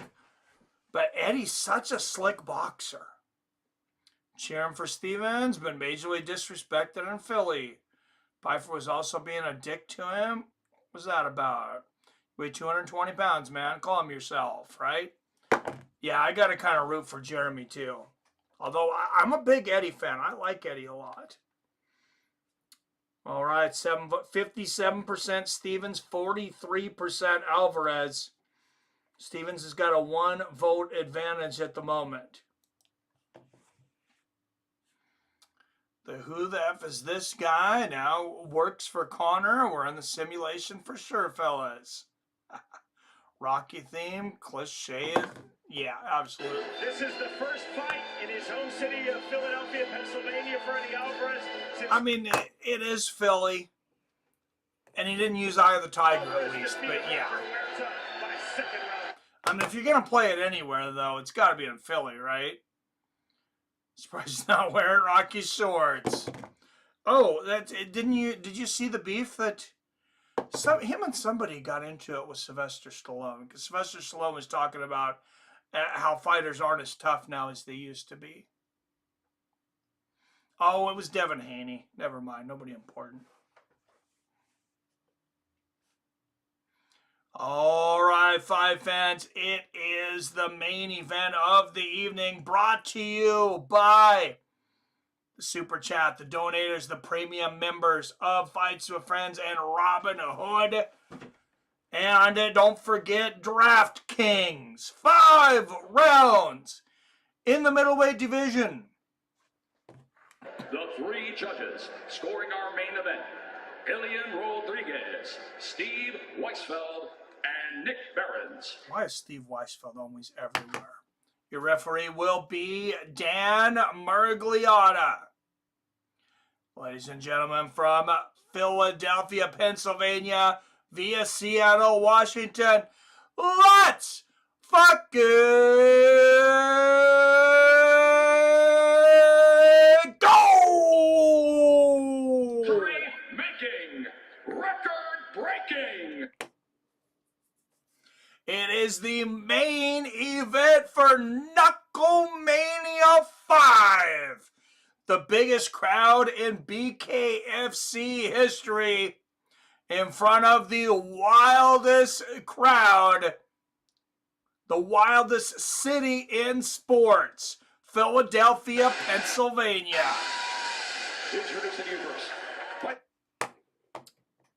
And first, fighting out of the red corner, 64.6 pounds. weighing in at 164 pounds, a long-time UFC veteran, a man of many fights, of many knockouts, a WEC former champion, Little Heathen, Jeremy Stephens.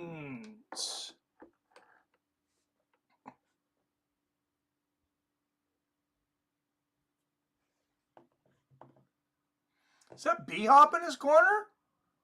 160.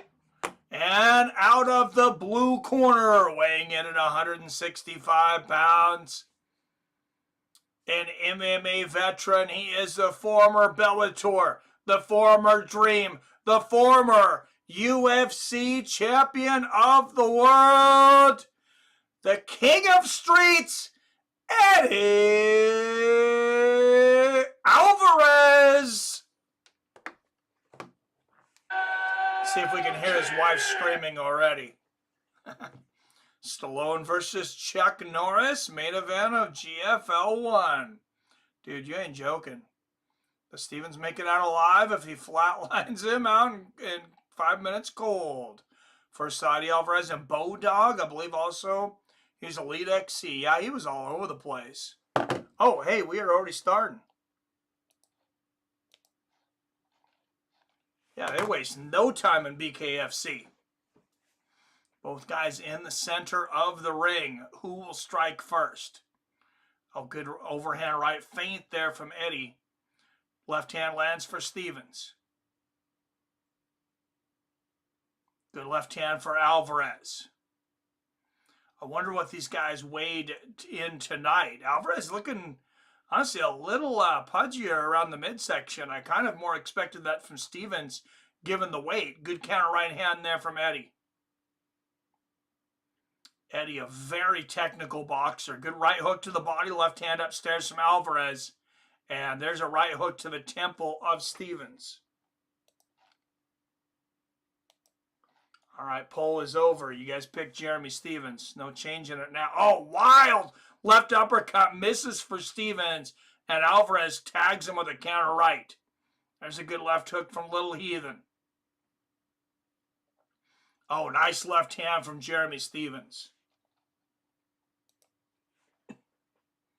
Right hook to the body from Eddie, left hand upstairs from Stephens. Jeremy Stephens, I would be watching when when Alvarez digs way down for that right hook. He's there for a minute. Come over the top with his own right hook or a counter left on the chin.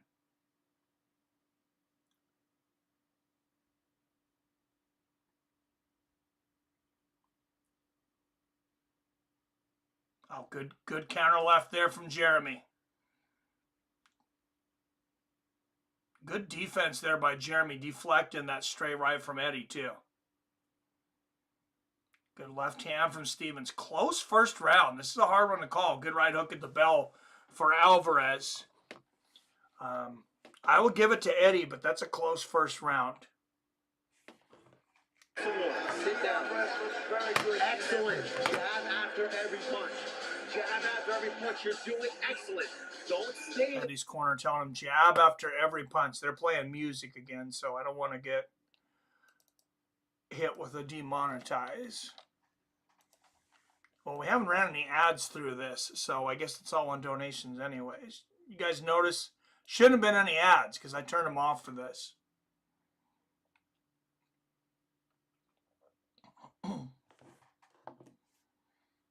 Oral only for sure. How amazing.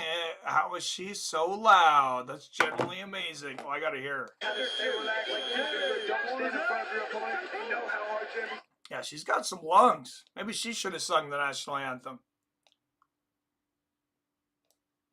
The Rockets' red glare would be louder than the actual Rockets. Good double jab from Eddie. Oh, I hear her. Good left hook upstairs from Alvarez and the right hook to the body. Oh, and they exchange left hook. Stevens caught him with a good left hook there, though. Oh, both guys landed big shots.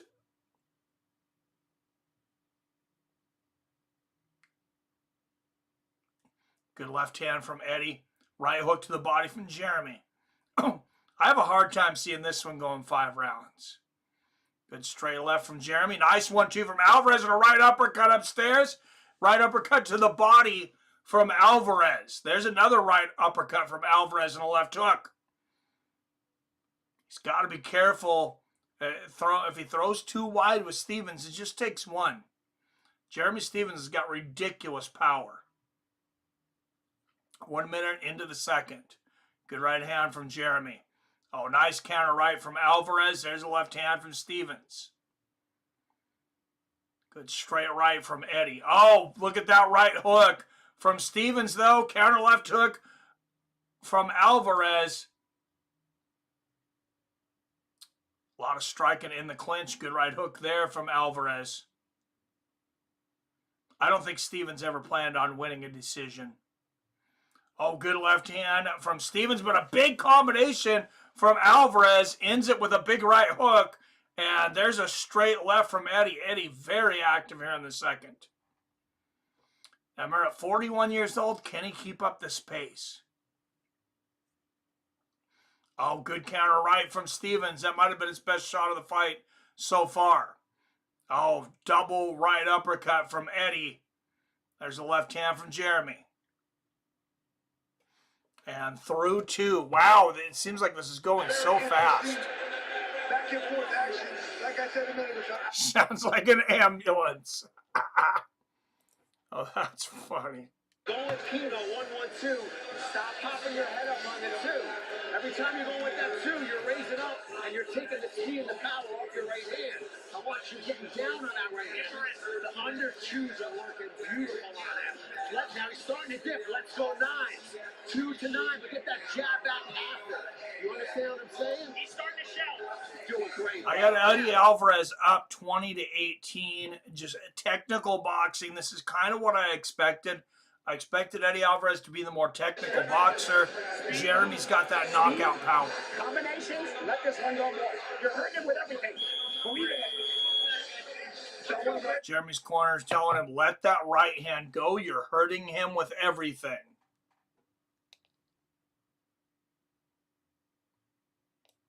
I feel like Perry BKFC is made for Stevens. Yeah. Oh, good right hand for Eddie to start the third.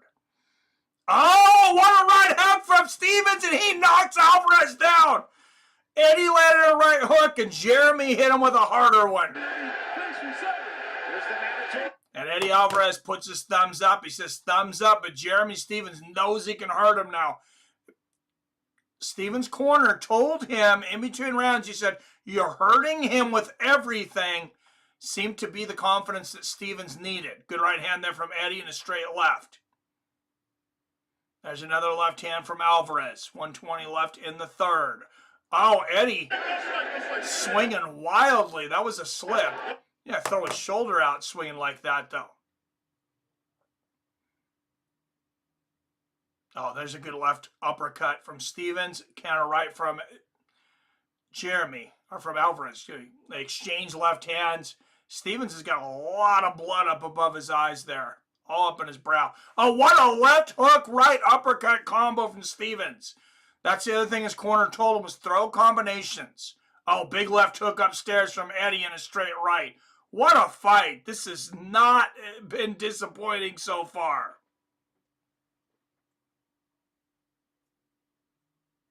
There was a lot of hype behind this event. It is living up to it. Oh, what a jab and a double uppercut from Alvarez. Now shots to the body from Stevens.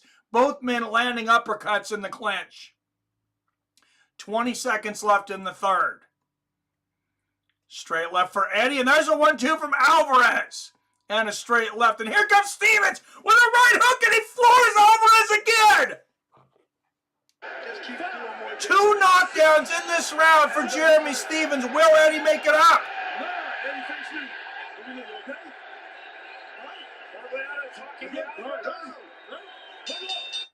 I'm not sure if Alvarez thought about quitting there. He said he's okay. It took him a second. 2 knockdowns in the round for Jeremy Stevens. I couldn't hear him. I asked him if he was okay. He said he was good. Eddie Alvarez coming forward. Wow, what a shot. That first one was a big shot. Let's watch the second. It was just both guys landed right hooks. Jeremy's was harder. Fight's over. Fight's over. After the first knockdown, he lets everybody know with a thumbs up. And I believe they just said, and the fight is over. This fight has been stopped and victory. The fight is stopped, and Jeremy Stevens is the winner. Somebody saw something they didn't like. Like I said, Eddie Alvarez, he was a little slow to say I'm okay. And then you heard the corner, you heard referee Dan Margliotta say to somebody, he said he's okay. Confusing Jeremy Stevens, he had no idea where the punches were coming from. He landed a lot of good shots.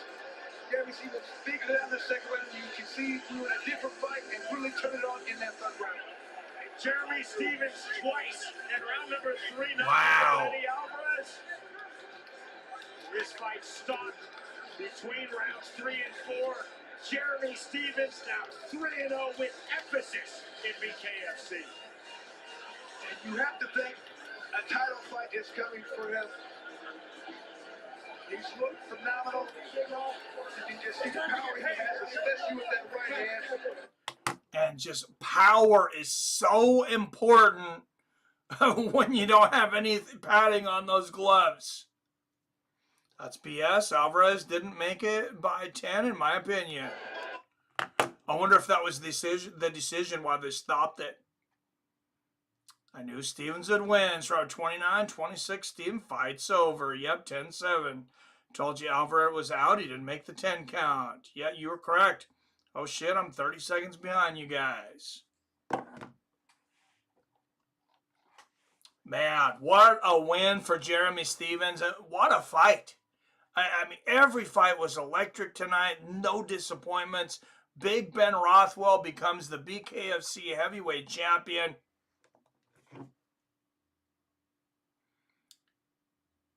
Bet on the Commanders, boys. Gonna be a bad weekend for Philly. Sorry, Rob, about your Eagles. I will not bet on the Commanders in that match. No, I don't. I gotta favor the Eagles. It's a tough matchup. What is it? I think on the odds, it's like a 1-point game.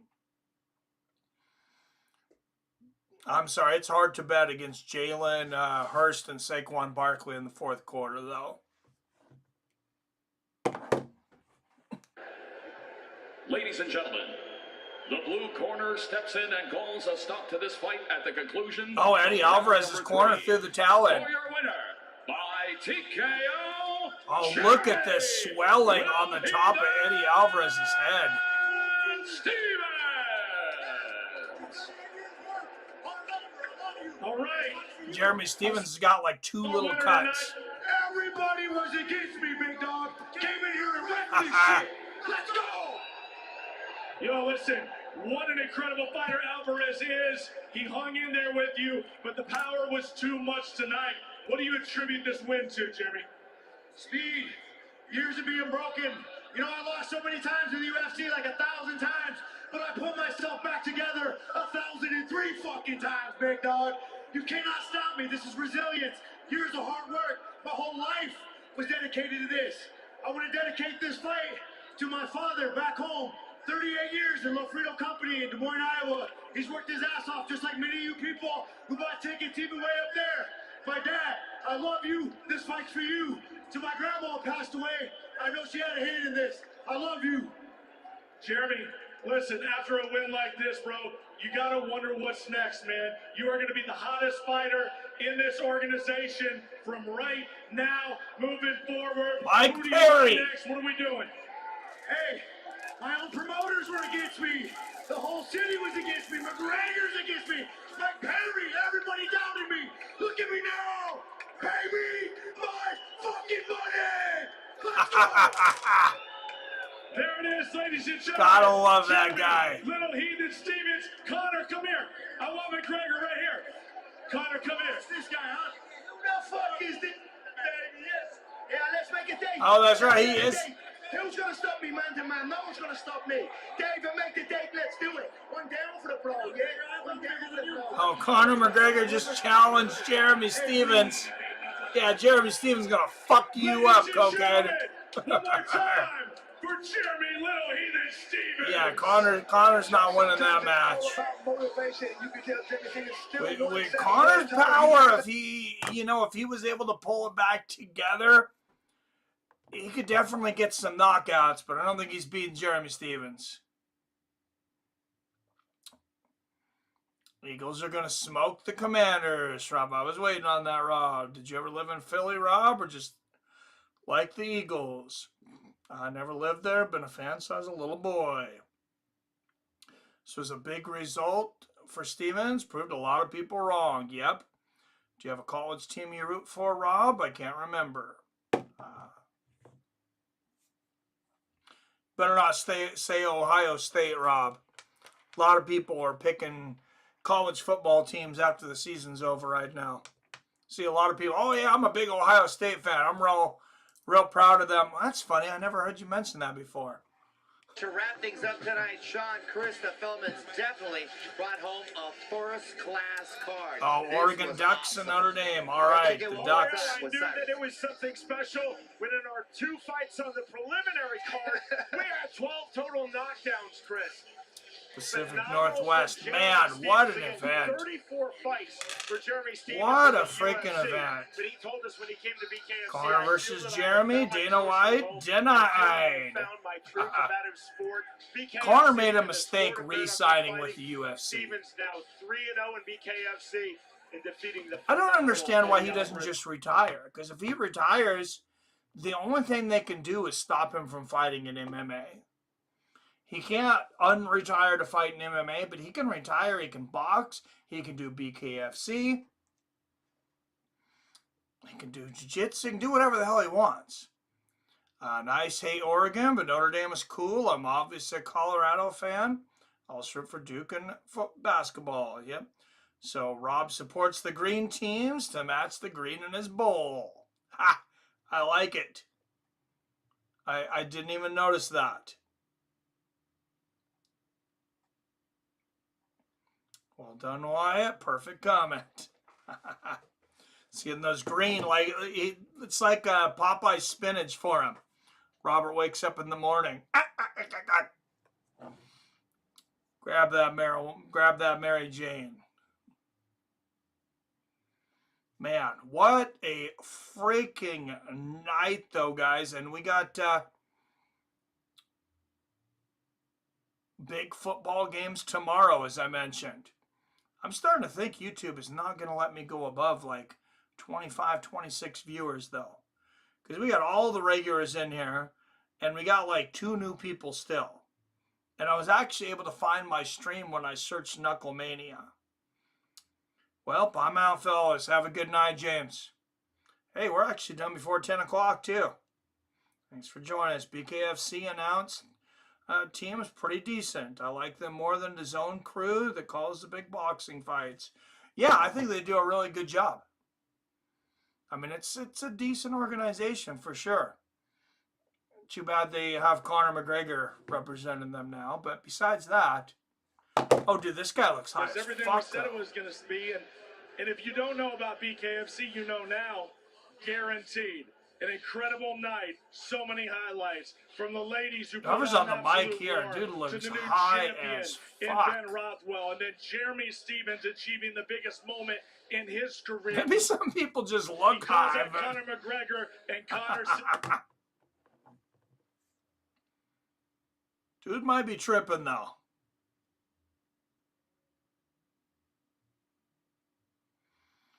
All right, let's look at the odds. Let's look. What time are the games on tomorrow? I gotta figure that out here first. Oh, noon Pacific. Commanders and Eagles at noon Pacific. Bills and Chiefs at 3:30 Pacific. So, oh, Philly is 6-point favorites now. I thought it was a lot closer than that. Did the line move? Maybe I'm just misremembering. Total is 47.5 for the Commanders and Eagles. Washington is plus 230 on the dog money. Kansas City, I know Bills were 1-point favorite at one time. KC is 2.5 points favorite. Bills a plus 110 on the dog money. Chiefs 15-2 during the regular season. Bills 13-4. First game, Commanders and Eagles. Commanders 12-5. Eagles 14-3. So first game is going to be on Fox tomorrow. Second game, first game, Commanders and Eagles will be on Fox. Bills and Chiefs will be on CBS and Paramount Plus. Oh, and you guys got 91 wins on the. Did you guys miss one? I think you missed one pick tonight. And you guys picked a decent amount of underdogs, too. Stevens was an underdog. Rothwell was an underdog. You guys were like 100% on Rothwell. That was pretty damn good. Shop and Goldie going to put these commentators to shame, Billy. Mismatch. See you. Have a good one, Rob. Give that man some coke to wake him up. They probably have 100 kilos in that arena. Next Saturday afternoon, because the Middle East has to have it their way like Burger King, Izzy Adesanya is back. Yes. The return next week, the return of the style bender, Israel Adesanya. He's got a very tough fight in Nasruddin Imavov. A lot of people want to just say, oh, Sean Strickland beat Imavov. Imavov got tired. And that fight was on super late notice. I want to say for both guys. There was something really weird on that. They put that fight together with like 5 days notice. So does anybody remember exactly what happened? All right, let's take some phone calls too. If anybody wants to call in, 425-791-8730 is the number. Wyatt, if you want to call in, of course, from Canada, and of course you're on Messenger. DAZN getting in the MMA game too, huh? Octagon. They just call it Octagon, their promotion. Octagon 66. All right.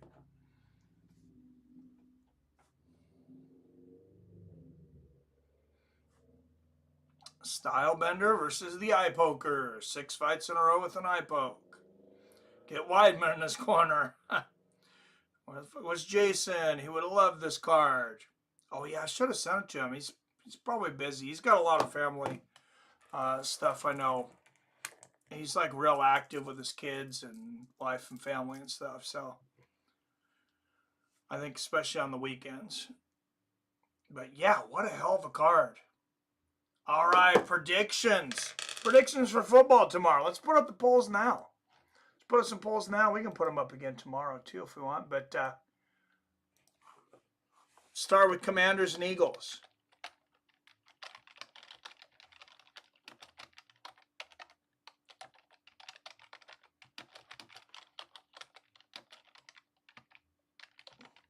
Of course, we're going to do this after Rob left. I wonder who he would have voted for.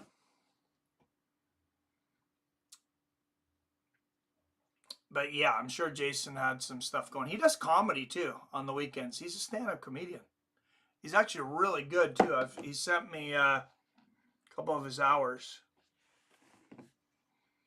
Bills versus Commanders, Super Bowl in 2 weeks in New Orleans is my picks. If the Bills can somehow, if the refs don't cheat them, I think the Bills should dominate that game. They're a much better team from what I've seen during the regular season. Like, much better.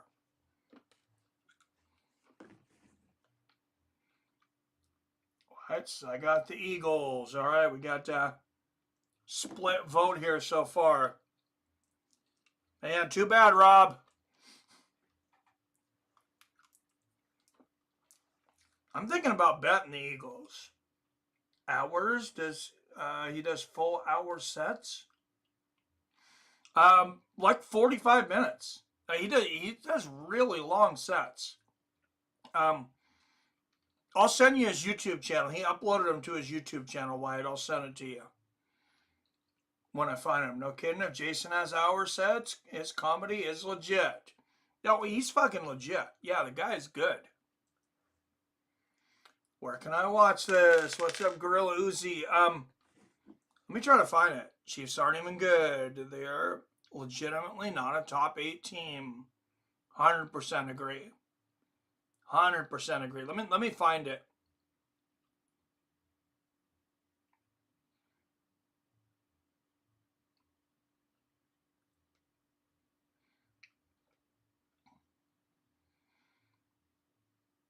Might take me a second because quickest way I think I find it is Messenger though, where he sent it to me. Oh, there we go. Friday. So my next show is in 90 minutes. So he just had, yeah, he just had another one.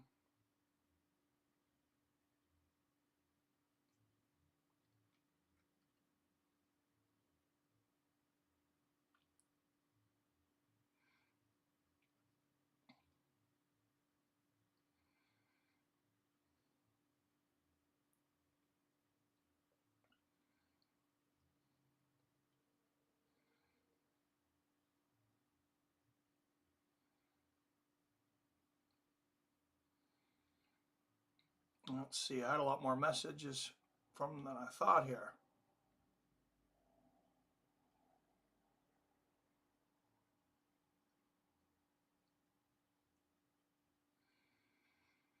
You know what? I think we should give Mr. Kagan a call.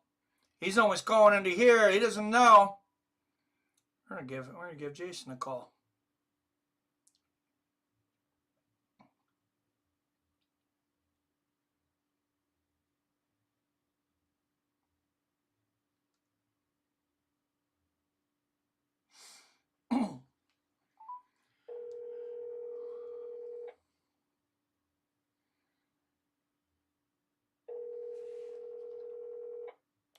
See if he picks up.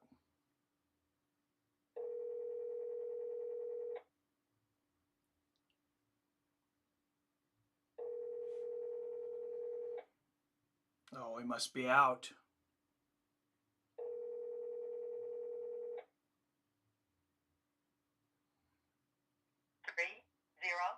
Maybe he's in the middle of a show here.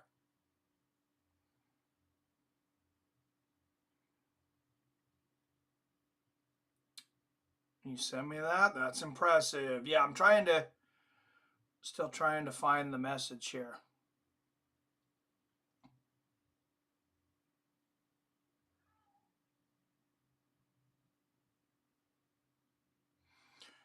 Yeah, I don't know if I could do 15 minutes. Give me some time to put something together. 45 is insane.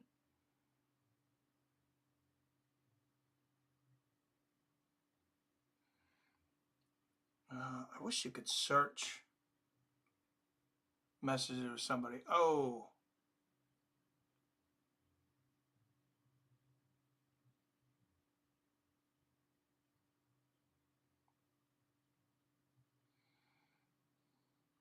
He just messaged me. I'm asking him here.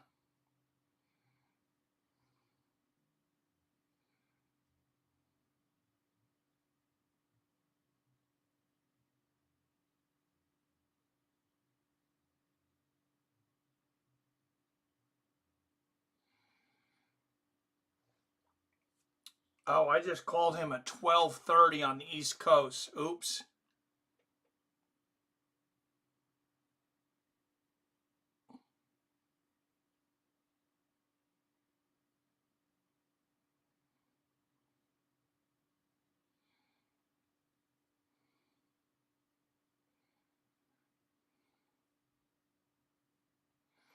All right, he said it's just his name, Jason Kagan. So let me, should come up for me because I'm subscribed real quick.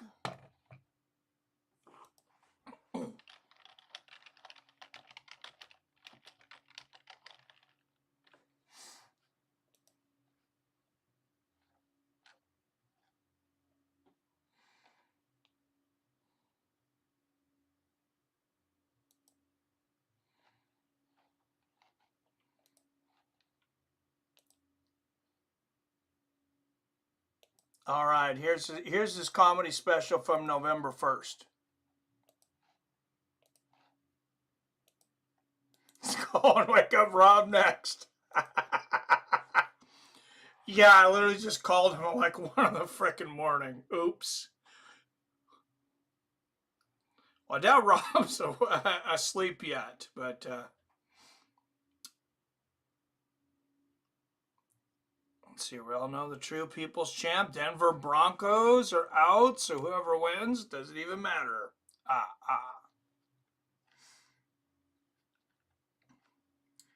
Awesome, Mike. Waking people up. Yet the fights, the bare knuckle ones. Oh, BKFC is over. I don't know where to watch the comedy as of yet. Oh, that's on there. Yeah. You can probably find a BKFC replay somewhere. Oh, he just sent me last night's show. Okay, I'm gonna put last night's show here in the comments.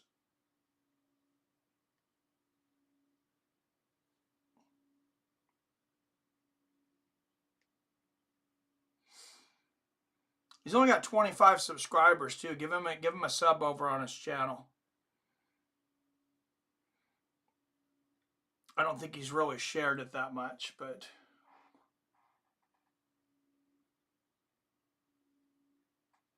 oh, that's nice. I just noticed, even though we had 18 people in here, on the YouTube thing, when you go by it, it says you only have 7, so people won't click on it. You tell the fellas, hold on.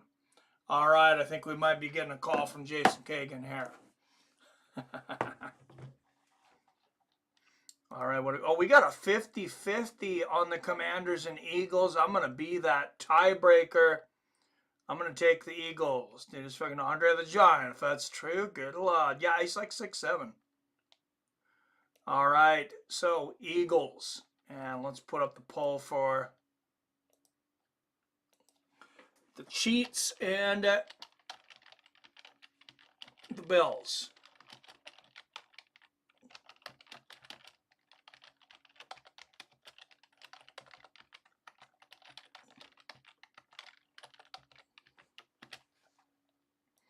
I think I know which way this one's going to go. Yeah, I probably woke him up. He's probably getting dressed to call in now. He does not look how I thought he would.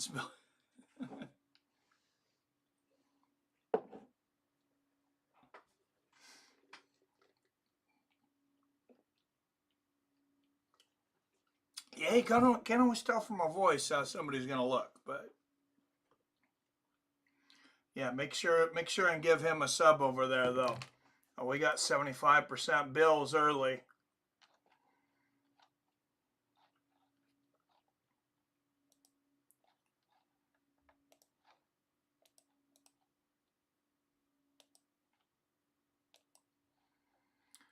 Let's bring up the BKFC side here, though, and go over our results tonight. Man, what a frigging night.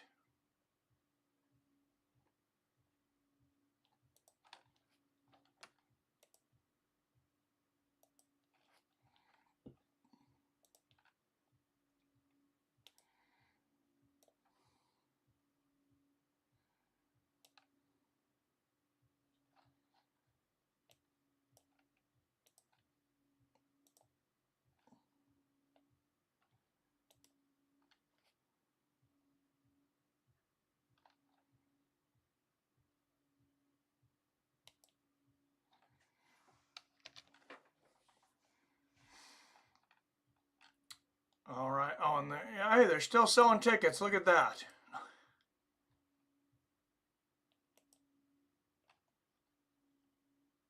Canvas. That was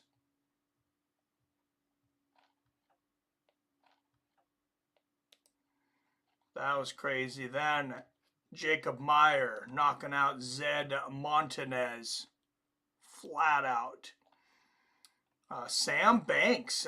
Remember Dwachku he started good early. He seemed faster and then just completely gassed.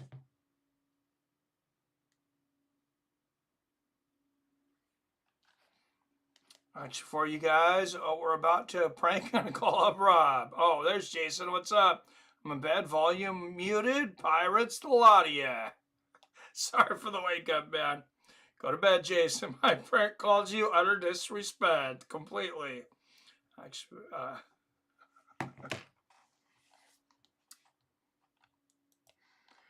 all right. Then, of course, Tomlinson Jr. knocks out Sullivan. Knocked out Pat Sullivan. Sullivan was face first, too. There was a lot of face first knockouts tonight. Garbarino looked excellent in his BKFC debut. I mean, some of the best head movement I have seen in the BKFC. Brady and Kalmus. Remember this one? Zach Kalmus, 5-2 coming into this one. Or Luke Kalmus, excuse me. I thought he was going to do much better. Pat Brady just laid him out flat. Then it was a war between Bec Rawlings and Taylor Starling. But Rawlings, she was just the better boxer. She had better defense. She landed harder shots. She got a knockdown in the first. Very impressive. Probably looking at another title shot. Then in the co-main event, Big Ben Rothwell putting Mick Terrill to sleep to become BKFC World Champion. How about that? Who's the Cuban Mike Tyson lookalike? Sambo. Who are you talking about? Gambarino? Who looks like Mike Tyson? I don't see anybody on here that looks like Mike Tyson.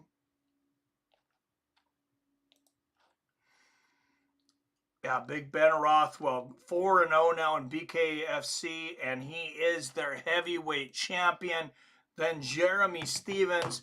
I mean, it was a great match while it lasted. Eddie Alvarez, Jeremy Stephens. Jeremy Stephens floors Eddie Alvarez twice in the fourth round. In the corner, throws in the towel. Or maybe it's the third round. Yeah, throws in the towel in between rounds. Third round before the fourth.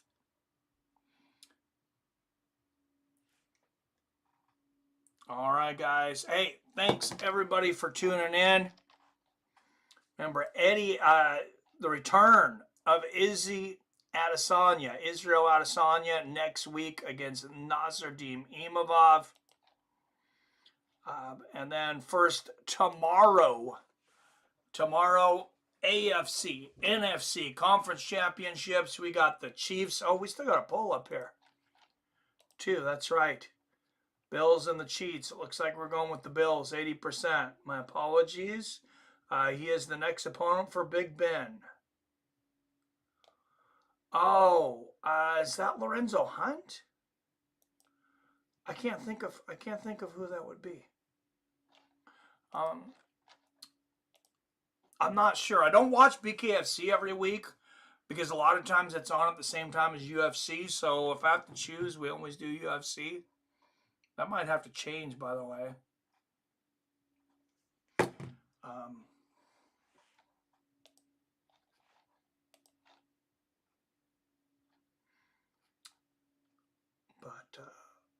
Where was that? Yeah, Eddie Alvarez, Nasruddin Imavov. Who else is on that? Let's look at that card just real quick. Next week's Saturday card. Oh, we still have a good amount of people in here.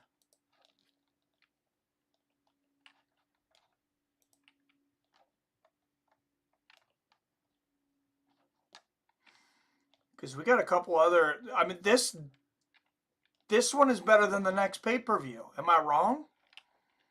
Like, I think this card is better than, I think it's UFC 312.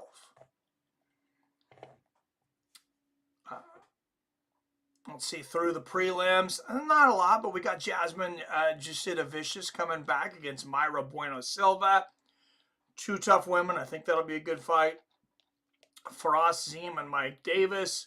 Terrence McKinney, dude is always entertaining. He either finishes or gets finished, taking on Damir Hodzovic, and he is a huge favorite in that match too, by the way. Shamil Gaziev, Thomas Peterson. Shamil, that, you know, if you don't mind putting down mine at $380 to win 100, I think your Shamil Gaziev is pretty damn close to a lock in that fight. Ikrag Aliskarov against, I like Gaziev at minus 380 more than I like Aliskarov, even if the odds were the same, because Andre Muniz, that dude's he's dangerous. He's got good jiu-jitsu. He's had some good wins. Syed Nurmagomedov taking on Vinicius Oliveira. Maybe another good bet there too. Nurmagomedov only at minus 198. I have to do a little more research on Oliveira though. Sergey Pavlovich versus Jairzinho Rozenstruik. Rozenstruik's got a lot of power. Seems like Pavlovich is a more rounded fighter though. Be interesting. This is a very interesting one at middleweight. Shera Magomedov, an incredible grappler, taking on one of the best strikers to be signed in the UFC. Probably the best striker in Bellator history, Michael Page. And then, of course, as we mentioned, the return of Israel Adesanya against Nasruddin Imavov. Adesanya not a huge favorite in his comeback. I think that's probably a little surprising to some people. I didn't go all ham on Izzy because I've lost big on him in the past, but I did put $175 on him to win 100. I thought about more, but Charez the Pirate Mike, he is a striker for sure. He's not a wrestler at all, and he's a favorite. I thought he had good wrestling too, though. He's a favorite against MVP. That's interesting, because MVP's got incredible striking. I must be thinking of somebody else. There's so many fighters now. All right, 17 up in the chat. If you haven't hit the like and subscribe button, hey, no shame in hitting it now. It's easy to forget. All right, I think we're going to head this off tomorrow at noon Pacific, 3 p.m. Eastern. We got the Commanders, Washington Commanders, and the Philadelphia Eagles. I think that was noon, right? Yes, noon on Fox. Then right after that, he is the guy with one eye. How is he a favorite over MVP? I'm going to have to do some research on that. That's interesting. Do you agree with the odds on that one? I'm having a hard time remembering his fighting. I remember the one I know, though. Do you guys agree with him being a favorite over MVP? Maybe you and Wyatt. Huh. Yeah, 12-5 Commanders on Fox at noon. 12-5 Commanders versus the 14-3 Eagles.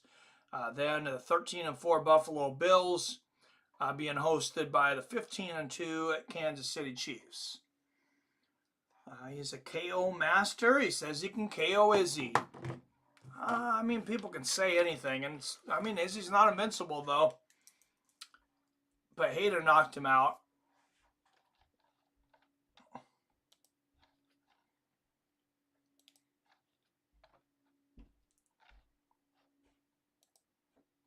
So, all right, guys. Thank you, everybody, for tuning in tonight. It was a fun night of fights. I feel like YouTube's still not promoting us a lot as much as they could, but I don't know. It is what it is. I appreciate you guys. Appreciate the super chats and everything. As always, I love you. I respect you. And I'll see your fine asses tomorrow.